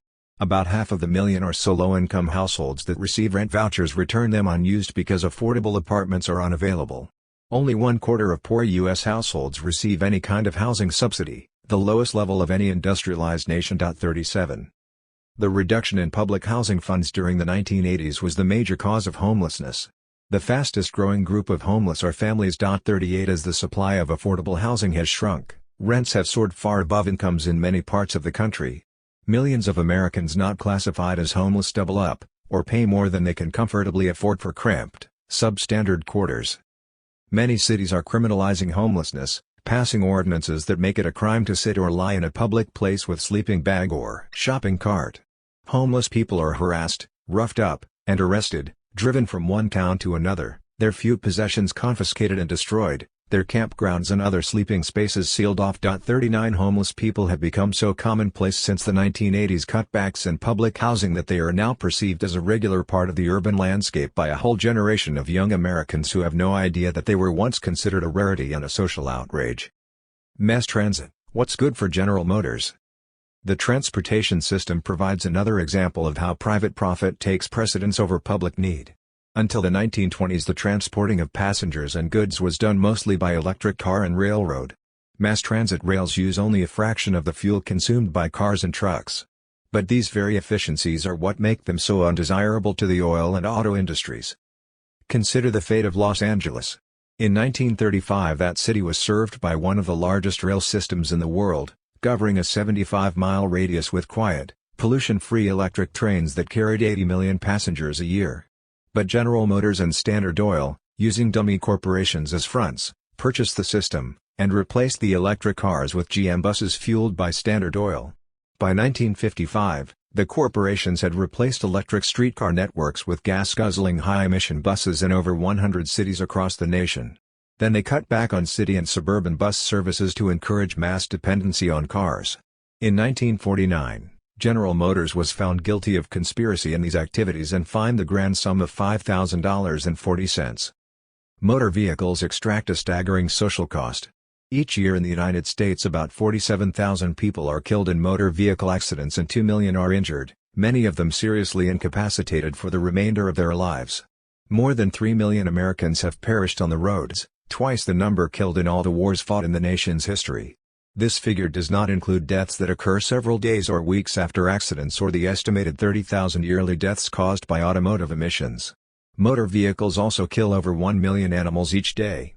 More deer are slaughtered by cars than by hunters. 41. More than half the land in U.S. cities is taken up by the movement, parking, and servicing of vehicles. Whole neighborhoods are raised to make way for highways and more roads, which eventually create only more congestion. The automobile requires communities to spread out to make room for it, causing higher per capita costs for sewage construction, road maintenance, and other services, and higher food transportation costs as farms on the metropolitan fringe are displaced by suburban sprawl. Federal, state, and local governments spend over $300 billion annually to subsidize automotive use through road construction and maintenance, highway patrols, ambulance and hospital services, and realty tax losses as more land is converted to roads and highways. The automobile is the single greatest cause of air pollution in urban areas throughout the world. Rubber tire and oil slick runoffs and the tons of salt poured on winter roads damage bays and rivers and cause trees and vegetation to wither. Medical costs for auto victims are enormous, as are the costs of a court system that spends so much time litigating vehicular injuries.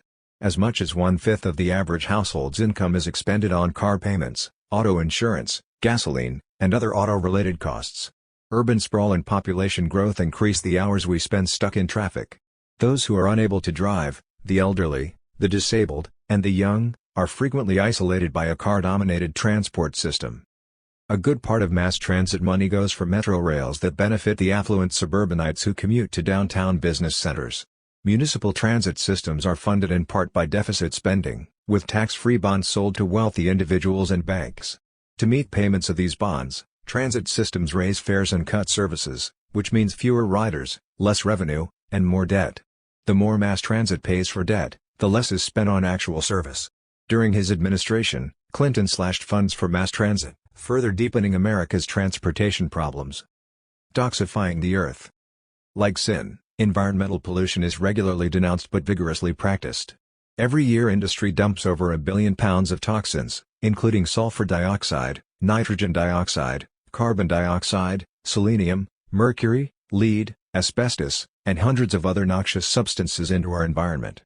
Industry introduces about 1,000 new chemicals into the marketplace annually, often with unreliable information about their effects. Each year some 10,000 spills from pipelines and tankers spread millions of gallons of oil into our coastal waters, taking a dreadful toll as the oil works its way through fish spawning and animal breeding cycles. 42.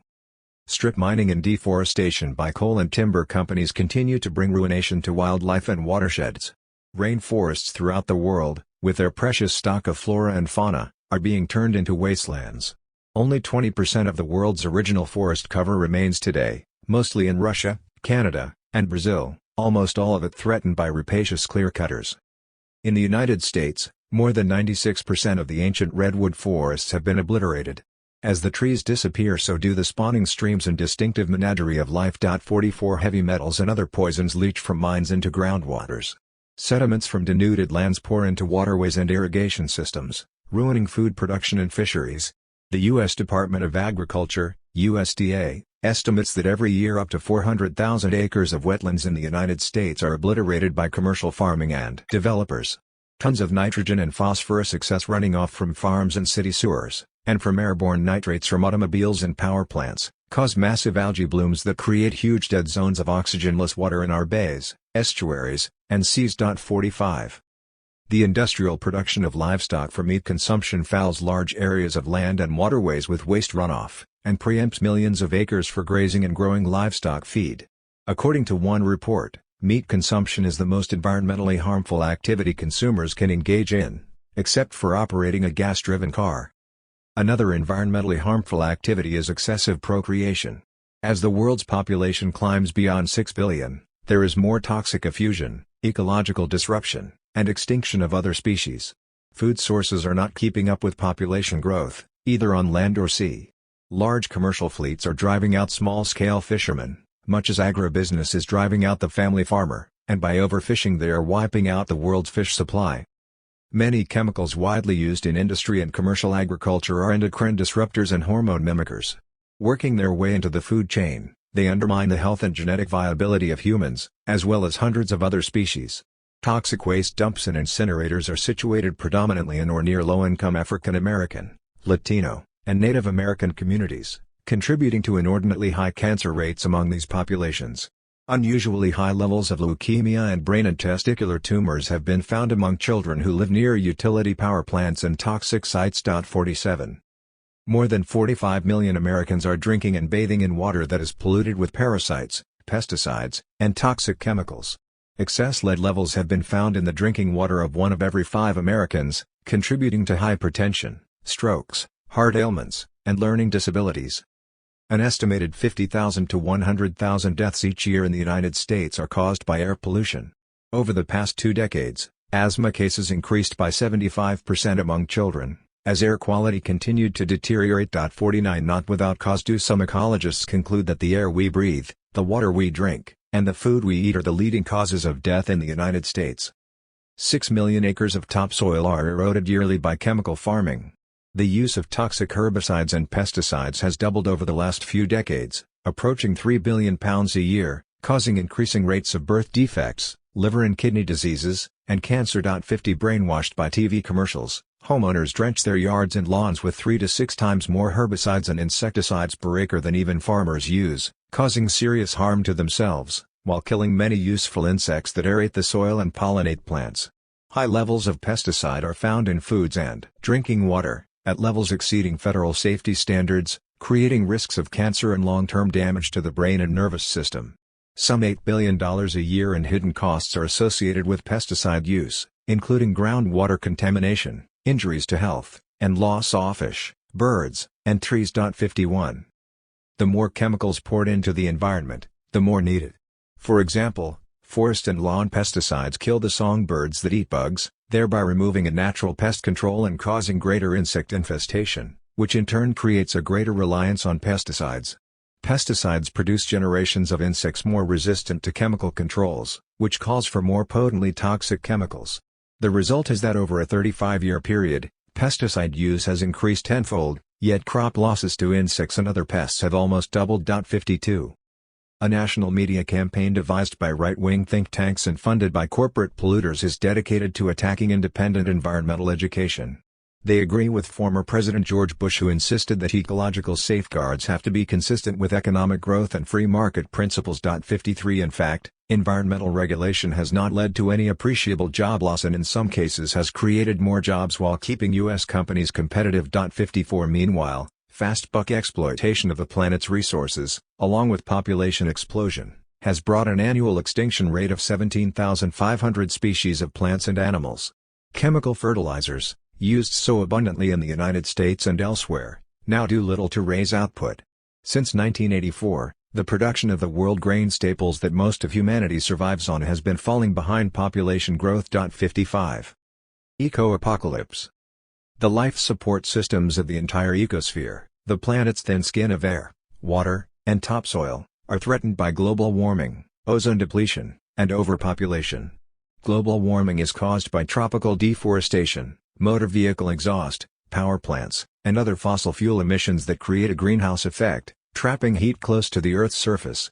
International panels of scientific experts have voiced their alarm at the accelerated rate of destabilizing climatic changes. Despite urgings from the scientific community, Republicans in Congress along with some Democrats have rejected efforts to curb industrial emissions linked to global warming. 56 Senator Steve Sims, Republican Idaho, once said that if he had to choose between capitalism and ecology, he would choose capitalism. The senator doesn't get it. Without a viable ecology, there will be no ism of any kind to choose. The 1990s was the warmest decade on record, with 1997 the warmest year of the 20th century, until 1998, which in turn was surpassed by 1999 and then 2000. Carbon dioxide, the most common of greenhouse gases, has increased by about 25% since the mid-1800s. These buildups are altering the climatic patterns on which we depend for our rainfall, resulting in meteorological aberrations across much of the planet, including record hurricanes and windstorms. Global warming is causing the Arctic ice caps to melt, affecting a rise in sea levels that are already beginning to inundate shorelines and small islands, and bring severe floods and droughts, disrupting natural ecosystems. 08 In northern climes as well as warmer ones, rising temperatures have diminished soil moisture, thereby disrupting the ability of forests to renew themselves, while contributing to more forest fires. 9 Global warming is playing havoc with the breeding habits of wildlife, and threatening species with extinction through the release of new viruses and increased vulnerability to disease.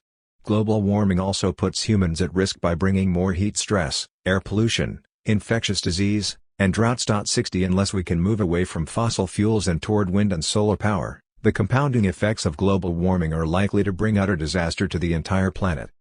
Another potential catastrophe is the shrinkage of the ozone layer that shields us from the sun's deadliest rays. About 2.6 billion pounds of ozone-depleting chemicals, chiefly chlorofluorocarbons, CFCs, are emitted into the Earth's atmosphere every year. The top 5 CFC polluters in the United States are corporate military contractors. U.S. space shuttles also have disastrously damaging effects on the ozone layer, yet the space program goes on and on. 61 The worst batches of CFCs, released over the last 2 decades, have yet to reach the ozone. So the dangers will increase in the years ahead regardless of any improvements that might be attempted now. First detected over Antarctica, the ozone hole has since appeared over wide areas of the northern hemisphere. Excessive ultraviolet radiation has begun to damage trees, crops, coral reefs, and fish, and is destroying the ocean's phytoplankton, source of about half of this planet's oxygen. If the oceans die, so do we. Ultraviolet radiation also disrupts the DNA of plants and humans, and depresses the human immune system.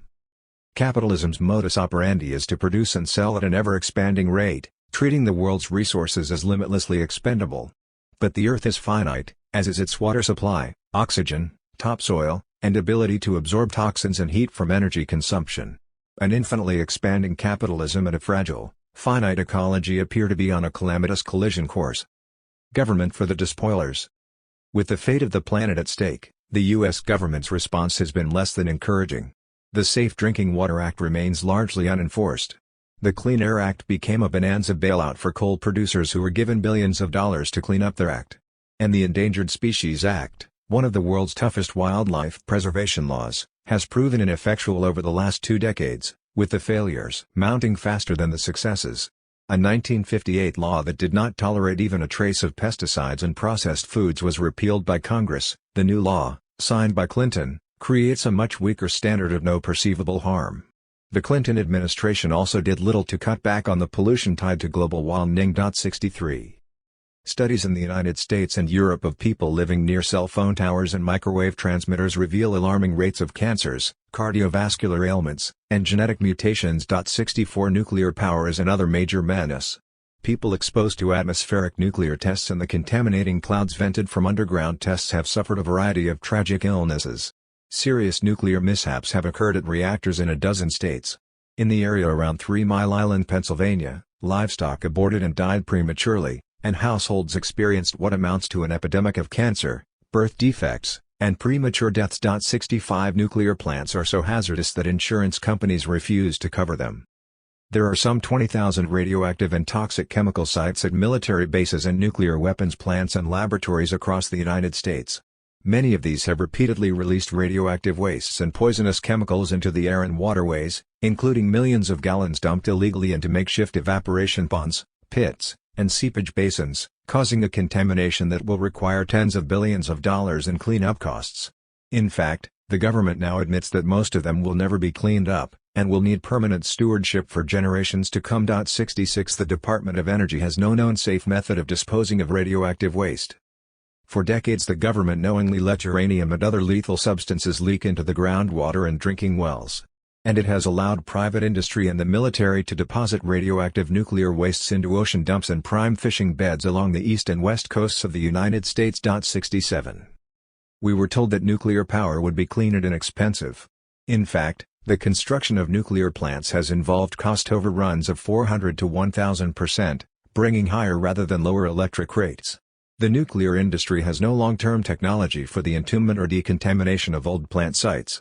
Thousands of tons of slightly radioactive metal from nuclear reactors and laboratories are being considered for recycling, to be used in such common items as zippers, food cans, and silverware. Nuclear industry representatives say the effect of such radioactive commodities on human health would be negligible. 68. The U.S. Coast Guard, responsible for policing our waterways, has dumped over 100,000 used batteries containing lead, mercury, and other chemicals into rivers and lakes. The U.S. military is a major polluter, using vast amounts of ozone-depleting materials, and generating 500,000 tons of toxins yearly. The Pentagon admitted to Congress that some 17,500 military sites violate federal environmental laws.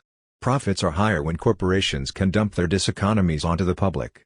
The costs of industrial effluents, which compose 40 to 60% of the loads treated by municipal sewage plants, and the costs of developing new water sources, while industry and agribusiness consume 80% of the nation's daily water supply, are passed on to the public.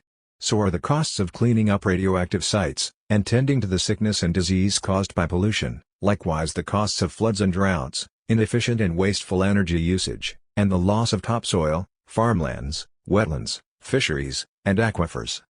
Toxic heavy metals, chemicals, and radioactive wastes are being recycled as fertilizer, spread over farmers' fields and grazing lands nationwide. Nor are they listed as ingredients since, unlike many other industrial nations, the United States does not regulate fertilizers. The use of industrial waste, including lead, arsenic, cadmium, and dioxin, as fertilizer is a growing national phenomenon. Corporate polluters are more often rewarded than punished. The Department of Defense has paid private defense contractors upwards of $1 billion to clean up pollution from their own operations.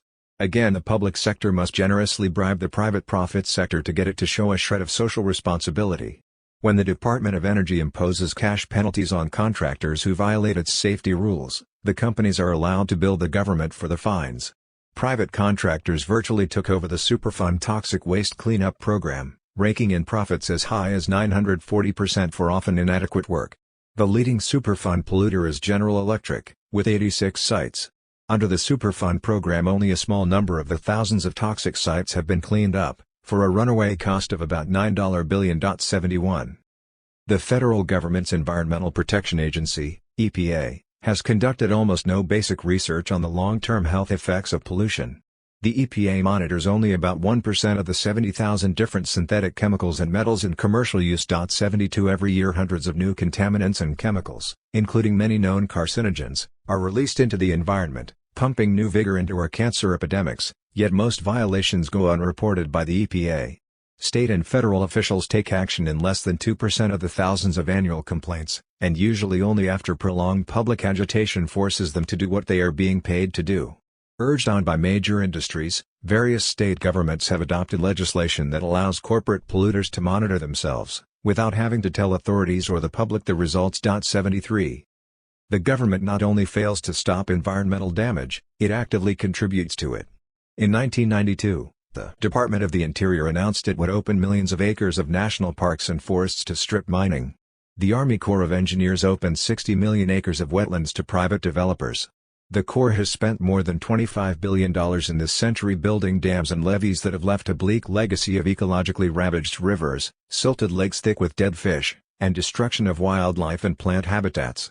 Levees also prevent the surrounding wetlands and other floodplains from performing one of their most important natural functions, controlling floods by absorbing overflow.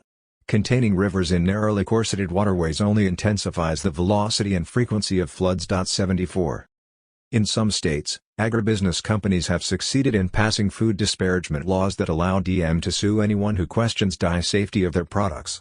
Whether they win or not, such litigious threats have a chilling effect on investigators. 75. The transnational corporation Monsanto has spent hundreds of millions of dollars to develop biotech-engineered or genetically modified corn, beets, rice, and soybeans to make the crops resistant to Monsanto's own herbicide, Roundup. In this way still more herbicide can be poured around crops without killing them. By 2000, Monsanto was spraying over 26 million pounds of herbicide worldwide annually.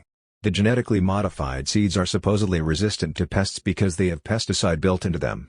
Despite corporate claims, the USDA reports that farmers using genetically modified crops are getting the same yields as those raising traditional crops, and still have to use about the same amount of pesticide. Bioengineering also allows Monsanto to exercise monopoly control over crops by use of sterile terminator seeds.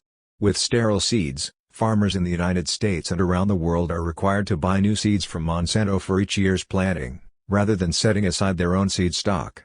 In any case, no one knows what long-term effects such modified foods will have upon human health and ecology. Genetically modified frankenfood, as opponents call it, constitutes a massive experiment that treats our health and environment as guinea pigs, without our permission.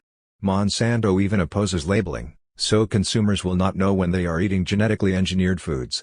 Under the Clinton administration, the FDA, EPA, and Department of Agriculture resisted all calls for mandatory labeling or safety testing of genetically modified food. 76.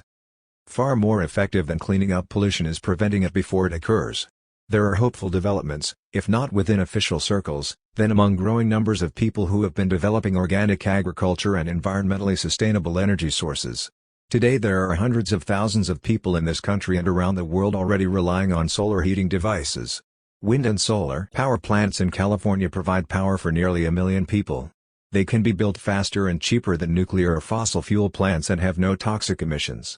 Renewable non-polluting energy provides about 7.5% of this country's energy production. 12 states in the Great Plains have a wind energy potential greater than the electric use of our entire nation. 77 However, the Reagan, Bush, and Clinton administrations have done next to nothing to develop these alternative sources. Alternative energy is far more cost-efficient, especially if one takes into account all the hidden costs of fossil fuels, including the damage done to our health and property by global warming, acid rain, soil erosion, oil spills, and air and water pollution. Solar and wind sources would be readily accessible if government and corporations devoted more resources to the technological development and distribution of these alternative sources. A new generation of high-efficiency windmill turbines are becoming the fastest-growing energy source in parts of Europe, Latin America, and India. But inexpensive and renewable wind and solar energy sources undermine the profit structure of the private utilities and the petrochemical industry, so they have been largely ignored or declared not cost-efficient. For the same reason, auto companies do little to develop zero-emission vehicles, ZEVs. They say there is insufficient demand. But investigations show that fleet managers and the general public have been complaining that they cannot get ZEVs when they want them and that the auto manufacturers have been putting roadblocks on ZEV sales. Thousands of farmers have abandoned chemical farming and have turned to organic methods, achieving larger yields at less cost by using crop rotation, natural pest control, and non-chemical fertilizers, methods that revitalize the soil. One study found that chicken farmers in Denmark did just as well or better after eliminating the use of antibiotics in feed. Likewise, tomato farmers in Florida who switched from methyl bromide, a soil fumigator and pesticide banned by Congress, to Bahia grass pasture earn much higher profits per acre. But organic farming means no profits for Monsanto and other big chemical companies. Alternative agriculture has developed with no assistance from the Department of Agriculture, which is wedded to corporate agribusiness. Less than 0.1% of the USDA's research budget is devoted to studying organic farming, the rest serves agribusiness and chemical farming. 79. In sum, serious contradictions exist between our human needs and the corporate profit-driven economic system. The natural capital of land, mineral resources, and water is treated as a free and limitless resource, never put in the balance sheet when reckoning the costs of capitalism. Corporations foul the environment and leave it to government to incur the enormous cleanup expenses. Things work best for big business when costs are socialized and profits are privatized. Government is an insufficient bulwark against the baneful effects of giant corporate capitalism and often a willing handmaiden. Why that is so will be examined in chapters ahead. 9. Unequal before the law. Behind the government's democratic facade, there stand the police, courts, prisons, and various agencies of the national security state, all prepared to defend the existing politico-economic order. Although we have been taught to think of the law as a neutral instrument serving the entire community, it is often written and enforced in the most tawdry class-biased ways, favoring the rich over the rest of us. The very definition of what is lawful contains a class bias. The theft of merchandise from a neighborhood store is unlawful, but the theft of the store itself and the entire surrounding neighborhood in an urban renewal program instigated by speculators and public officials is hailed as an act of civic development. Crime in the suites. People fear street crime more than the white-collar variety because of the immediacy of its violence and its vivid portrayal in movies and television shows. But white-collar corporate crime inflicts far greater monetary, environmental, and human costs. Handguns cause 15,000 deaths a year, while unsafe working conditions and occupational disease result in more than 60,000 annual deaths. Burglary and robbery cost the public about $4 billion a year, while corporate fraud costs at least $200 billion a year. Every year the Federal Bureau of Investigation, FBI, and the Justice Department issue national crime reports on murder, robbery, and other street crimes, without a mention of corporate crimes. Crime is thereby officially defined as crime in the streets, not crime in the suites. One of the more egregious instances of corporate malfeasance involved DuPont, Ford, General Motors, ITT, and other companies whose factories in Germany produced tanks, bombers, synthetic fuels, and synthetic rubber for the Nazi war machine during World War II. After the war, rather than being prosecuted for aiding and abetting the enemy, ITT collected $27 million from the U.S. government for damages inflicted on its German plants by Allied bombings. General Motors received over $33 million for damages. U.S. plants usually were spared from Allied bombing.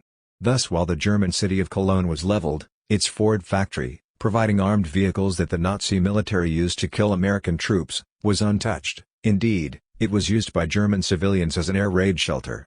At least 50 U.S. transnational corporations operated in Germany from 1933 to 1945, the years the Nazis were in power.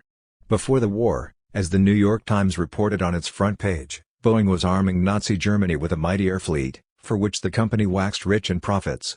Faced with class action lawsuits in 1999 to 2000, growing numbers of corporations now admit having used and profited greatly from unpaid slave labor supplied from Nazi concentration camps. No U.S. corporate head was ever prosecuted for complicity in these war crimes. Corporate crime is not a rarity but a regularity. The Department of Justice found that 60% of the 582 largest U.S. companies have been guilty of one or more criminal actions, be it tax evasion, price fixing, illegal kickbacks, bribes to public officials, consumer fraud, or violations of labor codes, workplace safety, and environmental laws. The Department of Labor found that corporations have filched hundreds of billions of dollars from worker pension funds. 3 Top banks routinely blur the line between crime and capital by accepting and laundering money from shady operations. The global trend toward privatization of state assets and diminished government supervision promotes illicit activities. 4 Many companies are repeat offenders. Over the years, General Electric has been convicted of 282 counts of contract fraud and fined $20 million. In 1999, charged with 216 violations involving toxic substances, MCI WorldCom was fined $625,000. The Federal Communications Commission found that regional Bell telephone companies could not locate $5 billion worth of equipment that they claimed on their accounts, lending support to allegations by consumer groups that phone companies routinely inflate their cost reports in order to justify higher rates for consumers and bigger tax write-offs for themselves. The Interior Department reported that over a 16-year period major oil firms may have shortchanged the federal government by nearly $856 million in royalties by understating the value of the oil they pumped from federal lands. 5 Not one of the executives involved in these various violations went to jail. The 4,000 or so people on death rows in the United States killed only a few more than their own number. Had they used lethal industrial chemicals, unsafe pharmaceutical drugs, or dangerously defective products, or had they illegally dumped toxic wastes or maintained unsafe work conditions, they could have killed and crippled tens of thousands more without ever going to prison.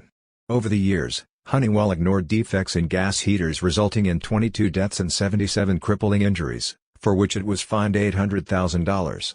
Johns Manville Corporation suppressed information about the asbestos poisoning of its workers. When ordered to pay damages in civil court, it declared bankruptcy to avoid payment. SmithKline Beckman refrained from telling the Food and Drug Administration that hundreds of users of one of its drugs had suffered kidney and liver damages and 36 had died.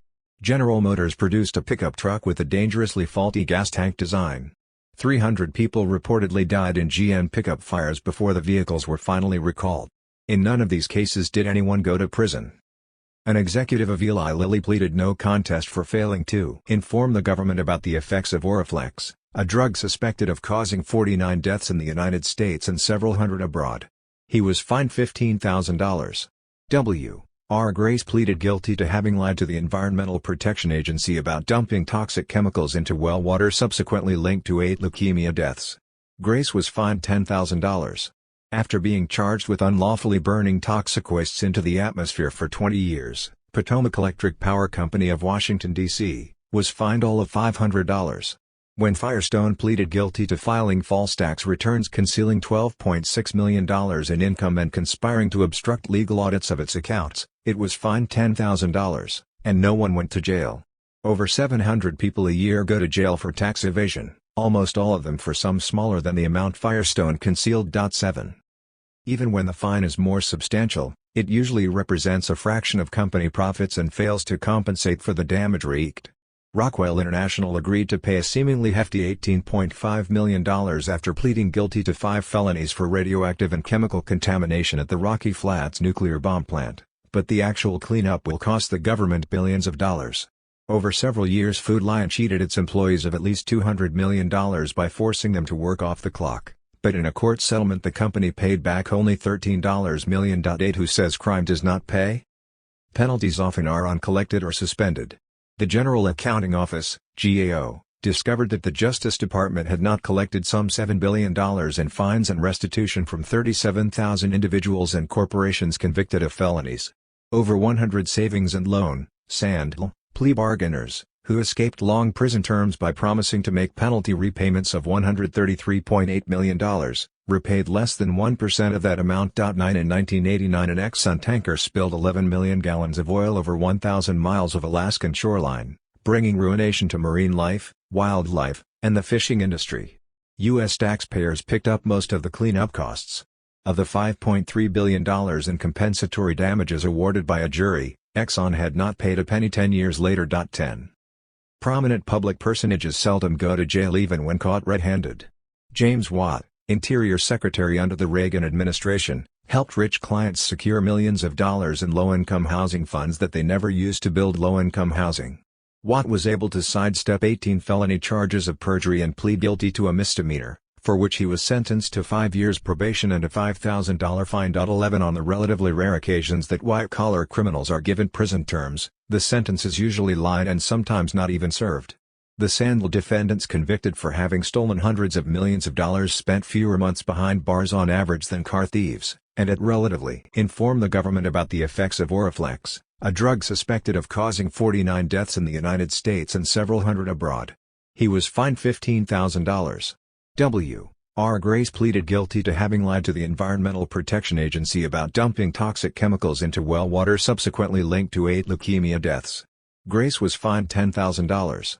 After being charged with unlawfully burning toxic wastes into the atmosphere for 20 years, Potomac Electric Power Company of Washington, D.C., was fined all of $500. When Firestone pleaded guilty to filing false tax returns concealing $12.6 million in income and conspiring to obstruct legal audits of its accounts, it was fined $10,000, and no one went to jail. Over 700 people a year go to jail for tax evasion, almost all of them for sums smaller than the amount Firestone concealed. 7. Even when the fine is more substantial, it usually represents a fraction of company profits and fails to compensate for the damage wreaked.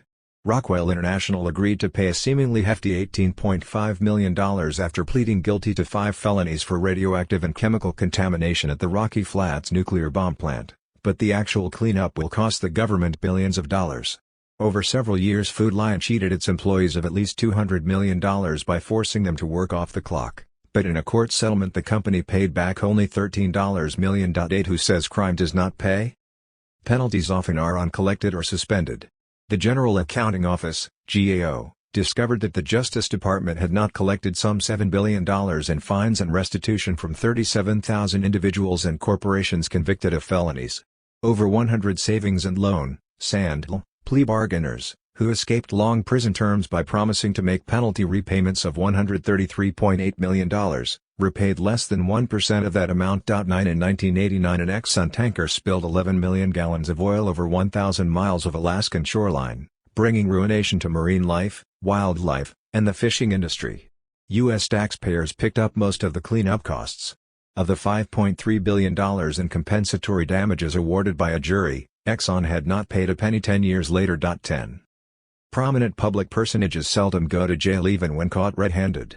James Watt, Interior Secretary under the Reagan administration, helped rich clients secure millions of dollars in low-income housing funds that they never used to build low-income housing. Watt was able to sidestep 18 felony charges of perjury and plead guilty to a misdemeanor, for which he was sentenced to 5 years probation and a $5,000 fine. 11. On the relatively rare occasions that white-collar criminals are given prison terms, the sentence is usually light and sometimes not even served. The Sandal defendants convicted for having stolen hundreds of millions of dollars spent fewer months behind bars on average than car thieves, and at relatively where the kind of trial a man gets depends on the amount of money he has. Whether the legal system treats a person as prince or pariah rests largely on one's financial resources. The corporate executive with deep pockets and a team of high-powered attorneys experiences different treatment from the law than the poor person with an underpaid court-appointed lawyer who sees the defendant for the first time on the day of the trial. Poor and working-class persons, the uneducated, and members of racial minorities are more likely to be arrested, denied bail, induced to plead guilty, and do without a pre-trial hearing or adequate representation. They are less likely to have a jury trial if tried, more likely to be convicted and receive a harsh sentence, including the death penalty, less able to launch extended appeals, and less likely to receive probation or a suspended sentence than are mobsters, business executives, and more affluent people in general. As has been said, the rich have little reason to fear the legal system and the poor have little reason to respect it. Working people engaged in labor struggles have cause for complaint. In recent years, police have attacked striking farm laborers, truckers, miners, meatpackers, janitors, and factory and construction workers, arresting and injuring hundreds. Private security forces beat up striking workers and break picket lines with acts of violence that go unchallenged by police and prosecutors. Workers have been imprisoned for resisting court injunctions against strikes and pickets, and even for shouting at scab workers or daring to talk back to police while on picket lines. In Elmwood, Indiana, 7 strikers were shot by company goons. A striking coal miner in Harlan County, Kentucky, was shot dead by a gun thug, as was another miner in McDowell County, West Virginia, and a farm worker in Texas. In none of these cases did police apprehend anyone, despite eyewitness evidence of the identity of the killers. 19. The tough on crime craze. This society is not soft on crime, at least not in regard to the street crimes of the poor. A Norfolk, Virginia, man got 10 years for stealing 87 cents, a youth in Louisiana received 50 years for selling a few ounces of marijuana, a Houston youth was sentenced to 50 years for robbing 2 people of $1, a 5-time petty offender in Dallas was sentenced to 1,000 years in prison for stealing $73, a man caught trying to break into a house in Florida, thus violating his probation for shoplifting, was sentenced to life in prison. In Texas a man was sentenced to 30 years for possession of a small amount of heroin. 20. Lawmakers of both mainstream political parties have vied in their efforts to be tough on crime. Imitating his two White House predecessors, President Clinton called for a $23 billion crime bill to establish a national police force, build more prisons, and provide severer sentences including life without parole for three-time felony offenders, known as three strikes and you're out. Between 1980 and 2000, prison sentences doubled in length, while prison and jail populations tripled. In California, the inmate population mushroomed from 19,600 to 159,000 in about 2 decades, and in New York State it climbed from 12,000 to 71,000. Many states are now spending more on prisons than on education. By early 2000, more than 2 million U.S. residents were behind bars, giving the United States the highest incarceration rate in the world. About 5.5 million, 3 of every 100 U.S. adults, were either incarcerated or on parole or probation. 21. Some people maintain that the tougher lock-em-up policy has brought a lower crime rate. But there are states and municipalities with low incarceration rates that also show a drop in crime, sometimes more dramatic decreases than locales with high incarceration rates. 22 states that have imposed a draconian 3 strikes and you're out law show no greater drop in violent crime than states without it. In 85% of such cases in California, the third strike has. The war on drugs is most responsible for the prison population explosion. Playing upon public fears about narcotics, lawmakers throughout the country outdid themselves in passing harsh mandatory drug sentences. The result is that 3/4 of our federal and state inmate population consists of mostly young petty drug offenders serving astronomical prison sentences. Many first offenders in nonviolent drug cases are averaging more jail time than felons with long records, including mobsters, murderers, child molesters, and rapists. 24. Not all narcotics violations are treated severely. Close relatives of U.S. senators and representatives have received suspended sentences or have had charges dropped. For example, the son of Representative Dan Burton, Republican Indiana, was arrested for transporting nearly 8 pounds of marijuana in Louisiana, then arrested again for possession of 30 marijuana plants in Indiana. Federal authorities declined to prosecute. Indiana prosecutors recommended dismissal of the charges, and a Louisiana judge sentenced young Burton to community service. 25. While treating most small-time dealers and users with severity, the war on drugs hardly touches the big narcotic cartels. Legislation to stop the laundering of drug money through legitimate financial institutions remains virtually unenforced. When Richard Held resigned as head of the FBI's San Francisco office, he remarked, "There's never been any war on drugs, just much manipulation of appearances to give the public the impression something is being done." 26. We hear that over 6 million violent crimes are committed in the United States in an average year. What we do not hear is that only 1% of the victims are hurt seriously enough to require hospitalization. The FBI cooks its crime statistics by failing to distinguish between habitual petty offenders and more vicious felons. Under federal law, even drug trafficking and prostitution are counted as violent crimes. All this feeds public fears and lends support for still larger law enforcement budgets and more repressive police state measures. To be sure, violent crime is a serious problem, but a more accurate description of its scope would help calm fears and encourage a more rational and just approach to enforcement. 27. The crime of prisons. Of the people in prison, over 90% are men, 41% are white, 51% are African American, and about 14% are classified as of Latino origin, including some whites and African Americans. The typical inmate is a young, poorly educated male who was unemployed at the time of arrest. As already noted, the majority are nonviolent offenders charged with selling or possessing drugs. 28. Prisons are anything but correctional institutions. Most of them remain breeding grounds for disease and violence. Prisoners are sometimes forced by authorities to take powerful body-racking, mind-altering drugs. Those who protest such treatment risk being subjected to harsh retribution. As many as 1 in 5 male prisoners are raped, or tens of thousands every day. Prison rape can be a death sentence because of AIDS. Rape victims sometimes commit suicide. One tragic illustration, Rodney Huline was arrested for starting a fire in a dumpster. Despite a long history of mental illness, the teenager was sentenced as an adult to 10 years in a Texas prison, where he was repeatedly beaten and gang-raped. He ended his torment by hanging himself. 29. 36 states and the federal correctional system now have super maximum security facilities that are little better than high-tech dungeons. Prisoners in such special control units never see daylight.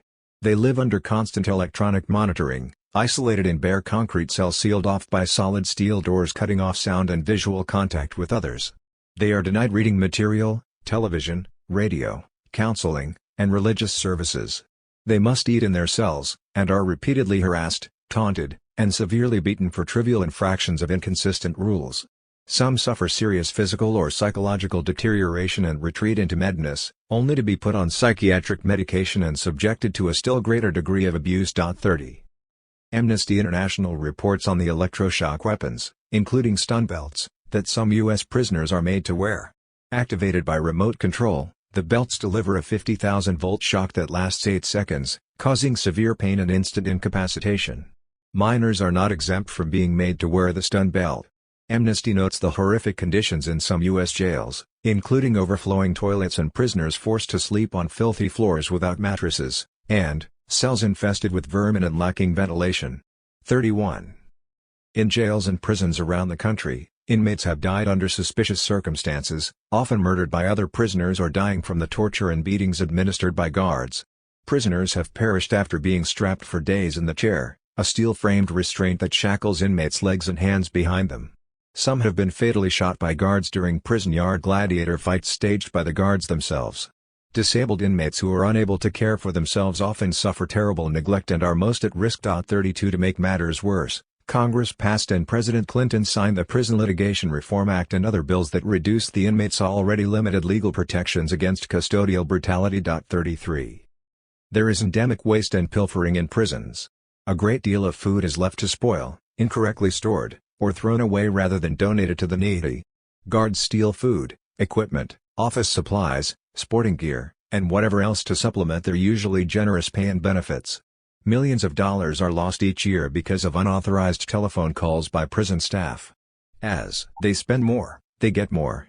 To quote one guard, "If there's any money in the prison's operating budget at the end of the year, the administration orders it spent." They're afraid the politicians won't increase next year's budget if money is left over. 34.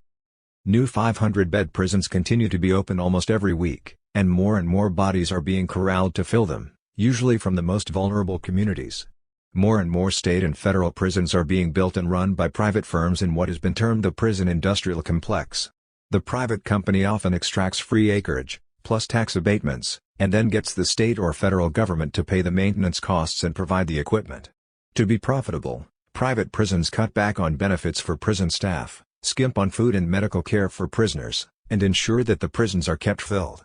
A 90 to 95% capacity is needed to guarantee the hefty rates of return needed to lure investors. 35 When these ventures prove insufficiently profitable, companies lease back the prisons to government for a profit, the same government that subsidized the original construction, thereby obliging the taxpayer to pay twice over. The guilty innocent. The criminal justice system is not only unjust, it is highly fallible. In hundreds of documented cases, the wrong person is apprehended and convicted.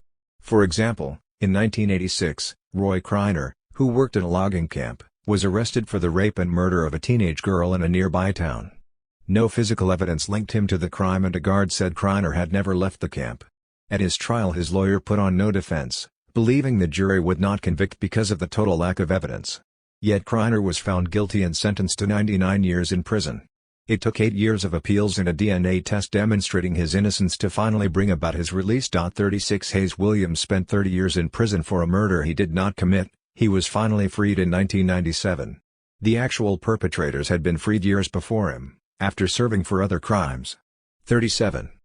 A wrongful conviction creates the additional injustice of allowing the real culprits to go free.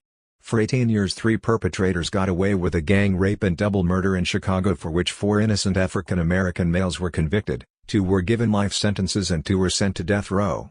Their eventual release came when DNA tests showed that none of the 4 could have committed the rape. This proved to some observers that the system works. In fact, it was the system that imprisoned them. They were freed thanks to the energetic efforts of a Northwestern University journalism professor and his student investigators. 38. The criminal justice system has become more inhospitable to self-correction. In a series of rulings since 1991, a conservative Supreme Court has drastically restricted the rights of death row prisoners, including the wrongfully convicted, to appeal their convictions. In 1996, Congress passed and President Clinton signed the Anti-Terrorism and Effective Death Penalty Act, which severely limits the rights of prisoners to appeal in federal courts. Some argue that the death penalty acts as a deterrent to capital crimes. The evidence does not support this view. States that do not have the death penalty do not have higher crime rates. States that adopt the death penalty do not experience any discernible drop in capital crime rates over the years. Homicide rates have risen and fallen along roughly symmetrical paths in states with and without the death penalty, suggesting that the threat of the death penalty rarely deters criminals. 39. A compelling argument against capital punishment is that it assumes the infallibility of a very fallible enforcement process, tainted by coerced confessions, mistaken identifications, perjurious testimony, suppression of troublesome evidence by overzealous police and prosecutors, incompetent defense attorneys, and the rampant class and racial prejudices of judges and juries. Of the people on death row, the great majority are low-income, some are mentally ill or retarded, 10% are without counsel, and virtually all had court-appointed lawyers. Prosecutors are far more likely to seek the death penalty if the victim was white. Almost all inmates on death row, whether black or white, are there for murdering a white person. African Americans are almost 4 times more likely to receive the death penalty and significantly less likely to have it commuted than similarly situated Caucasians. 40 In some states the racial disparity is even more pronounced. Over the past century hundreds of innocent persons in the United States have been wrongly convicted of capital crimes, many of them have been executed. 41 Even demonstrable evidence may not be enough to save the wrongly convicted. Leonel Torres Herrera was executed in 1992 in Texas even though there was clear evidence of his innocence, acknowledged by the very court that refused to stay his execution, because the evidence was submitted too late for an appeal. 42. In Illinois in 2000, Governor George Ryan, a Republican and advocate of the death penalty, called a moratorium on executions after 13 of the 27 inmates on death row in his state were released because new evidence, often DNA tests, proved them innocent. The Nebraska legislature passed a similar moratorium the year before. As of mid-2000, across the country, 87 wrongly convicted persons had been released from death row, roughly 1 exoneration for every 7 executions. 43 If they had been rushed to the death chamber, there would have been no opportunity to reopen their cases. The United States is one of the few nations that still allows execution of minors, under 18 years old, along with Saudi Arabia, Yemen, Pakistan, and Nigeria. During the 1990s, 8 juvenile offenders were executed in the United States, more than in any other country. 44. Sexist justice. It is no crime to be against crime. Effective law enforcement is needed to protect the public from corporate felons, organized mobsters, murderers, rapists, muggers, child abusers, spouse batterers, hate crime perpetrators, and others. But the law frequently fails those most in need of its protection. For instance, every year an estimated 2 to 4 million women are assaulted by their male partners. Domestic violence is the single largest cause of injury to women in the United States. Most female murder victims die at the hands of current or former husbands or boyfriends. A woman is beaten every 12 seconds in the United States, but we can be sure that a man is not arrested every 12 seconds for these assaults. Only a small percentage of male batterers are ever incarcerated. But women who kill their abusers usually receive severe sentences even if the battering had become life-threatening. 45. For many poor women, welfare and family assistance is their primary means of escape, enabling them to leave their batterers by providing alternative support for them and their children. Cutbacks in welfare have caused a dramatic drop in the number who attempt to leave abusive relationships. 46. The legal system is often a generator of sexism rather than a safeguard against it. Child support and alimony frequently are set unfairly low. Female victims of domestic violence find their complaints trivialized by unsympathetic judges. Only a small fraction of rapists are ever prosecuted or incarcerated for any appreciable time. Rape victims are too often treated as if they brought it on themselves. In many law schools, rape is treated from the viewpoint of the accused rather than the victim. 47. After years of struggle, working women have made important gains, moving into professions and occupations previously deemed unsuitable for females. Feminist organizations also have had some limited success in getting law officials to take more active measures against rapists, batterers, and child molesters. But women on average still earn less for doing the same work as men and are more likely to be relegated to lower-paying, dead-end jobs. Over the last 25 years, advocates of compulsory pregnancy, who believe that a fertilized ovum is a human being with rights that take precedence over its human carrier, have perpetrated more than 1,700 arson attacks and bombings against abortion and family planning clinics, along with thousands of bomb threats, death threats, acts of vandalism, intimidation, and harassment, assaults and burglaries, 2 kidnappings, at least 5 sniper attacks, and several shootings of doctors who performed legal abortions or shootings of other persons at abortion clinics, 3 of them fatal. About 85% of the nation's counties lack access to abortion providers, yet 1.5 million women still manage to have safe and legal abortions every year, most of them voicing their profound thanks for the service. 48 In societies where abortion is illegal, large numbers of women die from makeshift, unsafe attempts. Law officers have been notably lax about deterring the compulsory pregnancy terrorists. Erstwhile FBI Director William Webster would not take action against the group of anti-abortionists called Warriors of God, who perpetrated more than 20 bombings and burnings of family planning clinics. Webster claimed they did not constitute a definable group. 49 The FBI still does not classify anti-abortion violence as domestic terrorism. It is hard to imagine such a lackadaisical response if identifiable radical groups had subjected 1,700 banks to arson attacks and bombings. Since 1990, the number of women in prison has almost doubled. Incarcerated women have endured poor medical care, sexual harassment, rape, and forced strip searches by male guards. 50 What kind of women end up in prison? Mostly young, impoverished, single mothers with few marketable job skills, many having left home early because of sexual or physical abuse, many with a drug or alcohol-related history. Most have been charged with prostitution, shoplifting, robbery, or petty drug dealing.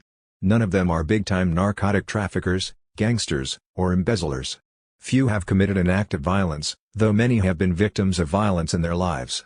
Many are charged as accessories to crimes committed by men, sometimes implicated by boyfriends or ex-boyfriends seeking lighter sentences.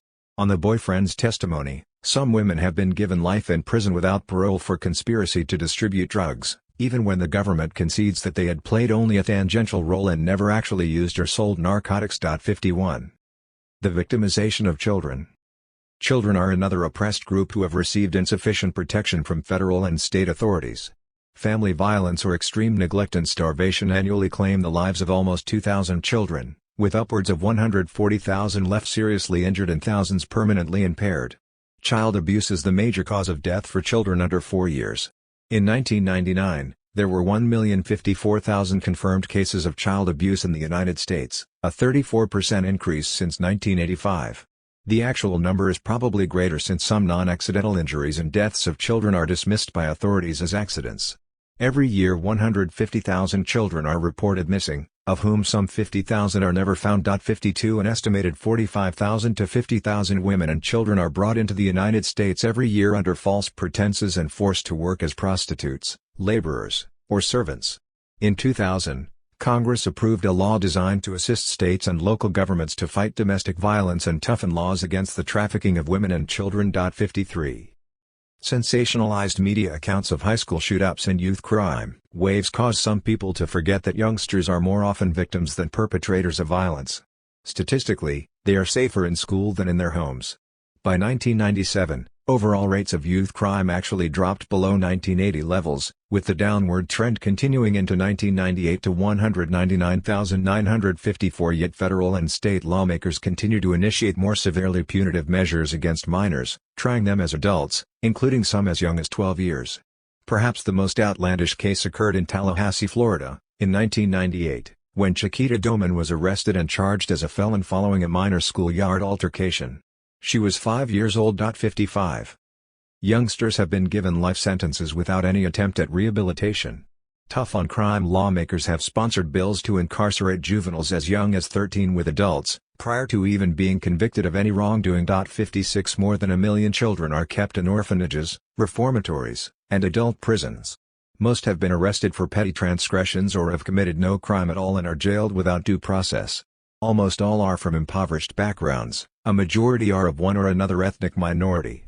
Minors incarcerated in juvenile correctional facilities are routinely subjected to beatings, sexual assault, torture, prolonged solitary confinement with sensory deprivation, powerful and stupefying psychoactive medications, and, in some cases, psychosurgery. 57 The use of Ritalin increased by 250% among children, including preschoolers, between 1990 and 1995.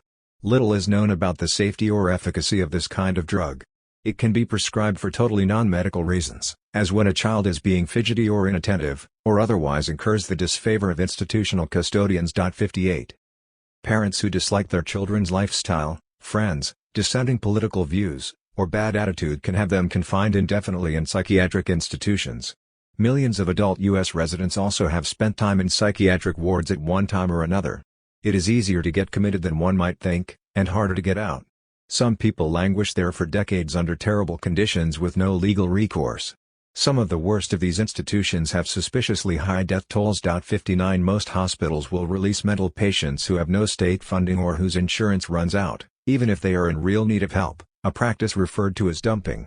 In many instances, county jails end up holding mentally ill persons, usually for minor disturbances. 60.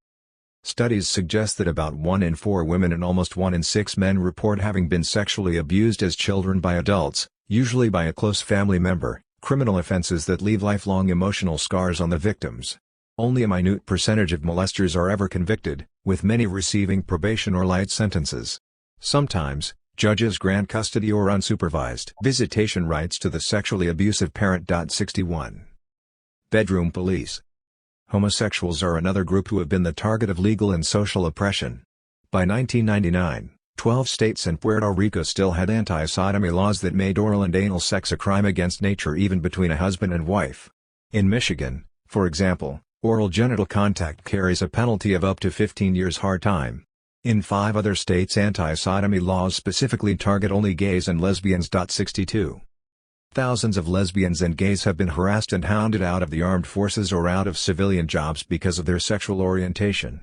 They have been denied custody of their children on the grounds that their sexual proclivities made them unfit parents. In one case, a Florida judge transferred custody of a girl from her devoted lesbian mother to her father, who had served 8 years in prison for murdering his first wife. 63 The U.S. Supreme Court ruled that a teacher could be fired for no other reason than being gay and that the Constitution does not protect homosexual relations between consenting adults even in the privacy of their own homes. 64. Violence against gays and lesbians is on the increase, ranging from physical harassment to murder. The perpetrators too often get off with lenient sentences or acquittals. 65 The organized struggles launched by homosexuals against anti-gay housing and employment practices and homophobic hate crimes have met with some success. But homophobic attitudes and actions remain a widespread problem, including among law enforcers themselves. Racist law enforcement. For all the talk about favored treatment and quotas, African Americans and other ethnic minorities still confront serious discrimination in job recruitment, housing, medical care, education, and at the hands of the law. The higher crime rates in poverty areas only partially explain why this nation's prison population is disproportionately African American, Latino, low-income, and underemployed. The class and racial biases of the law enforcement system also are major factors in determining who goes to prison. An attorney who specializes in juvenile cases notes that youngsters from well-to-do families who get into minor scrapes with the law are turned over to their parents with a warning to stay out of trouble. But when the same incidents happen in the less affluent neighborhoods, children are arrested, charged and brought to court. 66 African American youths are more likely than their white counterparts to be apprehended, held in jail, put on trial, and convicted. They are less often allowed to plea bargain their way out of tough mandatory prison sentences and more likely to get longer prison terms than whites convicted of the same crimes. 67. In regard to narcotics, 5 times as many whites use drugs as African Americans, yet 62% of drug offenders sent to state prisons nationwide are African American. In some states it is as high as 90%. Almost 60% of blacks in prison are serving time for nonviolent offenses. Several U.S. District Court judges have dismissed drug charges after prosecutors refused to turn over records to show whether they selectively prosecuted non-white defendants. 68. Police have stopped drivers based on their skin color rather than on the way they were driving, in what has been called racial profiling. On Interstate 95 between Baltimore and Delaware, African Americans drove only 14% of the cars but accounted for 73% of the stops. 69 Investigations of police departments in numerous locales reveal that incidents of racist brutality are widespread and often tolerated by department commanders. In recent years, Philadelphia and Los Angeles police have been indicted on criminal charges, including illegal searches, planted evidence, falsified reports, unjustified shootings, beatings, thefts, witness intimidation, and perjury. Hundreds of convictions have been overturned, nearly all involving Latino and African American suspects. Excessive force liability payouts against police departments around the country run into tens of millions of dollars every year. In Los Angeles alone, it was $28 million in 1 year. 70 unarmed African American and Latino persons have been shot or beaten to death mostly by white police officers in circumstances that are impossible to justify. In 1999, 4 New York City police officers in plainclothes fired 41 times at Amadou Diallo, an unarmed man who was standing in the hallway of his house, hitting him 19 times, including several bullets in the back. In 1998 in Riverside, California, police fired 24 rounds at 19-year-old Tyesha Miller, who had been asleep in her locked car, but who supposedly reached for a gun on her lap when the police revived her by breaking the driver's window. In 1997 in Queens, New York, 5 cops from the Vice Squad rushed into a restaurant and shot the cook, Jose Antonio Sanchez, who was holding a kitchen knife, as cooks often do. In 1998, Los Angeles police shot Michael William Arnold 106 times, claiming he had brandished a weapon, an air gun that miraculously was still in his right hand when his body was examined, even though he had been shot several times in the head and 3 times in his right hand, oddly with no damage to the gun. In August 1997, Abner Louima was taken to a precinct house in New York, where police sodomized him with the handle of a toilet plunger which punctured his small intestine and injured his bladder. 71 In 1991 in Irvington, New Jersey, 3 police officers entered the apartment of Darlene Antoine during a birthday party and began pushing people around. When her brother Max told her to write down the officers' badge numbers, they began beating him. They beat Max again in jail so badly that he was left deaf in one ear, blind in one eye, confined to a wheelchair, paralyzed from the waist down, and bereft of bowel, bladder, and sexual functions. 72 In 1997 in New York, Lebert Folks was dragged from his sister's car parked in front of his house and shot in the face by a semi-automatic weapon. The next day police apologized for the shooting. His car had been mistakenly identified as stolen. Anthony Baez, a Bronx man, died in an illegal chokehold applied by a police officer who was angry because a football being tossed around by Baez and his friends had accidentally hit his patrol car. 73 One could go on with hundreds of such examples from all over the country. With few exceptions, the police get away with it. Prosecutors are extremely hesitant to bring charges against cops, and white middle-class juries, fed a steady diet of crime shows and crime news, are reluctant to convict. The FBI and Justice Department do not even keep national statistics on killings by police officers. And state and local governments refuse to give out any numbers. 74 To be sure, many laws enhance public safety and individual security.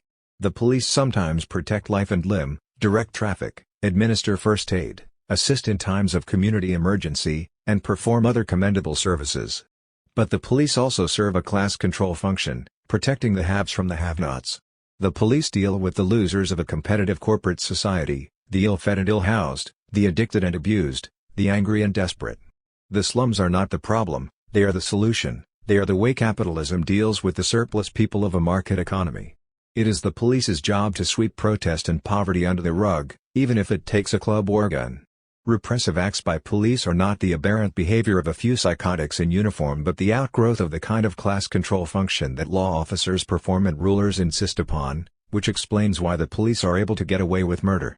And once they sense that they are not held accountable and are free to get as rough as they want, some of them indulge in excessive and even homicidal force. Decades ago, while serving as Boston Police Commissioner, Robert DeGrazia noted the class function that police served.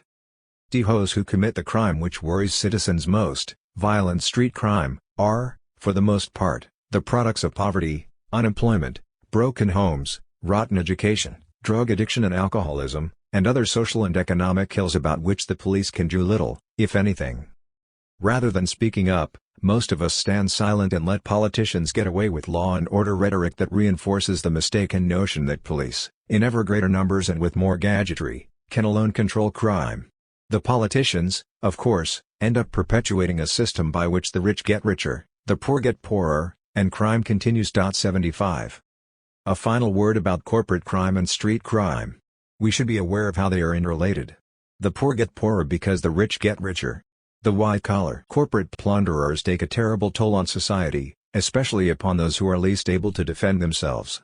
They help create the very want, scarcity, injustice, and maldistribution that contribute so much to street crime. If it is true that we need more law and order, more respect for other people's rights, then we should start at the top, vigorously applying the law to those who try to grab everything for themselves regardless of the ruinous effects on others. 10. Political repression and national insecurity. The capitalist state directs its repressive mechanisms against progressive causes. It is more sincerely dedicated to fighting organized dissent than fighting organized crime. The law often appears ineffective when attempting to implement social reforms that benefit the many. But when mobilized against political heterodoxy, the resources of the law seem boundless, and enforcement is pursued with a punitive vigor that itself becomes lawless. The repression of dissent. One agency used for political harassment is the Internal Revenue Service, IRS, which has gone after civil rights leaders and radical individuals, organizations, and publications. The Communist Party had its assets seized and was illegally denied tax exemption for years, while the two major pro-capitalist political parties enjoyed uninterrupted tax exemption. In some of these punitive forays, the IRS has been prodded by the White House, the Central Intelligence Agency, CIA, or members of Congress. 1.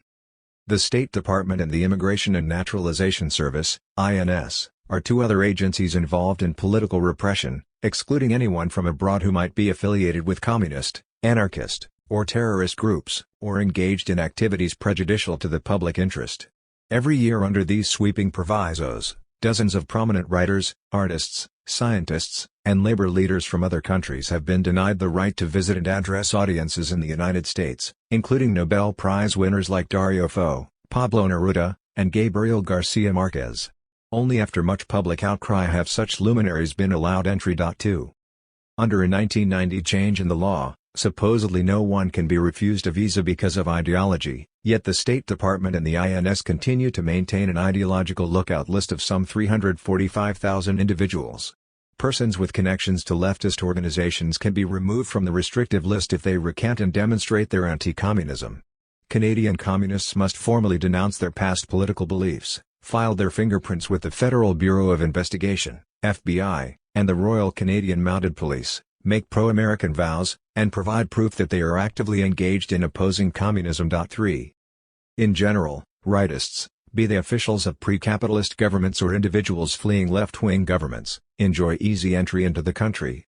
While leftists, be they representatives of governments like Cuba or individuals fleeing repressive pro-capitalist regimes, are excluded. 4. Not surprisingly so, since the left generally opposes the privileged corporate class order and its attendant inequities, while the right supports them.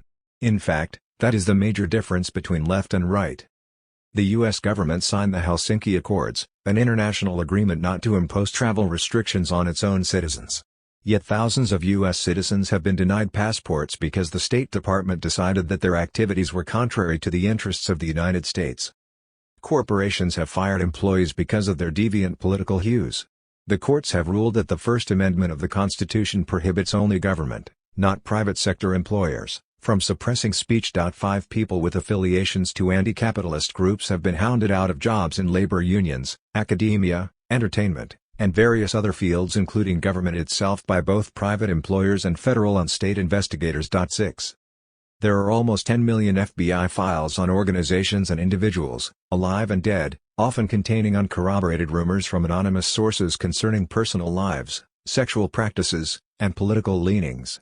A secret court created by the Foreign Intelligence Surveillance Act, FISA, of 1978 regularly authorizes thousands of electronic surveillance requests from the FBI and the National Security Agency, NSA.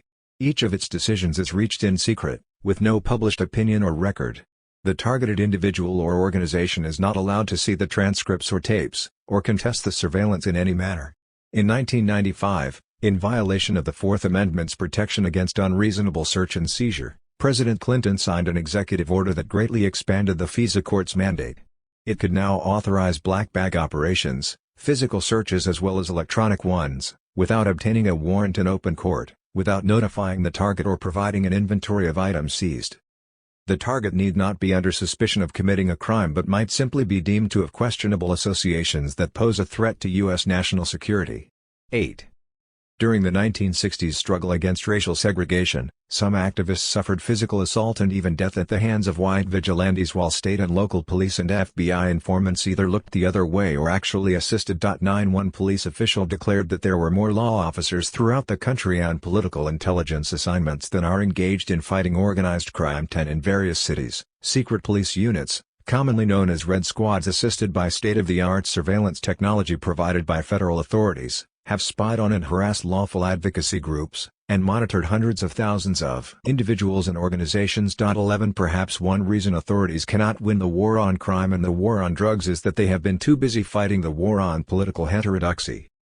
As part of that war, the FBI launched, with White House authorization, a counterintelligence program, COINTELPRO, designed to disrupt and subvert progressive groups. Working closely with police Red Squads and private right-wing organizations, the FBI used forged documents, illegal break-ins, false charges, intercepted mailings, telephone taps, and undercover provocateurs and informants. The Bureau infiltrated various labor unions in attempts to brand them communist-controlled and cooperated with management in the surveillance of strikers. 12 As the New York Times belatedly acknowledged, radical groups in the United States have complained for years that they were being harassed by the Federal Bureau of Investigation, and it now turns out that they were right. 13 One FBI agent reminds us, the COINTELPRO program is still in operation, but under a different code name. 14 The FBI continues to keep a security index of many thousands of names, mostly members of anti-capitalist groups, who were slated for arrest and detention in case of a national emergency even though the law authorizing this practice was declared unconstitutional. 15 As director of the FBI for almost half a century, J. Edgar Hoover kept elaborate dossiers on the private lives of notables, including presidents and their cabinet members, Supreme Court justices, and members of Congress, often threatening exposure of the seamier side of their personal lives. He planted witch-hunting stories in the press, collaborated with segregationists, and harassed civil rights leaders like Martin Luther King Jr. He used FBI funds for his private profit and pleasure and accepted lavish gifts from wealthy friends whom he then protected from criminal investigation. Hoover also cultivated close and corrupt relations with organized crime figures, making no serious effort to move against the mob for more than 30 years. 16 President Ronald Reagan authorized intelligence agencies to infiltrate and influence the activities of organizations, even in the absence of any suspected law-breaking, in effect legalizing many illegal COINTELPRO tactics used in earlier years. So the FBI continued with its break-ins and disruptive infiltrations of anti-capitalist parties, anti-war organizations, environmental groups, civil liberties organizations like the National Lawyers Guild, and supporters of political prisoner solidarity groups. 17 Political prisoners, USA. The U.S. government maintains that it has no political prisoners. In truth, this country has endured a long history of politically motivated incarcerations. In 1915, radical labor leader Joe Hill was jailed and executed in Utah for a crime most investigators believed he did not commit. The great labor leader Eugene Debs and some 6,000 other socialists, pacifists, and radical labor organizers were imprisoned or deported during World War I or immediately after. The Italian anarchists Sacco and Vanzetti were arrested and eventually executed for a crime virtually all investigators say they never committed. Hundreds of war resistors were arrested during World War II and the Korean War. During World War II, 120,000 law-abiding Japanese Americans were uprooted from their homes, farms, and businesses and sent to internment camps as security risks. Several hundred West Coast Italian aliens, including elderly grandparents, also had their homes confiscated and were forcibly interned. The Smith Act of 1940 prohibited the mere advocacy of revolutionary ideas and was used to jail scores of American communists and other anti-capitalists, including Gus Hall, a Communist Party leader who spent 9 years in prison or underground for advocating politically incorrect thoughts. Others spent time behind bars for refusing to cooperate with congressional witch hunts during the McCarthy era. Julius and Ethel Rosenberg were convicted of having stolen atomic secrets and executed, on what many critics believe was flimsy or non-existent evidence. In 1950 and several years after, Congress passed laws requiring subversive groups to register with the Attorney General, and persons suspected of subversion to be detained in concentration camps during times of national emergency. 18 During the Vietnam War, several thousand youths were jailed for refusing to serve in what they felt was an unjust conflict. Thousands more chose exile. Almost every anti-war activist who occupied a position of national or even local leadership was arrested at one time or another. Many were jailed or went underground. 19 The Immigration and Naturalization Service is holding about 10,000 asylum seekers in prison under insufferable conditions, some of them for years. Many fled torture and death threats from their right-wing pre-capitalist governments, and have decried human rights abuses in their home country. For this reason alone they are treated as suspect. In effect, they are political prisoners of the United States. 20. Numerous African American leaders involved in progressive community causes and struggles against drug pushers have been railroaded into prison on trumped-up charges.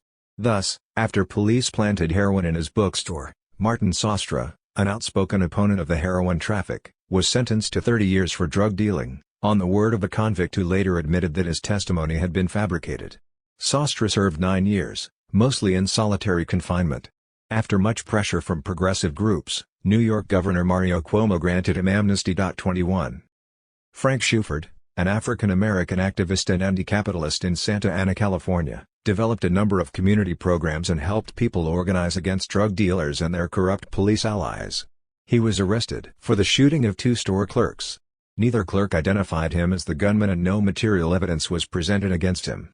At his trial, Shuford was branded a Revolutionary 7 troublemaker by the prosecution. His own lawyer conducted a strangely lackadaisical defense, then was himself appointed a district attorney immediately after Shuford was found guilty by an all-white jury and sentenced to 30 years. In prison, Shuford was drugged, beaten, denied medical care, and scheduled for a lobotomy. Only community pressure on his behalf prevented the operation from taking place. Shuford served over 10 years. 22. The leaders of Black Men's Movement Against Crack, an organization dedicated to fighting the narcotics trade in New York, were imprisoned on trumped-up charges of illegal possession of weapons, attempted escape, and assault. 23. In Chula, Mississippi, Eddie Carthen was elected the first African-American mayor since Reconstruction, and the first to buck the local plutocracy. Carthen refused to appoint cronies of the big planters, declined bribes, and investigated the corruption of previous administrations.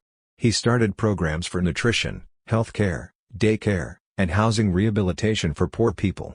The Board of Aldermen, dominated by planter interests, cut his salary to virtually nothing and barred him from his city hall office. The governor had all federal funds to Chula cut off, ending most of the mayor's programs. When Carthen retook his office with 5 auxiliary police, he was charged with assault and sentenced to 3 years, convicted on the testimony of a witness who later recanted. The FBI targeted the mayor, combing through his records and papers, discovering only that Carthen had authorized an assistant to sign his name to a delivery receipt for daycare equipment. For this fraud he was given an additional 4-year sentence. Then, after a black alderman was robbed and murdered and the murderer convicted, Carthen was charged with having plotted the murder. He was eventually released only after protest campaigns were launched around the country. 24 The low-income black voters of Chula got a lesson in what happens to Democratic leaders when they intrude, however modestly, upon an entrenched and wealthy class power. Community activist and leader of African self-determination, Fred Hampton Jr., son of Black Panther leader Fred Hampton, who was murdered by law officers, was tried on a bogus charge of arson in Chicago. During the trial no evidence was produced demonstrating that Hampton was connected to the fires or that they had ever actually happened. Yet he was given 18 years and later subjected to serious mistreatment in prison for organizing around inmates' rights. 25. Prisoners who propagate radical political views or who engage in protests regarding prison conditions have been singled out for mind control programs, subjected to mind-altering drugs, beatings, forced rectal searches, prolonged shackling, isolation, and other tortures. Inmates in U.S. prisons, noted Amnesty International in 1998, have reportedly been put in supermax units because of their political affiliations. 26. From 1968 to 1971, over 300 members of the Black Panther Party were arrested, many held without bail or trial for long durations.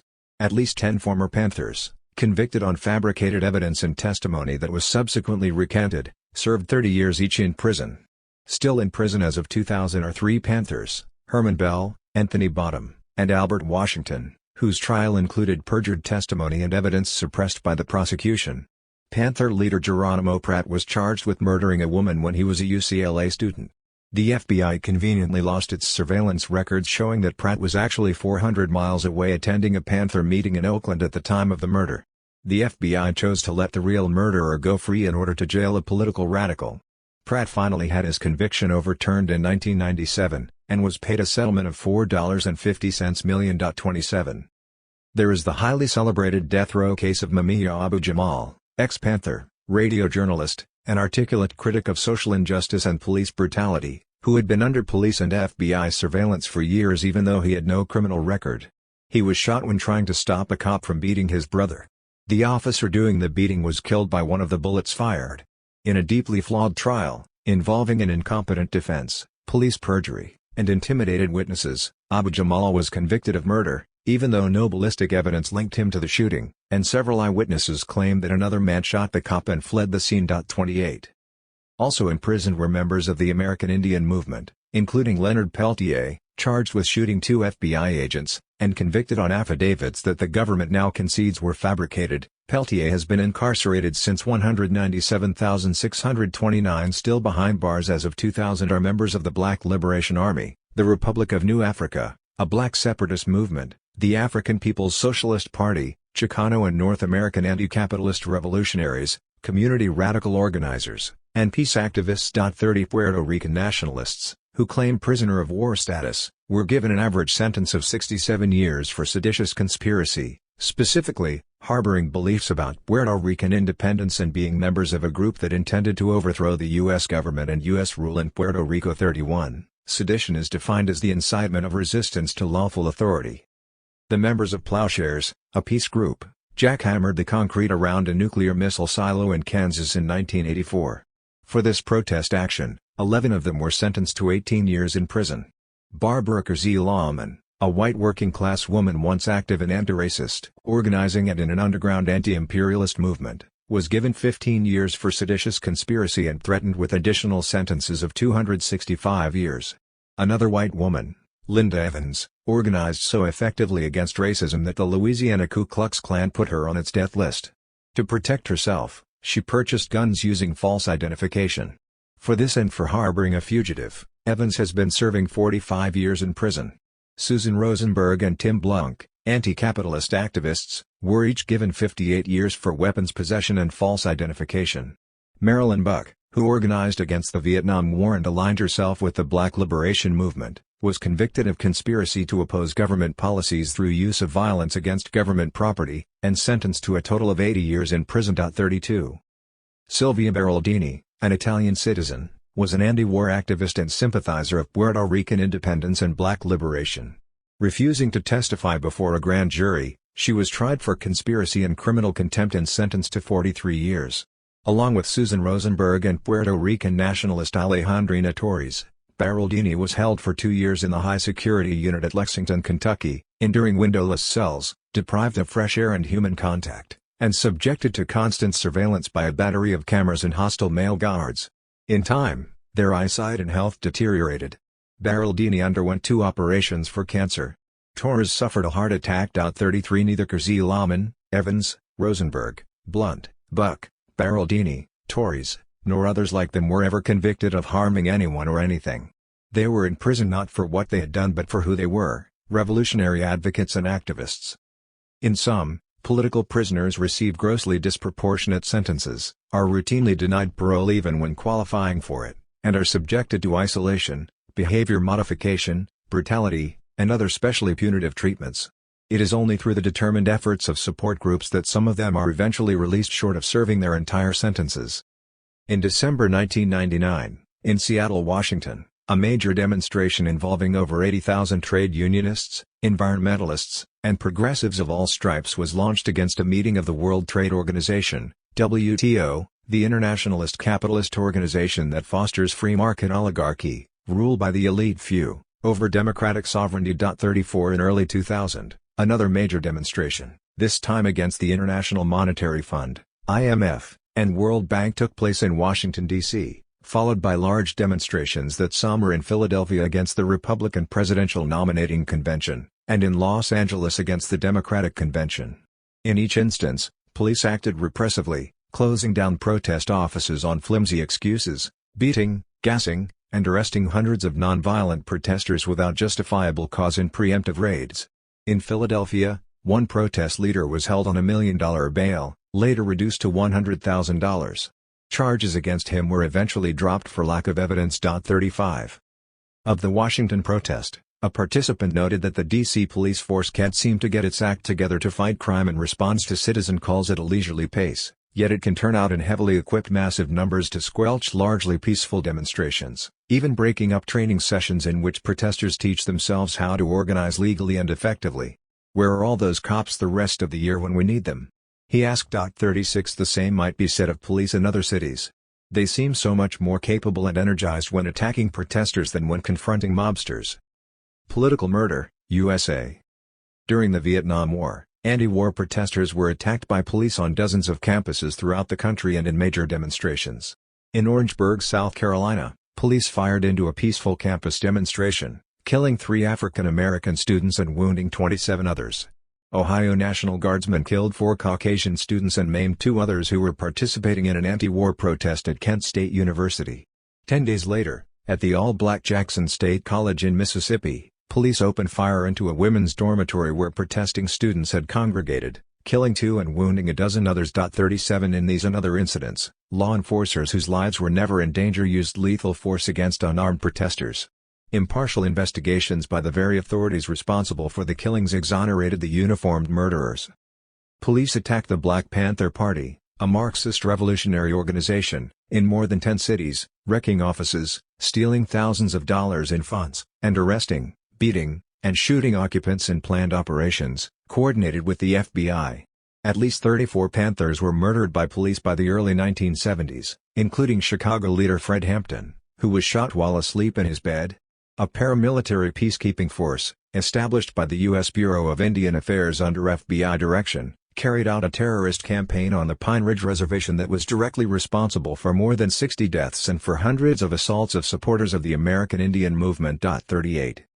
3 Haitian talk show hosts in Miami who aired critical commentaries about CIA-supported military repression in Haiti were shot dead between 1991 and 199,339 individuals in the Cuban-American community who advocated a more conciliatory policy toward the Cuban Communist government were subjected to threats and attacks.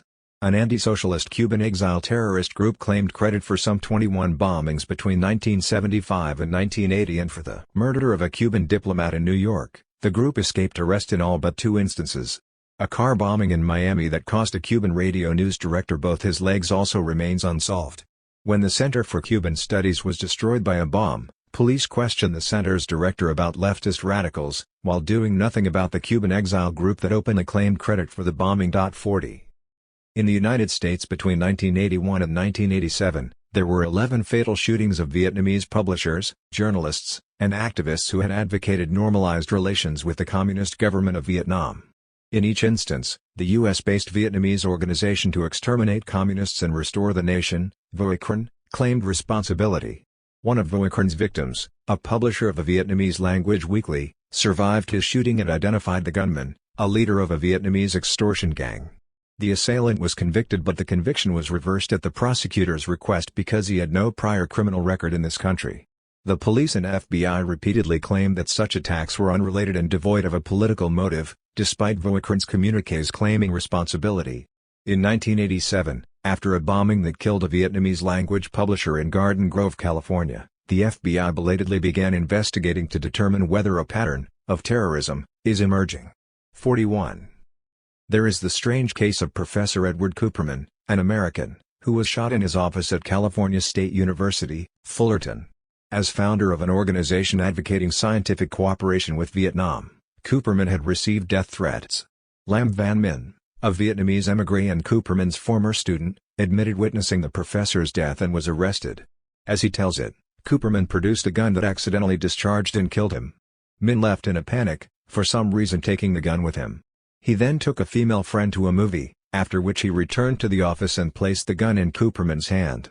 The office had the appearance of a struggle, which, Min's attorney argued, resulted from the professor's attempts to get up after being left for dead. The prosecution introduced little to dispute Min's improbable story. He was convicted of involuntary manslaughter, sentenced to 3 years and served 1. Min had been previously arrested for possession of stolen property, at which time police found guns in his car and home. His lawyer was procured by a spokesperson for a right-wing Vietnamese organization. 42. In Chicago, after repeated death threats, Rudy Lozano, a Chicano union organizer and communist, who worked effectively to unite Latinos, African Americans, and whites around working-class causes, was shot dead in his home by someone who came to his door on the pretense of asking for a drink of water and who stole nothing. According to family members, paramedics who arrived at the scene thought they could save Lozano's life, but police blocked them from getting near him, because evidence might be destroyed. 43. Other political murders or suspicious deaths in the United States include those of Manuel de Dios, a reporter and editor who frequently pointed the finger at drug dealers and money launderers; Alan Berg, a popular Denver talk show host who engaged in impassioned arguments with anti-Semitic and racist callers and who was shot by members of a white supremacist group; Don Bolles, who at the time of his murder was involved in an investigation of a far-reaching financial scandal said to implicate some of Arizona's most powerful political and business leaders; Karen Silkwood, who was investigating radiation safety negligence at Kerr MCG Corporation; Danny Casolaro, whose investigation of government and business corruption might have implicated high-ranking U.S. officials; David Nadel, a Berkeley, California, political activist and organizer, whose murderer is known to police and is living untouched at an identifiable location in Mexico; and Marine Colonel James Sabo at Marine Corps Air Service, El Toro. Declared a suicide even though the back of his head was bashed, who threatened to blow the whistle on corrupt covert operators with links to drug trafficking. 4 other specialists and contractors connected with the El Toro operation were all found dead under suspicious circumstances. None of these deaths has been properly investigated. 44. Cozy with right-wing violence. In contrast to the way they treat the left, federal agents have done little to discourage violent right-wing extremist groups and sometimes have supported their activities. In San Diego, the FBI financed a crypto-fascist outfit called the Secret Army Organization, whose operations ranged from burglary and arson to kidnapping and attempted murder. 40 The Senate Intelligence Committee revealed that the FBI organized 41 Ku Klux Klan chapters in North Carolina. Paid FBI informants in the Klan did nothing to stop Klan members from committing murder and other acts of violence. In some instances, as in the Greensboro, North Carolina, massacre of 4 members of the Communist Workers' Party, they assisted the murderers by procuring weapons for them and directing them to the right location. 46. From 1969 to 1972, U.S. military intelligence and the Chicago Police Red Squad jointly operated an organization called the Legion of Justice. Its members clubbed and maced protesters and anti-war demonstrators, broke into their headquarters, stole files, vandalized a progressive bookstore, and committed other criminal acts against those who did not adhere to the free market dedications of the national security state. 47. In contrast to the astronomical prison terms handed out to anti-war and anti-capitalist dissidents, violent rightists usually get off lightly. Consider the 10 members of the Vipers, an Arizona-based right-wing militia suspected of planning acts of violence against government buildings and charged with conspiracy to manufacture and possess destructive devices. They were given sentences ranging from 1 to 9 years, some got probation and served no time at all. 48 The same Louisiana District Court that sentenced civil rights activist Linda Evans to 45 years sentenced Don Black, a KKK member who transported illegal weapons and attempted to set up a drug cartel, to 3 years. He was out in 2. In instances of right-wing violence against the left, police rarely managed to catch the perpetrators. When asked what they intended to do about the 15 or so right-wing paramilitary terrorist camps within the United States, a Justice Department official said the camps did not appear to be in violation of any federal statute. 49 When 2 Chicano socialists were killed by bombs planted in their cars, the FBI made no arrests. When a powerful bomb wrecked the offices of several progressive and civil liberties groups in New York, injuring 3 people, the police made only a perfunctory investigation. After a series of threats, an anti-nuclear organizer was shot dead in Houston and an assistant was seriously wounded. Police came up with not a clue. 50. When agents of the Philippine dictator Ferdinand Marcos conducted operations against Filipino dissidents in the United States, the FBI cooperated with them.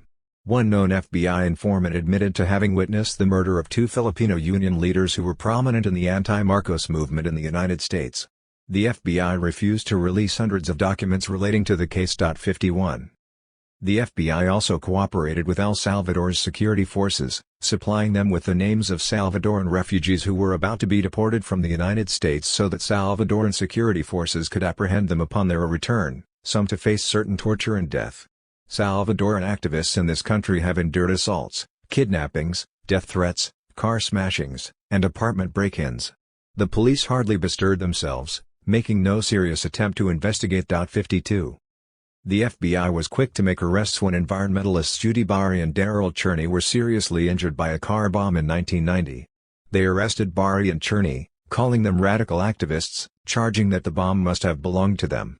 Bari, an outspoken advocate of nonviolence and effective organizer, was seriously injured in the blast. Never fully recovering her health, she died of cancer in 1997. The charges were eventually dropped for lack of evidence. The FBI named no other suspects. But Bari's organization has launched a countersuit charging that the FBI was itself involved in the bombing. 53 Across the United States, environmental activists experience violence and intimidation because of their political work. In many cases, law enforcement officials look the other way. 54 That neo-Nazis, skinheads, and other rightist terrorists repeatedly have been able to commit acts of violence and even publicly claim responsibility without getting caught, means law enforcers have made little effort to monitor and deter their actions, unlike the way they deal with legal, peaceful groups on the left. Again, there is nothing inconsistent about this position. Leftist groups, no matter how non-violent and lawful, challenge the capitalist system or some aspect of its privileges and abuses, while rightist groups, no matter how violent and unlawful, do the dirty work for that system. Thus there is a community of interest between the rightists and the law agencies and often a community of methods. However, when right-wing extremists engage in counterfeiting and bank robberies and plan attacks against federal targets instead of leftist targets, as with the Oklahoma City bombing of a federal building that claimed 168 lives, including 19 children, in 1995, then law enforcers move against them, albeit sometimes belatedly. The national security autocracy. Within the government there exists what some have called the national security state, consisting of the President, the Secretaries of State and Defense, the National Security Council, the Joint Chiefs of Staff, and numerous intelligence agencies. The national security state often operates like an unaccountable sovereign power of its own. Its primary function is to defeat political forces that seek alternatives to free market globalization or that try to introduce any economically redistributive politics, even within the existing capitalist framework. Congress has no exact idea how much it allocates for intelligence operations because the total figure is hidden in other budget items, in violation of Article 1, Section 9 of the Constitution, which reads, "No money shall be drawn from the Treasury, but in consequence of appropriations made by law, and a regular statement and account of the receipts and expenditures of all public money shall be published from time to time." Attempts in Congress to require public disclosure of expenditures for intelligence agencies have been voted down. Some insiders do estimate that the entire federal budget for the intelligence community is more than total federal outlays for education. 55 There is the Pentagon's Defense Intelligence Agency, which deals with military espionage and counterintelligence, and the State Department's Bureau of Intelligence and Research. Every echelon within the Pentagon, Army, Navy, and Air Force, and every regional command around the world has its own intelligence service. 56 The National Reconnaissance Office, NRO, tends to numerous satellites in orbit, eavesdropping on telephone conversations and diplomatic communications, and photographing potential targets for military action. The NRO reports to both the Central Intelligence Agency, CIA, and the Secretary of Defense, but not to Congress, which seems to know little about its operations. In the early 1990s, it was revealed that the NRO could not account for $4 billion in secret funds. Its top 2 NRO managers were ousted, but no one went to jail. 57 The Pentagon's National Security Agency, created in 1952, breaks codes and monitors nearly all telephone calls and telegrams between the United States and other countries and a great deal of domestic telephone traffic. FBI agents may also be monitoring our email and using all sorts of new biometric and surveillance technologies to track people. 58 While supposedly protecting us from foreign threats, the various intelligence agencies spend a good deal of time policing the U.S. public. They have admitted to maintaining surveillance on members of Congress, the White House, the Treasury and Commerce Departments, and on millions of private citizens. They plant operatives of their own throughout the other agencies of government. They plant stories in the U.S. media, secretly enlisting the cooperation of newspaper owners, media network bosses, and hundreds of journalists and editors. The CIA alone has subsidized the publication of hundreds of books and has owned outright more than 200 wire services, newspapers, magazines, and book publishing complexes. The agency has recruited some 5,000 academics from across the country as spies and researchers, secretly financing and censoring their work. CIA agents have infiltrated student, labor, and scientific groups, and have participated in academic conferences. The agency even conducts its own resident scholar programs, and offers internships to undergraduate and graduate students. 59. The CIA has infiltrated and subverted dissenting organizations in this country and abroad. In what was codenamed Operation Chaos, CIA operatives subverted the National Conference for New Politics, NCNP, a progressive coalition that sought to develop a course independent of the major political parties. The NCNP never recovered from the CIA's divisive and disruptive attacks from within. 60. The CIA admitted to carrying out 149 mind control projects at over 80 institutions, sometimes on unsuspecting persons, and was responsible for the death of at least one government employee. 61 In violation of the National Security Act of 1947, which states that the CIA shall have no police, subpoena, law enforcement or internal security functions, the agency has equipped and trained local police forces in the United States. Under an executive order by President Reagan, the CIA was authorized to conduct domestic surveillance and covert operations against U.S. citizens both in the United States and abroad and enter into secret contracts with corporations, academic institutions, other organizations and individuals for the provision of services and goods. The agency also has contacts with about 400 foreign military and intelligence services in other nations, and recruits persons within those agencies. 62. U.S. intelligence agencies do more than just gather intelligence, they have perpetrated terrible crimes. One could fill a whole book delineating the CIA's crimes against humanity, and whole books have been written. In countries like Guatemala, Greece, Brazil, Chile, Indonesia, Argentina, Zaire, and the Philippines, U.S. national security forces have used every means to overthrow populist or democratically elected governments, and install reactionary regimes that were totally accommodating to U.S. corporate interests. What a 1968 State Department memorandum had to say about Guatemala could apply to any number of places, namely that the government used indiscriminate counterterror to combat insurgency. People are killed or disappear on the basis of simple accusations, interrogations are brutal, torture is used and bodies are mutilated. We, the U.S. government, have condoned counter-terror. W7E encouraged the Guatemalan army to do these things. 63. Countries that achieved popular revolutions, such as Nicaragua, Mozambique, and Angola, promptly had their economies and peoples devastated by the murderous assaults of U.S.-supported mercenary armies. The CIA has disrupted and stolen elections abroad and waged massive disinformation campaigns. It has bribed officials, incited ethnic enmities, and funded and assisted secret armies, paramilitary forces, saboteurs, torture teams, and death squads.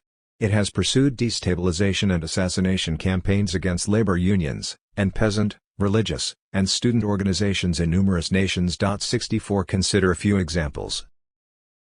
Over 30 years after the fact, the New York Times acknowledged that Marxist-Leninist Chetty Jagan, who led Guyana, a small South American country, to independence and was its first popularly elected prime minister, had been a victim of a CIA destabilization campaign that included disinformation, sabotage, and inciting labor unrest and race riots. 65.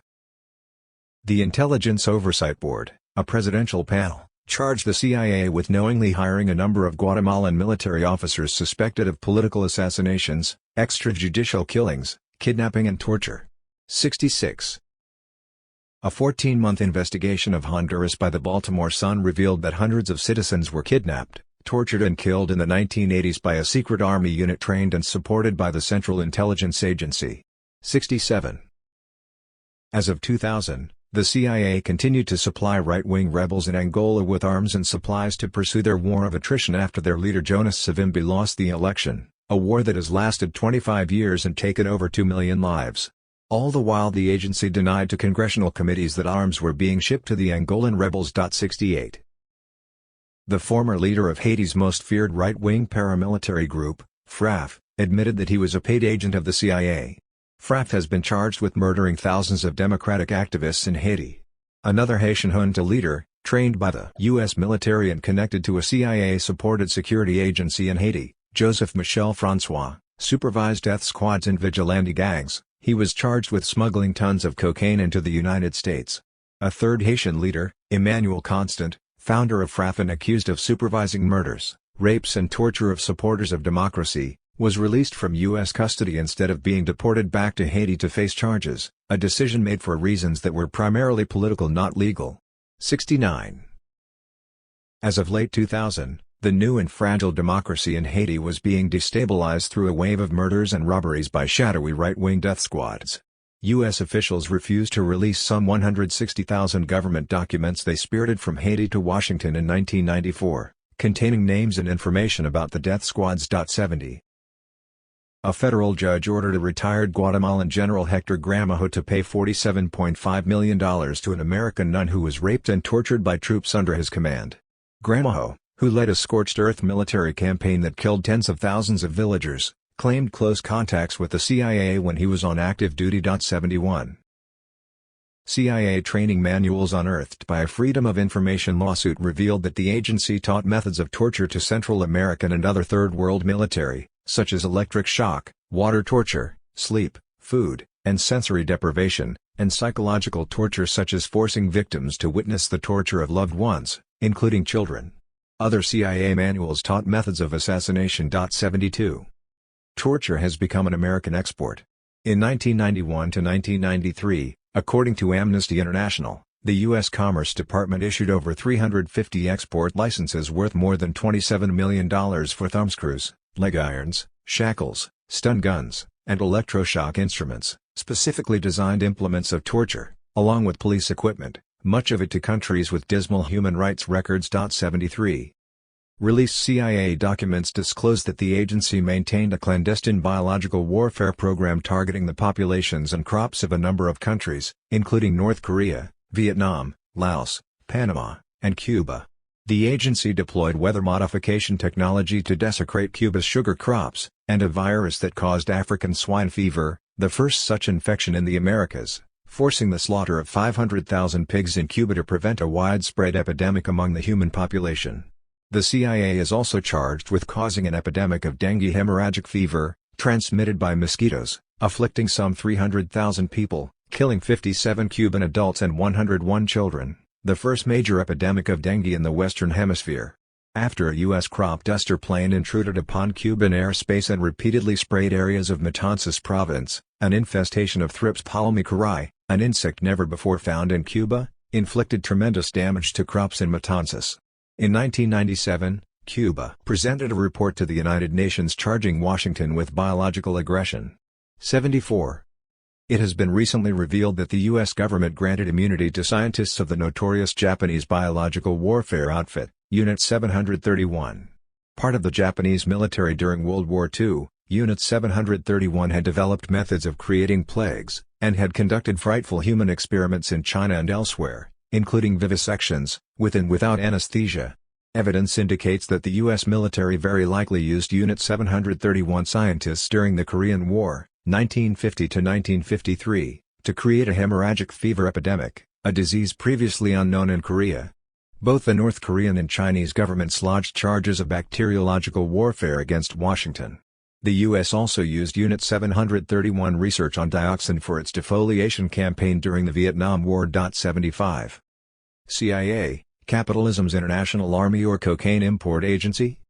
After World War II, U.S. intelligence agencies put thousands of Nazi war criminals and their collaborators on the U.S. payroll, utilizing them in repressive operations against the left in Latin America and elsewhere. 76 A network of Eastern European émigrés, anti-Semites, and former Nazi collaborators found a home in the ethnic outreach program of the Republican Party. 77 President Bush had to get rid of some of them when it finally made the national media during the 1992 presidential campaign. In various Western European countries throughout the 1970s and 1980s, the CIA helped maintain secret paramilitary units to carry out acts of terrorism against anti-capitalist organizations. 78 The House Intelligence Committee reported that several hundred times a day CIA officers engage in highly illegal activities overseas that endanger the freedom and lives of the participating foreign nationals and sometimes even the undercover CIA officer. 79. In 1978, syndicated columnist Jack Anderson revealed that the CIA had recruited mafia hitmen for international murder missions, and that for over 20 years, the Justice Department has been winking at crimes committed by employees of the Central Intelligence Agency. Even serious crimes and felonies unrelated to official duties have been ignored. 80 The CIA supplied arms and money to the Italian and Corsican mafias to beat and murder members of communist-led dockworkers' unions in Italy and France in 1947 and 1950. After these unions were broken, The mobsters were given a freer hand transporting tons of heroin from Asia to Western Europe and North America. The CIA buttressed anti-communist drug lords in Southeast Asia and Afghanistan, whose opium production and distribution increased tenfold, assisted by the agency itself. 81. CIA involvement in Central America contributed to the U.S. cocaine epidemic of the 1980s. CIA planes transported guns and supplies down to right-wing mercenary troops in Nicaragua, the Contras, and pre-capitalist political and military leaders in other Latin countries. The planes then were reloaded with cocaine for the return trip to the United States. 82 The CIA itself admits having known and done nothing about narcotic shipments to inner-city populations in this country. Even the usually compliant New York Times reported that a CIA anti-drug unit was involved in cocaine trafficking at that time. 83 Drug infestation can serve as a useful social control mechanism. National security authorities prefer to have young African American and Latino males shooting themselves up with needles and each other with guns rather than organizing militant revolutionary groups as in the 1960s. A former chief of an elite DEA unit observed, "In my 30-year history in the Drug Enforcement Administration and related agencies, the major targets of my investigations almost invariably turned out to be working for the CIA." 84 In November 1993, former director of the DEA Robert Bonner and DEA agent Annabelle Grimm appeared on a CBS 60 Minutes segment entitled The CIA's Cocaine, and detailed the agency's massive theft of cocaine from DEA warehouses. The cocaine was later sold on U.S. streets. Meanwhile, DEA efforts at thwarting the drug outflow from Burma have been stymied by the CIA and State Department, who seem to be in a cozy relationship with Burma's viciously repressive but corporation-loving, drug-running, military dictatorship. 85. CIA operatives participated with mafia associates and business and political leaders to profit from the multi-billion-dollar savings and loan swindles. Monies gained from such deals, along with drug money laundered through various banks and other financial institutions, were illegally used to finance CIA covert activities. 86. A mountain of evidence exists suggesting that elements of the intelligence community, assisted by certain mobsters, were involved in the assassination of President John Kennedy in 1963 and in the subsequent massive cover-up. Kennedy was considered a dangerous liability by the intelligence community because of what were perceived as his liberal foreign and domestic policies, including his unwillingness to pursue an all-out ground war in Indochina, and his determination to bring the intelligence community under firm executive control. 87. In 1982, at the urging of the Reagan administration, Congress passed a law that made it a crime to publish any information that might lead to the disclosure of the identities of present or former intelligence agents and informers, even if the information came from already published sources. Under the law, some journalistic exposes of illegal covert activities themselves became illegal. It has been argued that a strong intelligence system is needed to gather the information needed by policymakers. But the CIA and other agencies have been unlawfully involved in covert actions that go beyond intelligence gathering, economic and military sabotage, disinformation campaigns directed against the U.S. public itself, drug trafficking, mercenary wars, assassinations, and other terrorist acts. With the overthrow of the Soviet Union and other communist countries, the spies and militarists of the national security state faced the threat of a lack of threats. How would they justify their enormous size and global crimes if there were no adversaries menacing us? New ones had to be conjured: rogue nations, international terrorists, Islamic extremists, and the like, all of whom apparently just suddenly emerged to pounce upon the United States. Such alarmist stories did little to protect our national security but much to protect the budgets of the national security establishment, and much to keep the repressive global apparatus intact. In addition, the CIA and National Security Agency got themselves an additional role. They began spying on foreign firms, intercepting private communications and gleaning insider information in order to help U.S. corporations compete in the global market.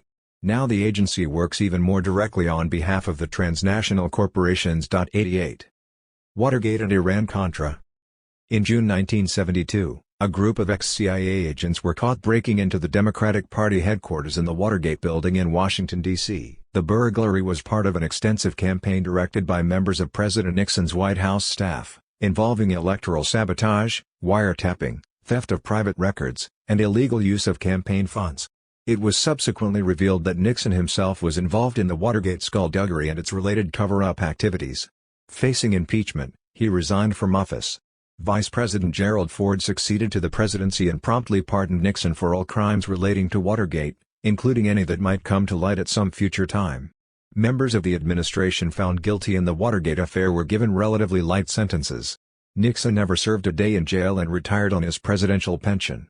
Congress and the press treated Watergate as a deviant instance of government lawlessness instead of another of many illicit actions by presidents and their national security operatives. In 1986, another scandal, known as Iran-Contra, rocked the White House. It was discovered that the Reagan administration had been selling millions of dollars worth of arms to Iran, a country it repeatedly accused of supporting terrorism. As part of a covert operation to bypass Congress, the law, and the Constitution, the funds from these secret sales were funneled to the Nicaraguan mercenaries known as the Contras. Funds also may have been diverted to pay for the television campaign expenses of Republican candidates in the 1986 election. President Reagan admitted full knowledge of the arms sales, but claimed that he had no idea what happened to the money. He asked the public to believe that these operations were conducted by subordinates, including his own national security advisor, without being cleared with him. In subsequent statements, his subordinates said that Reagan had played an active role in the entire Iran-Contra affair. 89. Despite abundant evidence of involvement by the White House, the National Security Council, and the CIA, virtually no high officials were undone, and no reforms to rein in secret operations were implemented. A special prosecutor did manage to convict 11 individuals of perjury, destroying government documents, obstructing justice, illegally diverting funds, or other such crimes, 9 of whom were given probation and light fines, and only 1 went to jail for a short spell. Some of the people involved, such as former CIA Director and then Vice President George Bush, were never indicted despite testimony directly implicating them. Once Bush became president in 1989, he pardoned key defendants, including Defense Secretary Caspar Weinberger, before he was to stand trial. 90. The congressional investigation of this affair produced nothing tangible, except to demonstrate that Congress could not and would not control the intelligence community. It left untouched serious allegations of government-sanctioned drug running involving White House operatives and the Contras. 91. In sum, under the guise of fighting communism or protecting U.S. interests, or defending democracy, the purveyors of state power have committed horrendous crimes against the people in this and other countries, violating human rights and the Constitution in order to make the world safe for privilege and profit. The ancient question of political philosophy, qui custodiet ipsos custodes? Who guards the guardians? Remains with us. The national security state continues to operate like a state within the state, a law unto itself, though it has come under increasing attack from those who care about democratic accountability. 11. Who governs? Elites, labor, and globalization. No politico-economic system automatically maintains and reproduces itself. Constant effort must be made to fortify the existing hegemonic order. Those who control the wealth of this society, the owning class, have an influence over political life far in excess of their number. They have the power to influence policy through the control of jobs and withholding of investments. They directly influence the electoral process with their lavish campaign contributions. And they own or exercise trusteeship over social and educational institutions, foundations, think tanks, publications, and mass media, thereby greatly influencing society's ideological output, its values, and its information flow. In addition, the stewards of corporate capitalism make it their business to occupy the more important public offices or see that reliable persons loyal to them do so. The ruling class. Not all wealthy persons are engaged in ruling. In fact, most prefer to concentrate on other pursuits. The ruling class, or plutocracy, consists largely of the politically active members of the owning class. From the beginning of the Republic to modern times, the top leadership positions, including the presidency, vice presidency, the cabinet, and Supreme Court, have rested predominantly in the hands of white males from affluent families, with most of the remainder being of upper-middle-class origins, moderately successful business people, commercial farmers, and professionals. Legend has it that many U.S. presidents rose from humble origins. In fact, almost all came from families of a higher socio-economic status than about 90% of the U.S. population. 1. Most national policymakers have been drawn from the directorships of big corporations, prominent law firms, Wall Street banks, and, less frequently, from the military, elite universities, think tanks, foundations, and the scientific establishment. More than a third went to elite Ivy League schools. 2. They carry into public life many of the class interests and values that shape their business careers. However, the crucial factor is not the class origin of leaders but the class interests they serve. A rich person who manifests markedly progressive leanings is not likely to be invited into a position of power. Conversely, Persons from relatively modest backgrounds such as Presidents Lyndon Johnson, Ronald Reagan, Richard Nixon, and Bill Clinton rise to the top by showing themselves to be faithful guardians of the upper circles. The question then is not only who governs, but whose interests and whose agenda are served by who governs, who benefits and who does not, questions that are the central focus of this book. Governmental and business elites are linked by financial and social ties. Many go to the same schools, work in the same companies, intermarry, and vacation together. For almost a century, the top politico-economic elites have gathered every summer at Bohemian Grove, a luxurious male-only retreat in a California redwood forest, owned by the Bohemian Club of San Francisco. The guest list includes every Republican U.S. president and some Democratic ones, many top White House officials, and directors and CEOs of large corporate and financial institutions. Elites also meet at the Knickerbocker Club in New York and various other well-served sites. 3 These gatherings serve as a way of exchanging information, coordinating efforts, deciding what candidates to support for what openings in public life, what policies to pursue at home and abroad, how to roll back popular forces and increase profit margins, and how to manipulate money supplies, markets, and public policies. When powerful people confabulate and collude, they become even more powerful.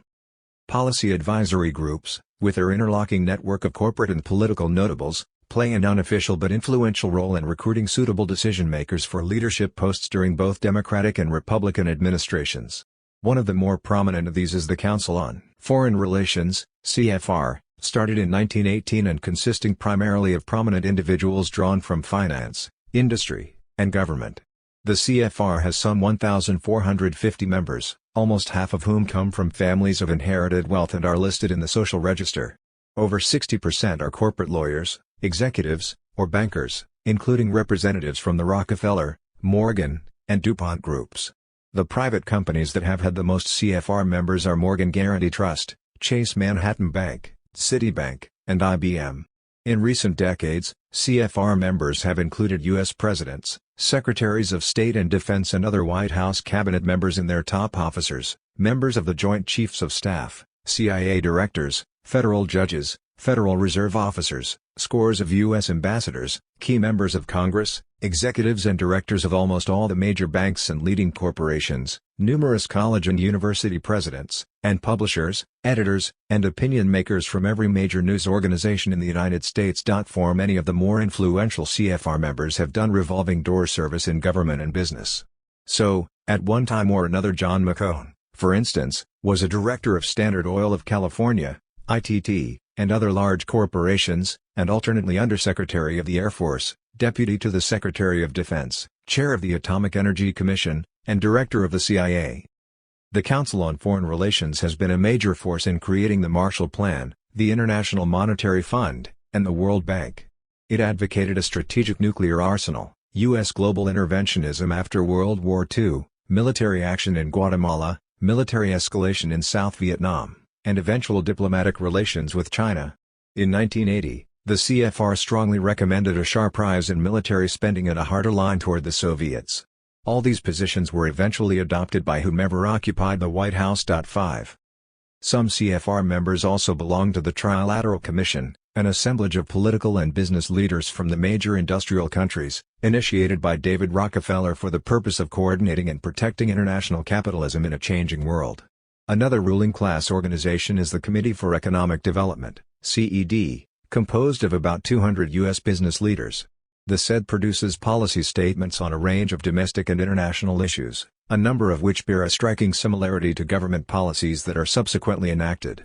There is the Business Council, composed of representatives from such companies as Morgan Guaranty Trust, General Electric, and General Motors. Its 154 members listed in Who's Who in America together have held 730 directorships in 435 banks and corporations, as well as 49 foundation trusteeships and 125 trusteeships with 86 universities. The influence of these various ruling class organizations inheres in the Foreign Relations, CFR, started in 1918 and consisting primarily of prominent individuals drawn from finance, industry, and government. The CFR has some 1,450 members, almost half of whom come from families of inherited wealth and are listed in the social register. Over 60% are corporate lawyers, executives, or bankers, including representatives from the Rockefeller, Morgan, and DuPont groups. The private companies that have had the most CFR members are Morgan Guaranty Trust, Chase Manhattan Bank, Citibank, and IBM.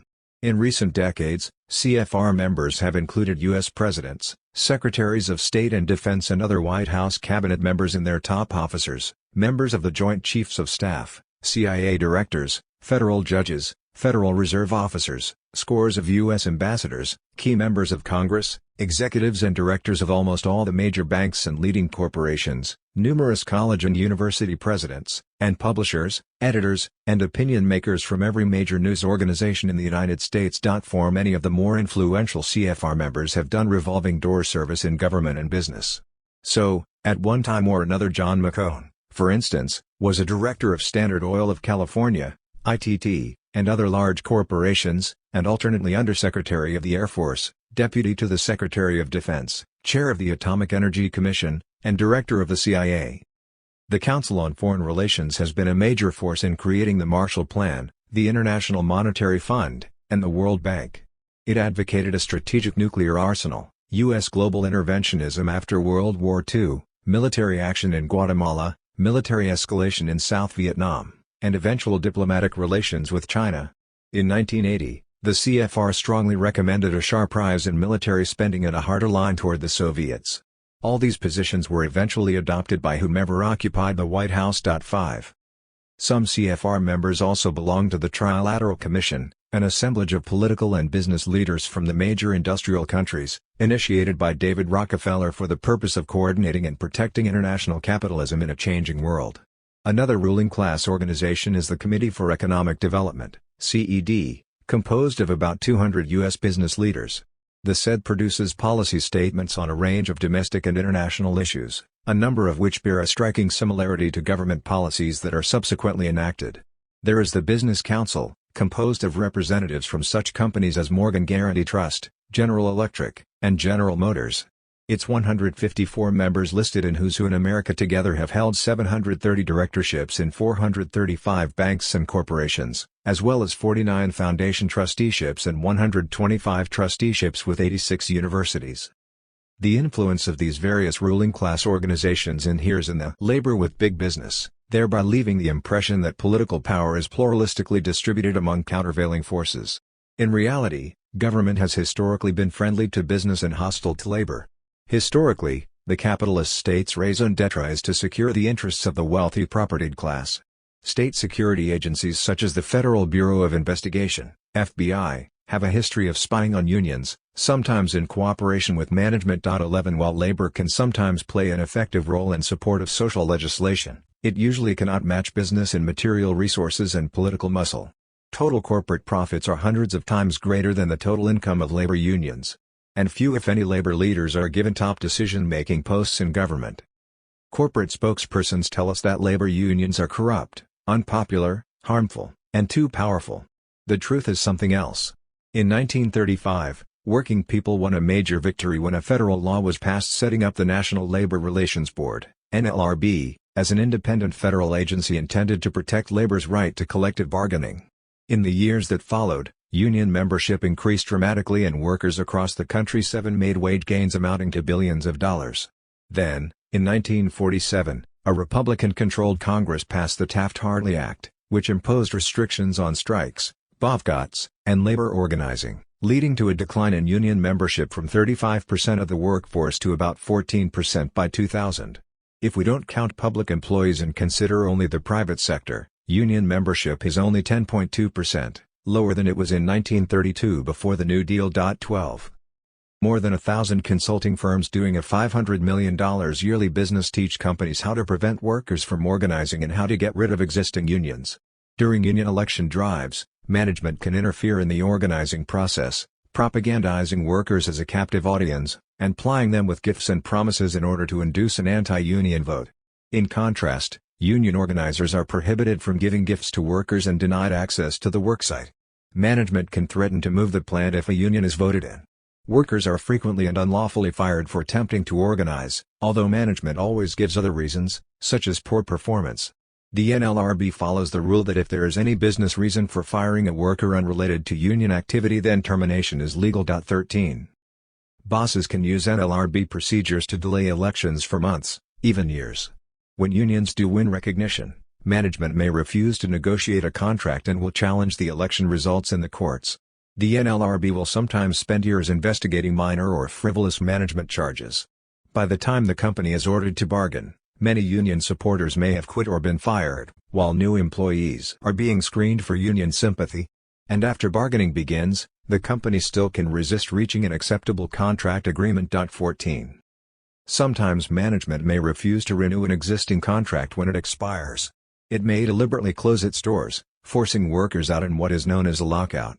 Then the company brings in permanent replacements, scabs, to break the union. The threat of scab replacement has diminished strike activity and further hampers the right to unionize.